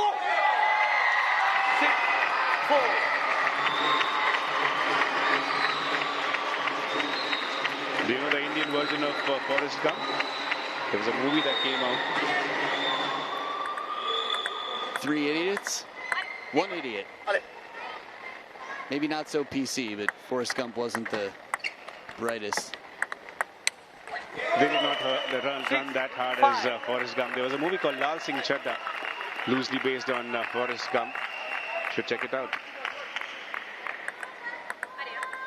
You'll send me a text, right? Okay. He said yes. He said yes. Oh, man. He said show. Edward Ionescu. There's a reason this guy's taken down some of the best in the world. Team China had their troubles with Edward Ionescu. The power that he brings, the confidence. It's interesting. Again, mixed doubles, we've got two very different styles on both sides, the men's and the women's game. But nobody plays quite like Ahika. Oh, that forehand of Eduardo Ionescu. Getting Kolkata ThunderBlades 3 back-to-back points. The space that he generates for himself and just powers in. And he got the net across the way on that last shot, but his placement was good. And part of it was because Ahika attacked with the short pips, so Snehit had to lift to make sure he didn't put it back into the net. And that's why Edward had the height to counter. 5-8. 4 out of the last 5 points, Kolkata. But quite a trend here if you look back. 2-3 down. A beautiful shot. Ionescu punches. A bit of fortune, a few points now for him. He's finding the fine form right on time. He's going to face Omar Asar very soon in the singles contest. It's going to be fascinating. 9-5. Looking at the kind of power that he has been generating with his forehand and backhand.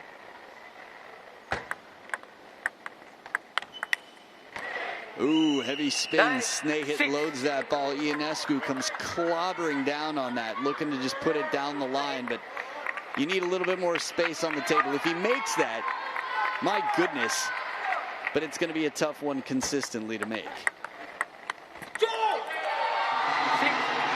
They took momentum. Remember, the second half of this game was the pattern, the order of play that they wanted. This is where they came back from this exact score line, except they were down 6-10, and now they have 4 match points plus a golden point if they need it. Edward Ionescu and Ahika Mukherjee on receive.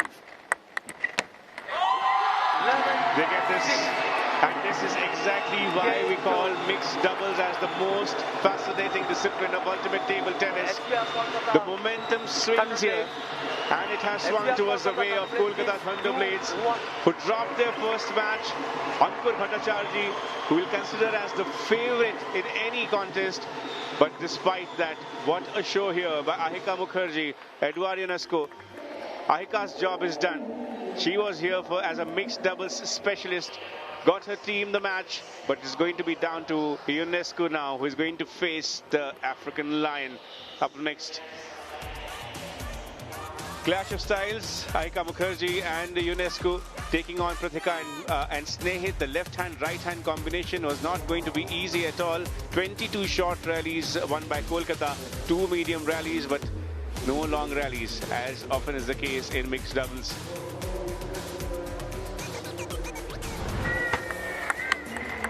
It was the first time, the first look of the Romanian.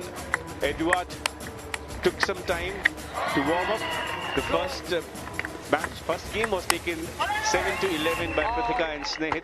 Both of them, having played their singles match, were nicely warmed up. Did not take a lot of time to build that chemistry. But once Ionescu found that footing, found that power of his forehand, every time he pierced that table, it was almost difficult, almost impossible to return those forehand thunderous shots. The second game went into the golden point. There was change of momentum, change of tides for Kolkata ThunderBlades, and they continued with the same form, same momentum in game number 3. Did not give any chance to PBG Pune Jaguars and grabbed this match. 5-4, the tie currently stands in the favor of Kolkata ThunderBlades, but 2 very important clashes coming up. Edouard and Omar is going to be a fascinating battle. Men's single lined up. A short break on the other side. A lot of table tennis.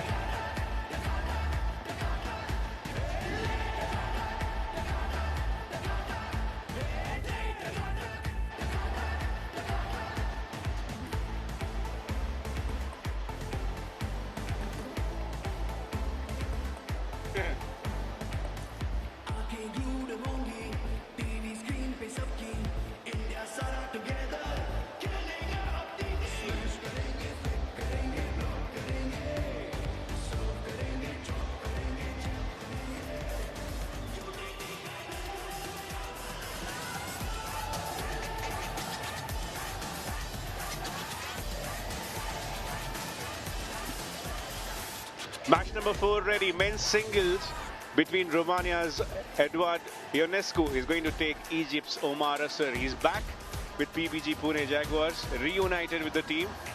Played the season number 4 with Pune. What a star Omar Asser has been. We are in Goa. Ultimate Table Tennis has brought their action to the most successful franchise of Ultimate Table Tennis. 2-time champions, Dempo Goa Challengers. We are in their home den. And we are going to see Omar Asser in action once again. 4-time Olympian, 5-time African champion. Him along with Quadri Aruna, 2 of the most celebrated Africans in the world of table tennis. In front of him is Edouard Ionescu. First ultimate table tennis for him. 21 years old. 1-time Olympian. Represented Romania in Paris. European Youth Champion in 2022 and 23. It's a battle between a young star but against an experienced campaigner in Omar Asser.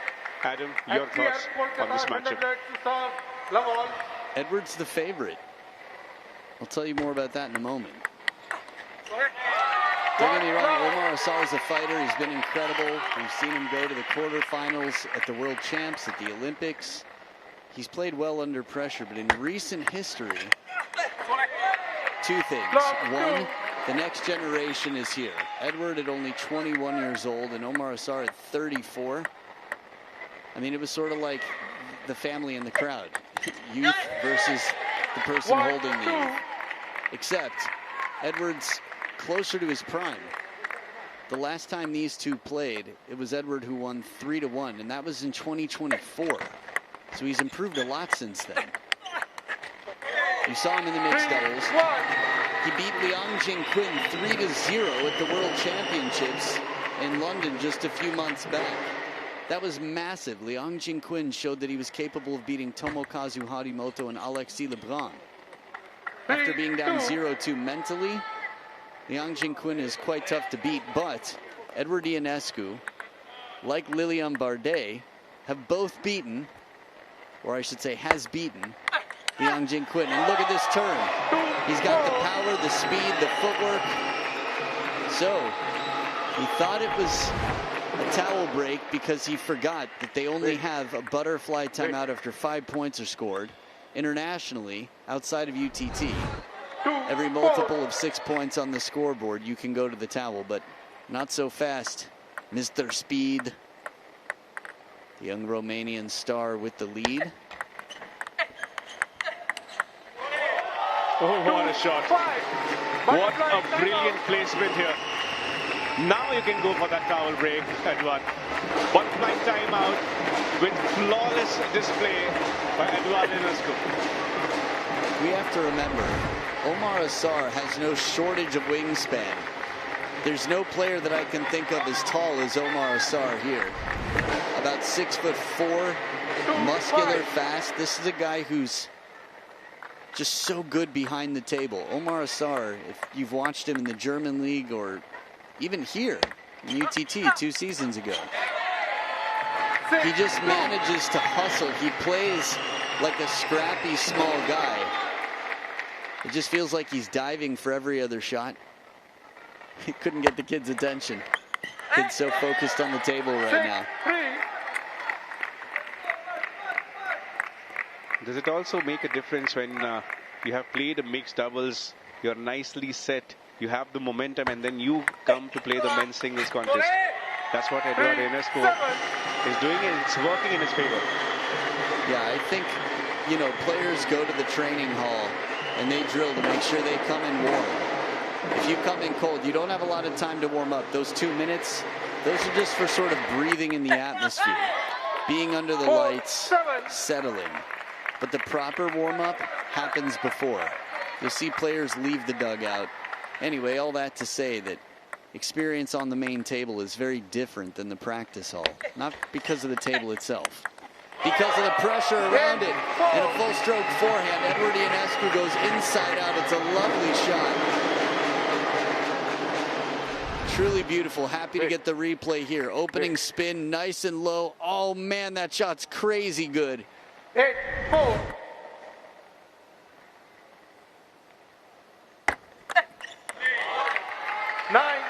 I would give it shot of the tie on any other day, but Aihika's was just once in a lifetime. Shot block attempted. 6 game points. We'll have to see how this match plays out, but right now as the crowd dances on, I will say that Edward Ionescu for me is a contender for the ChatGPT high IQ player. 5-10. Still got 5 points, 5 game points to defend. It's been too easy for him by the looks of it.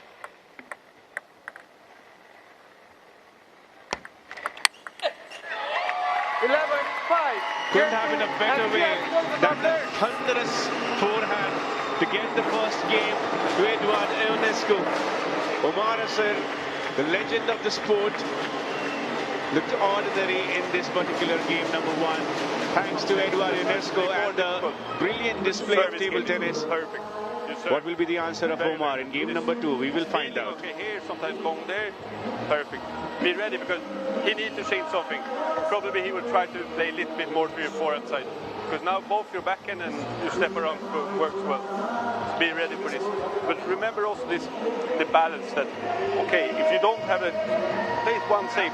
You did one time, you play one backhand, he only is blocked. Same if you don't know where to go, you can always go forehand, because he's very passive right now. Okay? Service game, keep on going, same. He don't like. It's good, Eddie. It's very good. Come on. The happy corner for HBR Kolkata ThunderBlades. And what a turnaround from that mixed doubles game number 1 as soon as it ended. All the winners for Edward Ionesco from game number 1, most of them half long and long. The other side of the table, Omar Asar, despite being extremely tall, could not get to the ball a couple of times. Such was the power behind the shot of Edward Ionesco. What will be Omar's answer? Game number 2. Good start here, putting some pressure on near the table, initiating with heavy spin. One thing that I can say about Omar Asar and all his experiences, well, he knows how to adapt. Put some serious pressure on Ma Long, the greatest of all time. But Ionescu's short game, his service game, I mean, it was quite a complete package. 11-5 in the first. Tobias Bergman, you heard on the bench saying, your serve is wonderful. You're doing everything right. That said, serve here drifts a little bit long, and Omar's there to take advantage. It's either got to be intentionally long, create discomfort, or something that doesn't slide off the back. But 2 serves in a row, Omar is cleaned up. Edward's going to have to dial in a bit there. 3-1.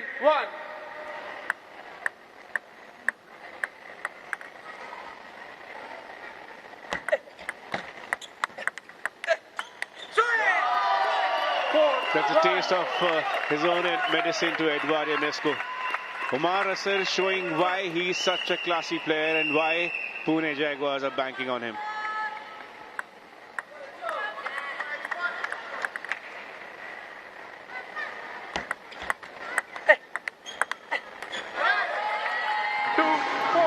Could not keep it down, could not keep it on the table. Omar Asar trying to rectify that.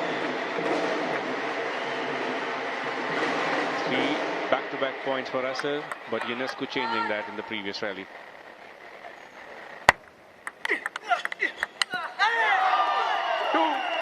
He gets one, and he will go to butterfly timeout with a lead in a much-needed game. Omar Asar finding his form in the very right time, and the corner knows it. Sachin Shetty united with the team. Look at that flick at him.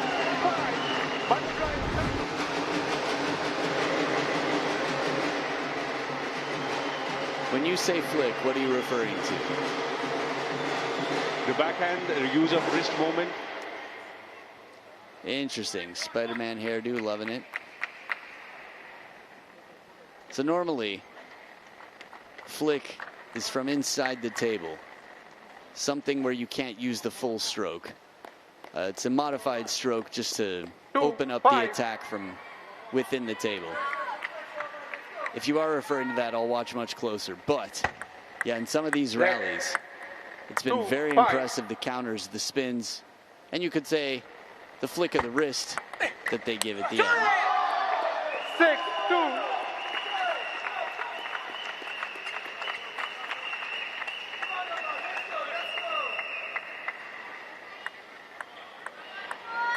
Good score line here for the Pharaoh as he takes 75% of the first 8 points.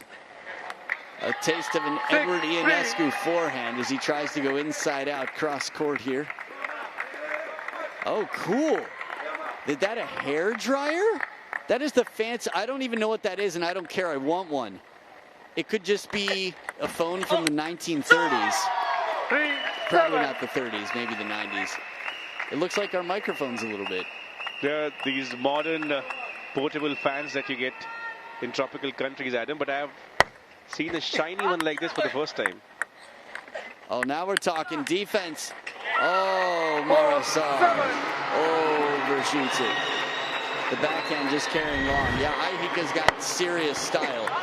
But notice how he's shortening up the serves, Edward, after he's been taken advantage of multiple times for serves that drifted just more than half long. Important second serve here. Let 4-7. Imagine if you serve fast and long to the backhand. Oh my God! He tried it. 4. I like the idea after all those short serves, but it's tough. A few balls have carried a little bit long, slipped off the table. And so, Omar in a good position to send this to a decider at 1-1. Brilliant placement by Omar Asar, once again using his backhand. No answer there whatsoever for Edward. Yeah, he took a serious risk. He went for broke inside the table. That right there. Full stroke over the table, and Omar Asar with a 5-point lead and a second serve. 5-9.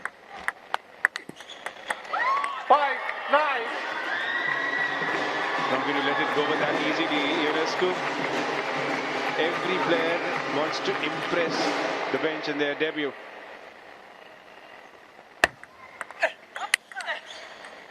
Oh, brilliant. 6-9.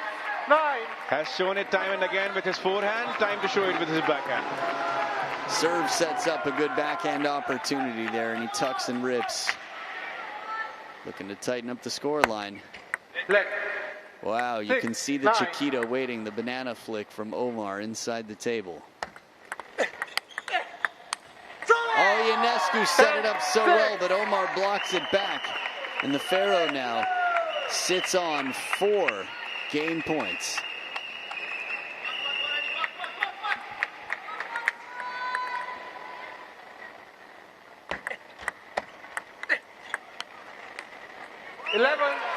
Yes, the Egyptian line has woken up. Game number 2 belongs to PBG Pune Jaguars, one of the most experienced campaigners. Omar Asar, tie score 6-5. This is as predicted by Sharad Kamal, extremely close tie. Okay, sometimes you can make one, like a little bit to put pressure. And after, many times when you open this, if you can, the first on the middle, even it's one push, it was very good. And your backhand continue. When the second ball comes, go, put some power, put some pressure. Okay? Same mental toughness, huh? Body language. Ah, you play good, huh? Playing very good, playing very good. You know that actually. Yes, and he likes, you know, when the game go fast. He doesn't like when you block sometimes just like this. Huh? He wants to start from your middle forehand more, and you're bringing balls perfect. I have one idea. When you give long to backhand, maybe no chop. More loose so that he make no spin, and you can maybe. Ale.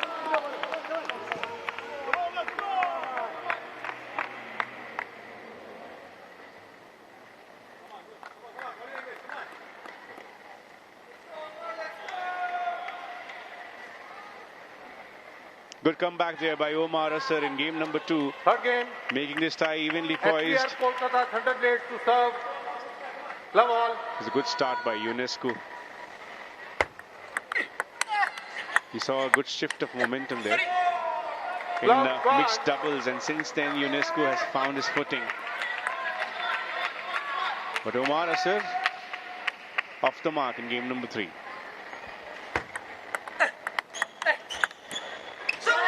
Yeah, Omar's receive game has made him very difficult to serve to. In game number 2, he started taking backhands immediately. Anything that was even near the baseline, he stole for the opening attack. I don't think Omar gets enough credit for how physically fit he is. And with all the wingspan and the muscle, he can generate a lot of racket speed. I mentioned how good he is behind the table, but he doesn't want to be there. And in game number 2, he found his way right into the baseline. He stayed close. Oh, what? Edge of the racket. Wow. Blindsiding. That'd be fun to see again. Check this out. Watch the reaction of Ionescu on this. It looked like he was going there anyway. He says, nah, that was no good. My bad. Sour lemon face. Still can't forget that celebration by Ilma and Timina in the previous tie when she apologized and immediately bursted into celebration. That was hilarious. 1-4. Opening points for Ionescu. Not so happy with himself with the kind of start he got in game number 3. But that is the class of Omar Asar. This was huge as we come into the butterfly timeout. They're going to switch sides as it is the decider. Omar, with momentum, knowing their head-to-head, comes out here and completely flips the script. Dia Chitale getting warmed up. She's in the 5th spot here for the 4th singles match. The closer, she'll be battling against Tanisha Kotecha. It's one you won't want to miss, the women's singles match number 5. She was the most sought-after Indian player in that auction.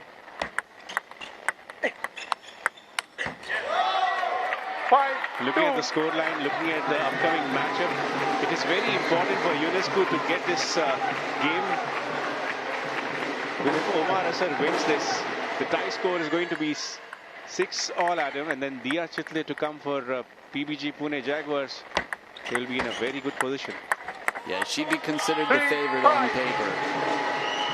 If Edward does win this, it's 7-5, and that means Tanisha would only need 1 game of 3.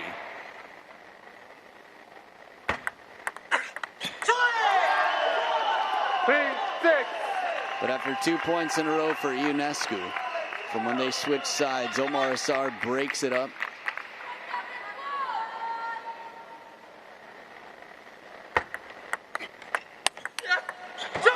Full stroke forehand, and he pays dearly for it. Omar completely covering on this one. Take a look. Chiquita, the banana flick, full stroke. Omar short stroke, and the Pharaoh holds down the throne. Oh, that fist raised, that celebration. He deserved every moment of that.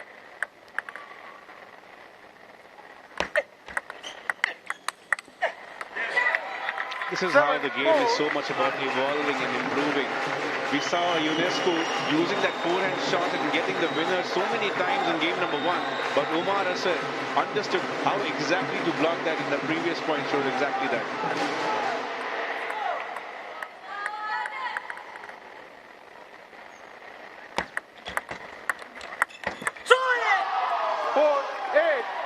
And this is what momentum does right after that. Omar Asar now with a 4-point lead. PBG Pune Jaguars know that they have invested in the right leader. 8 points won by Asar on the forehand. Good blocking gets him the point. Block like an Egyptian. Perfect placement there. Omar Asar, you shall not pass me, he says.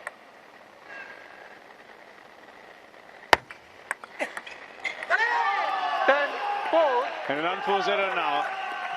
As he gets to the match point, Omar Asar not there in Ultimate Table Tennis Season 6, but showing how exactly Pune Jaguars have gone for one of the most experienced Egyptian lions. 6 match points to defend. 11-4. And he grabs it. Game 2, PBG Pune After Jaguars. dropping the first game, what a comeback this is by Omar Asar. PBG Pune Jaguars in front of Kolkata ThunderBlades. Nothing to separate at the end of match number 4. Brilliant tie, 6-all. What a match, what a tie. Props to Ionescu. It was the first match for him in Ultimate Table Tennis in front of a formidable opponent, a tough opponent. But Omar Asar just showing exactly why he is such a classy player. 21 points won by Ionescu, 27 by Asar, 12 on the serve, 8 on the forehand, but it was the backhand of both the players that was fascinating, that was on display. 15 points, 15 backhand winners by Ionescu, 14 by Omar Asar. And what a comeback, 4-11. Game number 3 showed exactly why Omar Asar is such a world-class player.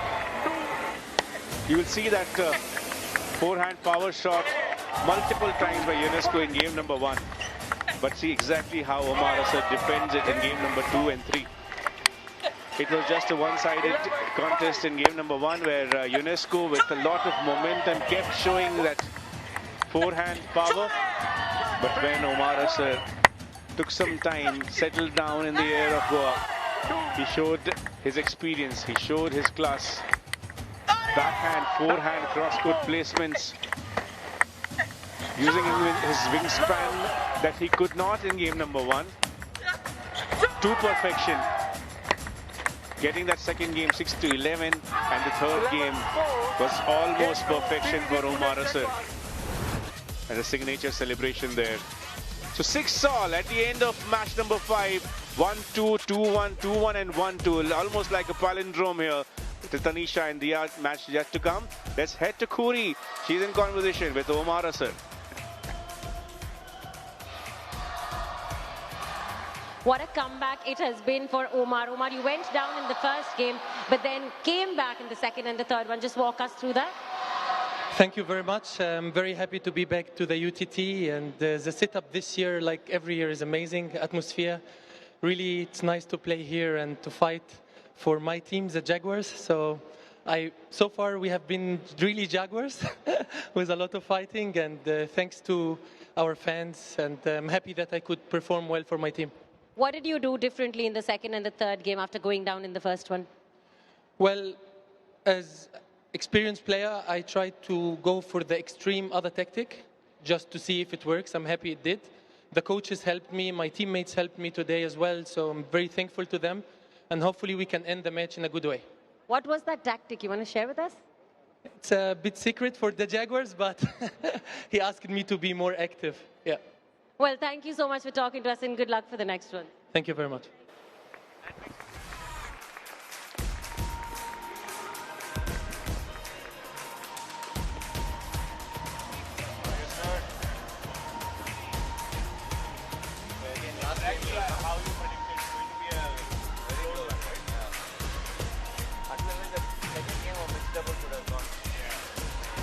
So stick around, we've got one more match coming up to close out the night. Tanisha Kotecha and Dia Chitale right after this.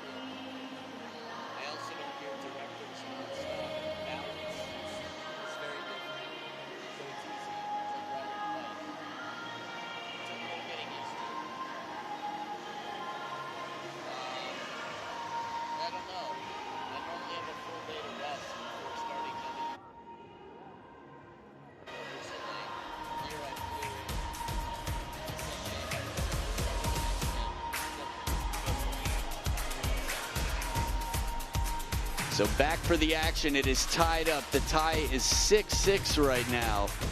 We've got Kolkata ThunderBlades with the crowd here, the drums and everything else. PBG Pune Jaguars. Man, it's just been back and forth, so it comes down to this match.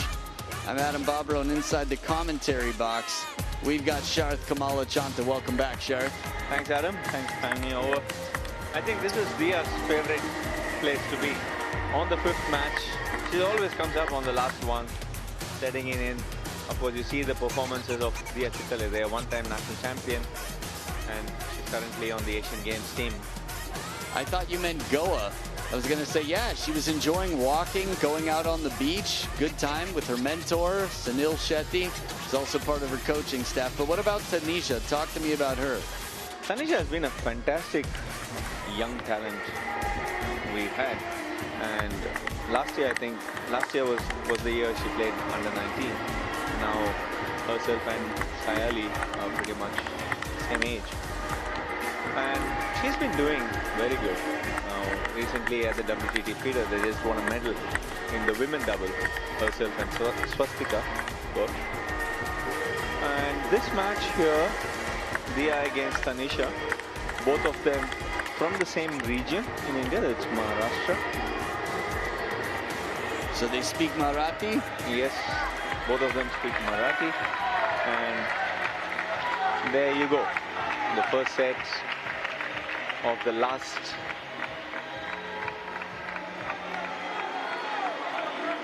Yeah, it's, I guess, the last match of the tie here. Last match of the tie, yeah.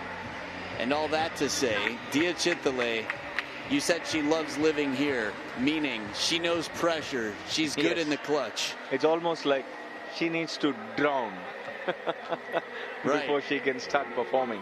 If there's no danger, if there's no pressure, she needs something on the line. No gamble? I don't care. No, she does well in all situations, but Sachin Shetty, not only a personal coach, team coach as well. It's nice to have your coach in your corner. Yep. Someone who's so familiar with you, but it's Tanisha to start it off with the serves. Strong receive against a reverse pendulum that carries long. One of the few Indian women players who play both sides normal rubbers.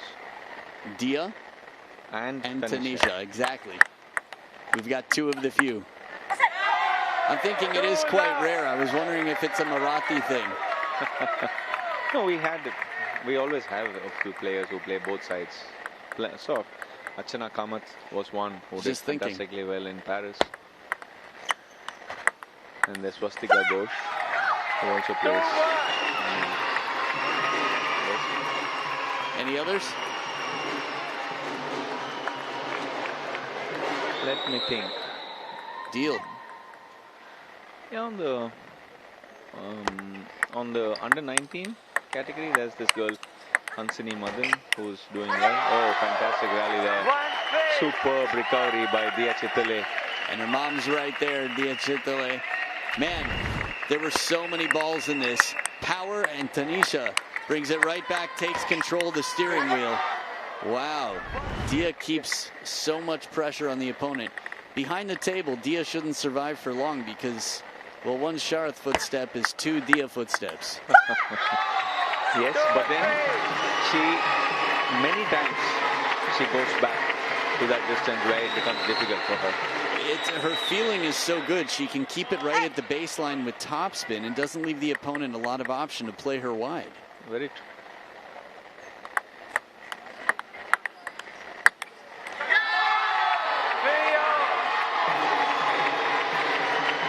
I think this match is going to be a really close one. Of course, my favorite in this match is Dia Chitale. But, you know, in this situation, and especially in a format like UTT, there are no really clear favorites into any match. I'm impressed with Tanisha. She was actually a coach for Monica when I battled Monica, and I had Yashasvini in my corner, ironically. So I didn't like her. Let's just say that. From the start, she was rooting for my opponent. You should have done something wrong there. I should say that again? You should have done something wrong for her to support your opponent instead of her own player. Now, the truth is I asked her to be a coach, so in theory I liked her for stepping in under pressure. She's doing the same here. She's level with Dia Chitale, somebody who was watching. I played Dia when she was 14 and looked like she was 10, and she crushed me. And she still looks very young for her age, but she's wise, she's smart, she's disciplined, and she's up by one at the butterfly timeout. It's so cool to see someone come from being a spectator to being a star. Yeah. The most sought-after player, Indian female, this season.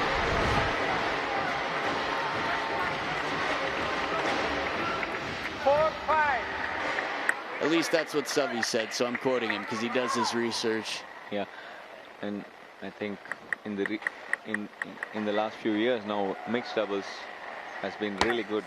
Dia Chitale partnering Manusha. They were 6th in the world, their best ranking, and currently they're around 10 or 11 in the world.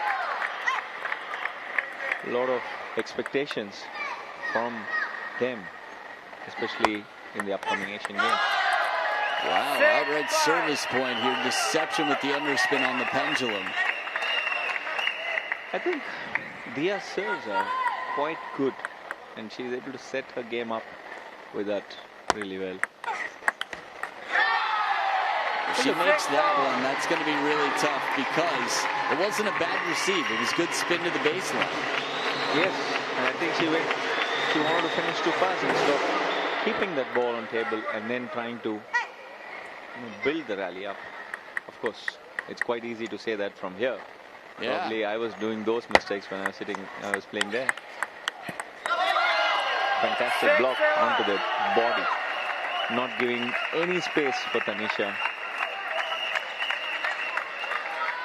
And the score is pretty close. Look, when you look at the trend, each one is just winning 1 point each. And by the way, if you're just joining us, whoever wins this match, their team wins the tie. So the pressure could not be higher. Again, they're winning points alternatively. You know a little bit more about the internal matches than I do. I don't know if you know much about their head-to-head. I would still put it as Dia having a better head-to-head against Tanisha. The fortune, the break off the edge of the table. Tanisha in a crucial moment. Net and the edge. Double happiness. I think I saw someone play a roller recently at the US Smash against a shot like that. Wow. Tanisha right on top of this, recognizing an opportunity. She sets up early with the turn. Sweet shirt there. But an even sweeter shot. 8 shots. Oh, that step. Fast. Tanisha's dangerous. Really nice to see both of them defending themselves, converting that into an attack. You know, both of them are doing that really well here. From backhand to step around forehands and the spin here. Tanisha with 3 game points to play against a player who's a bright shining star for the future of India and the current present times of India. Dia's got her back against the ropes here. Yep. 3 game points, and there already on the first one she makes that 11-7. Tanisha with a big upset game is 1 game away from sending thunderstorms into the arena as Kolkata goes up 7-6. They need 1 more. That's it. Dia must win both of the next 2. In back and backhand, she can never be 2. So she must start to change. So be ready. So only you keep the spin with your backhand side, and she will make mistakes. Okay?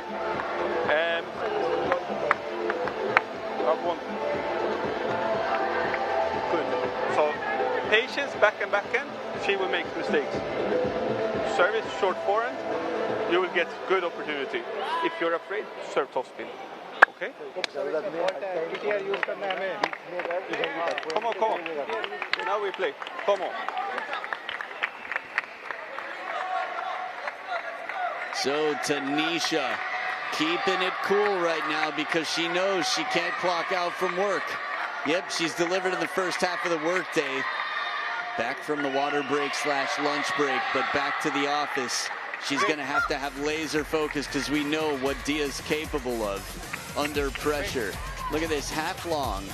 These are where shots were played by Tanisha. For me, this is someone who's playing counters safely, making sure that risk is not too much, but putting 1 more on the table and trying to use a lot of spin. Yeah, I don't see any shot into the deep forehand out there in the analysis that came by. Wow, that's a fantastic return there. Dia went full guns blazing into the deep forehand, and Tanisha could return that back quite with fantastic reflexes. We just saw Zheng Jian on the bench, who took a win for Kolkata ThunderBlades early on. One of 2 wins they've had so far. Good to see some familiar faces in the crowd. Yes, but it's Kolkata ThunderBlades have brought in a lot of energy into this hall with a lot of spectators and a music band along with them, like the dole players there. It's really loud in here. It's completely true. It's also funny. I just realized the ThunderBlades make a lightning sign. Interesting, right? Yeah, yeah. But I can understand. Shot. Well returned back by Dia Chitale there. She defended her ground, deflected the ball into the other corner of the table. Yeah, Tanisha playing a powerful opening forehand. A look here at the tie, the way it's gone for the teams. After 2 in a row for PBG. Right now, Tanisha on her way. That was the Pharaoh, Omar Assar, who had that comeback against Edward Ionescu to level the playing field in their head-to-head internationally.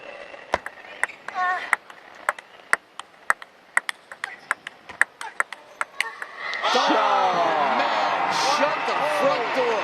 That right there, the inside-out forehand. Tanisha after this exchange. Some fastballs coming in. Dia gets caught in the crossover on one. Ready? That. And then Tanisha turns and burns. The fantastic backhand setup before that. She had a full backhand action and then a step around. I think that was a fantastic connection from the backhand to the forehand. Dia comes up with a new serve there. Oh. Wow. So the butterfly timeout. Tanisha up by 4. Remember, she wins this game. Her team wins the tie. She wins the match and has a chance for a 3-0 victory. A clean sweep and a bagel over a shining star for India. And the fans in the crowd showing who they're behind. You're part of Kolkata. We're here for you. Are we playing in Kolkata right now? I thought we were in Goa. It feels like we are in Kolkata. Jeez. With all the noise around here. Kolkata is like the China of India. Oh, fantastic shot there. Yeah, he caught the edge, but then I think the direction where she wanted to play was in that side. Works well with the spin. Oh, look clean here. Just, man, yeah, beautiful shot. Yeah. It's not an edge, it's just on the line. It's a fantastic shot. Great placement there.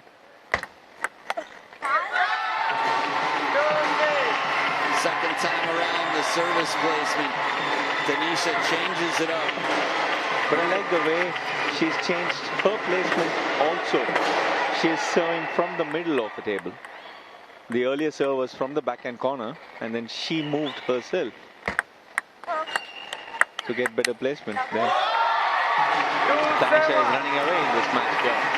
Fantastic on the top spin with the forehand. I think in this match, Tanisha has a very sharp forehand compared to Dia. Generally, Dia has a very good forehand attack there, but then Tanisha is able to counter-attack and attack with the forehand extremely well. Look at that one more time. The forehand from the topspin, and the forehands are working so well for Tanisha here. We talked about it before the match. We're not much for predictions, but we'll do our best to simply outline the facts as they are. And by pretty much every standard, Dia Chitale, whose mom is clearly concerned at the moment, is the favorite.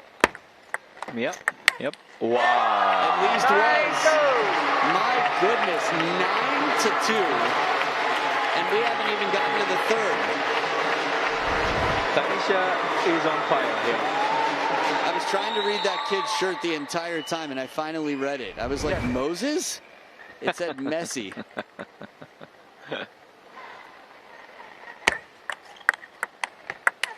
Wow. Tanisha Alicia, that forehand. Baby's dancing right now. Everybody's smiling in the Kolkata camp. this is not only game point, not only match point. This year is tie point. Tanisha on receive. She takes it on receive. The upset of the day so far, and it's not even finished. Kolkata takes the tie and has a chance to win it 9-6, depending on what happens in the final game. It is not over yet. It could be the difference of who qualifies for the semifinals at the end of the season or not.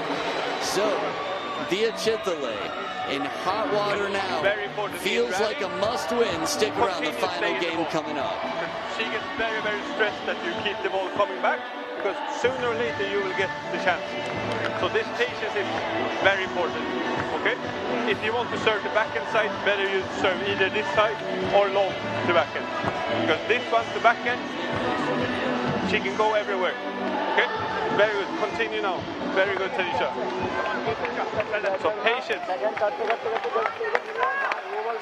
Stay in the ball. Stay in the ball.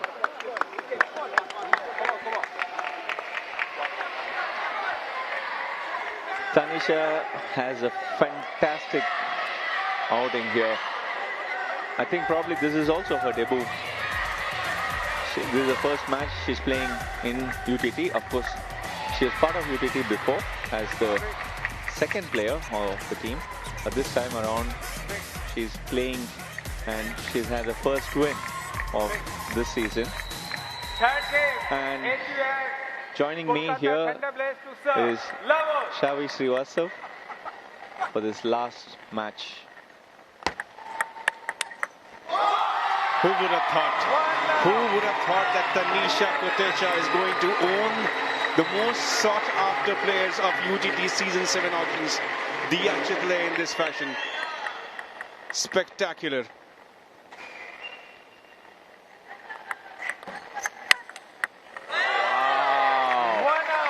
Fantastic. Tanisha Kotecha goes all in, gives him a full blast winner, and Dia is just cool there, standing there, deflecting it into the other corner.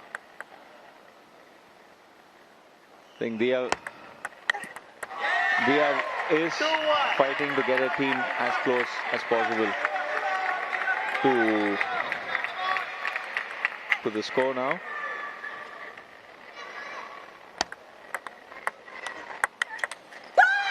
I must say it was a brilliant call in the pre-show by you when you said that it is going to be a really close tie with Kolkata inching 8-7 or 9-6. You were precise with the scoreline as well. But tell me honestly, did you think that this particular match will go up this way? No. I thought the earlier match, the first match would go Kolkata's way with Ankur starting it up. But then Snehit was very, very good. Clinically, he was very good. He put that pressure on Ankur. And Ankur, of course, he didn't commit himself fully the first two sets. And then the third set, when he went in for those attacks after his serve, I think that changed that match there. I think this tie has been really good. All matches pretty close. It was, dilly-dallying, like a seesaw. Sometimes one team had the lead, then the other team had the lead. Omar did well from 4-6 behind to make it 6-all, and now Tanisha winning those two sets and making it, getting the lead back to them into 8-6. Earlier point by Dia Chitale as she goes to butterfly timeout with the lead. She wants to salvage 1 point. 8-7 on the scorecard is not that bad a result. She should not be that gutted with her performance. Sure, she was the most expensive Indian player in the auction. PBG Pune Jaguars went behind her. He has a family in the presence. But what a day it is for Tanisha Kotecha. And thoughts on the management of Kolkata ThunderBlades for selecting this order of play. They picked Tanisha ahead of Ahika because of the past results between Ahika and Dia. Exactly. Because normally playing against Ahika, Dia is quite consistent against her. She's beaten her in international matches, domestic matches. Of course, there have been times when Ahika has also beaten her, but in the current recent form, they have been pretty good. So that was a good change that Calcutta had come up with, and Kolkata ThunderBlades had come up with, and that's paid off. The risk has paid off.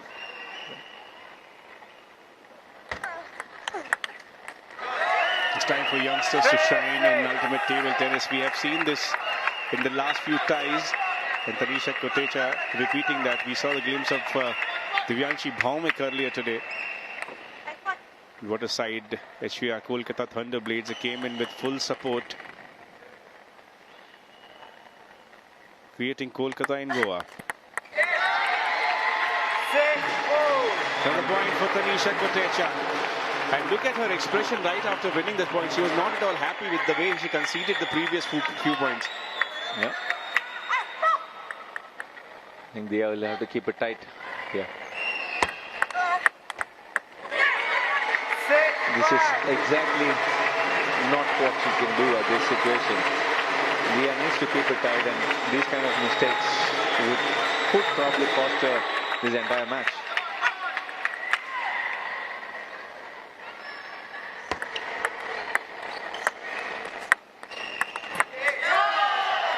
Another point for Dia Chitle. She might have lost this match, but not a lot is lost for Dia Chitle. If I remember correctly, in season number 6, Dia Chitle started with a loss in match number 1, but what a comeback she made.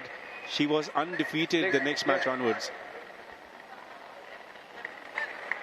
And she's always playing the last rubber of the tie. And I think she likes that pressure. She likes getting in on that last game when the teams are tied up and the scores are even. For me as a player, I prefer to finish everything earlier. I couldn't wait too long for those matches there. The fans of table tennis are dying to see a glimpse of Sharath Kamal in ultimate table tennis. The question, is that a possibility? A slightest possibility anytime in future. Probably join the reserve team out there and wait for somebody to pick me up. Tanisha Kotecha with an excellent display of table tennis today. Would you call a result like this an upset, Sharath? Not really, but then still, I think playing a first match on UTT here, I think it's a fantastic way to finish that rally. Dia Chitle pushed Tanisha away from the table, played her in all the corners.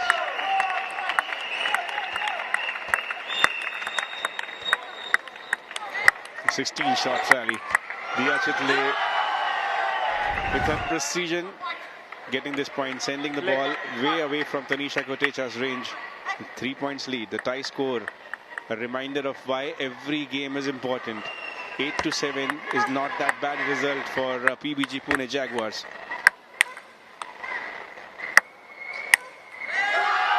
That's a nice save from Dia Chitle. She just kept getting the ball back, especially after the net cord touch. See there.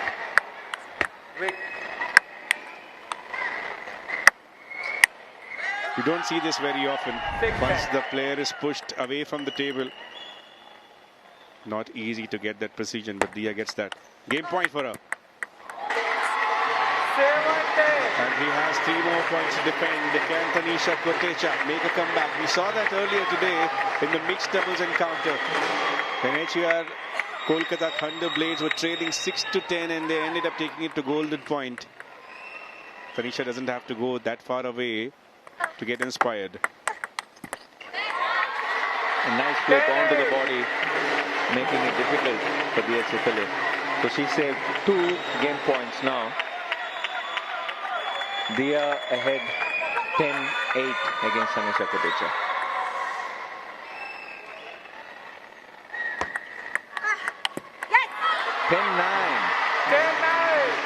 Yep, she's in it. She's not going to get this away. Still scrambling, still fighting. She wants to see 3-0 on the scorecards. 3 back-to-back points. 1 more is going to make it the golden point. Can she do it? Wow. 11-9. Game to PBG. Well set up by Tanisha, but then good answers, good reflexes by Dia Chitle there. So the match goes in favor of Tanisha Kotecha 2-1. And the tie score is 8-7. 8 to Kolkata ThunderBlades. and 7 to PBG Pune Jaguars. We saw a reason, a specimen of why we should look at all the Indian youngsters in ultimate table tennis. Tanisha Kotecha impressing once again against the favorite in the ultimate table tennis, Diya Chitle. It is never going to be easy for a player who is playing their very first match. And what a performance. 31 total points won by Tanisha, just 20 for Chitle. 15 points won on the serve, 14 on the forehand, 8 on the backhand. Dominant in every category. Tanisha Kotecha, that's the kind of performance that she put up. When she came near the table, no one had expected this kind of a result. Diya Chitle, clinical in her ways, precise, powerful. She started with that exact same fashion, but Tanisha Kotecha proved that she can be a clutch player. She does not get deterred by pressure situations, played some excellent shots, beautiful placements, and Diya Chitle was pushed towards the back foot. It was game number 2 where she just completely owned Diya Chitle. It seemed like for every question that Tanisha is sending towards Diya, Diya has absolutely no answers. But Diya Chitle somehow dug deep and found form in game number 3.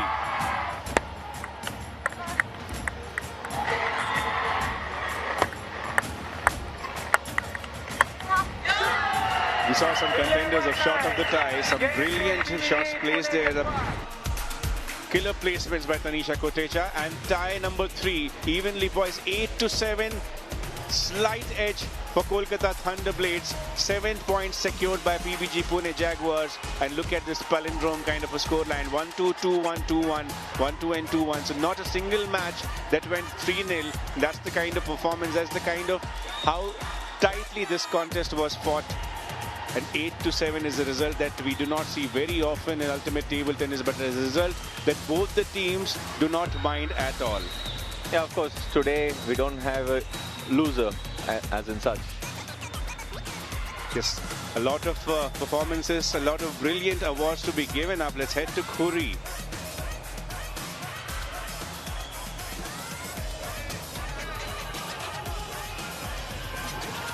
Well, the closest a tie can ever get. 15 points up for grabs.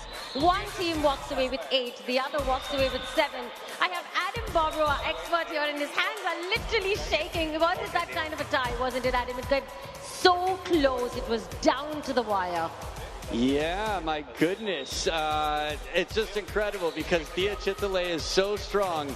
And Tanisha, I mean, what a performance in the end. To know that you can do that against somebody as strong as Diya Chitle, Tanisha was stunning. And in the final points, this was crazy exciting. Yes, because when it came down to the very last match, both the teams were tied at 6 points each. The last 3 points up for grabs, and Tanisha was going up against the most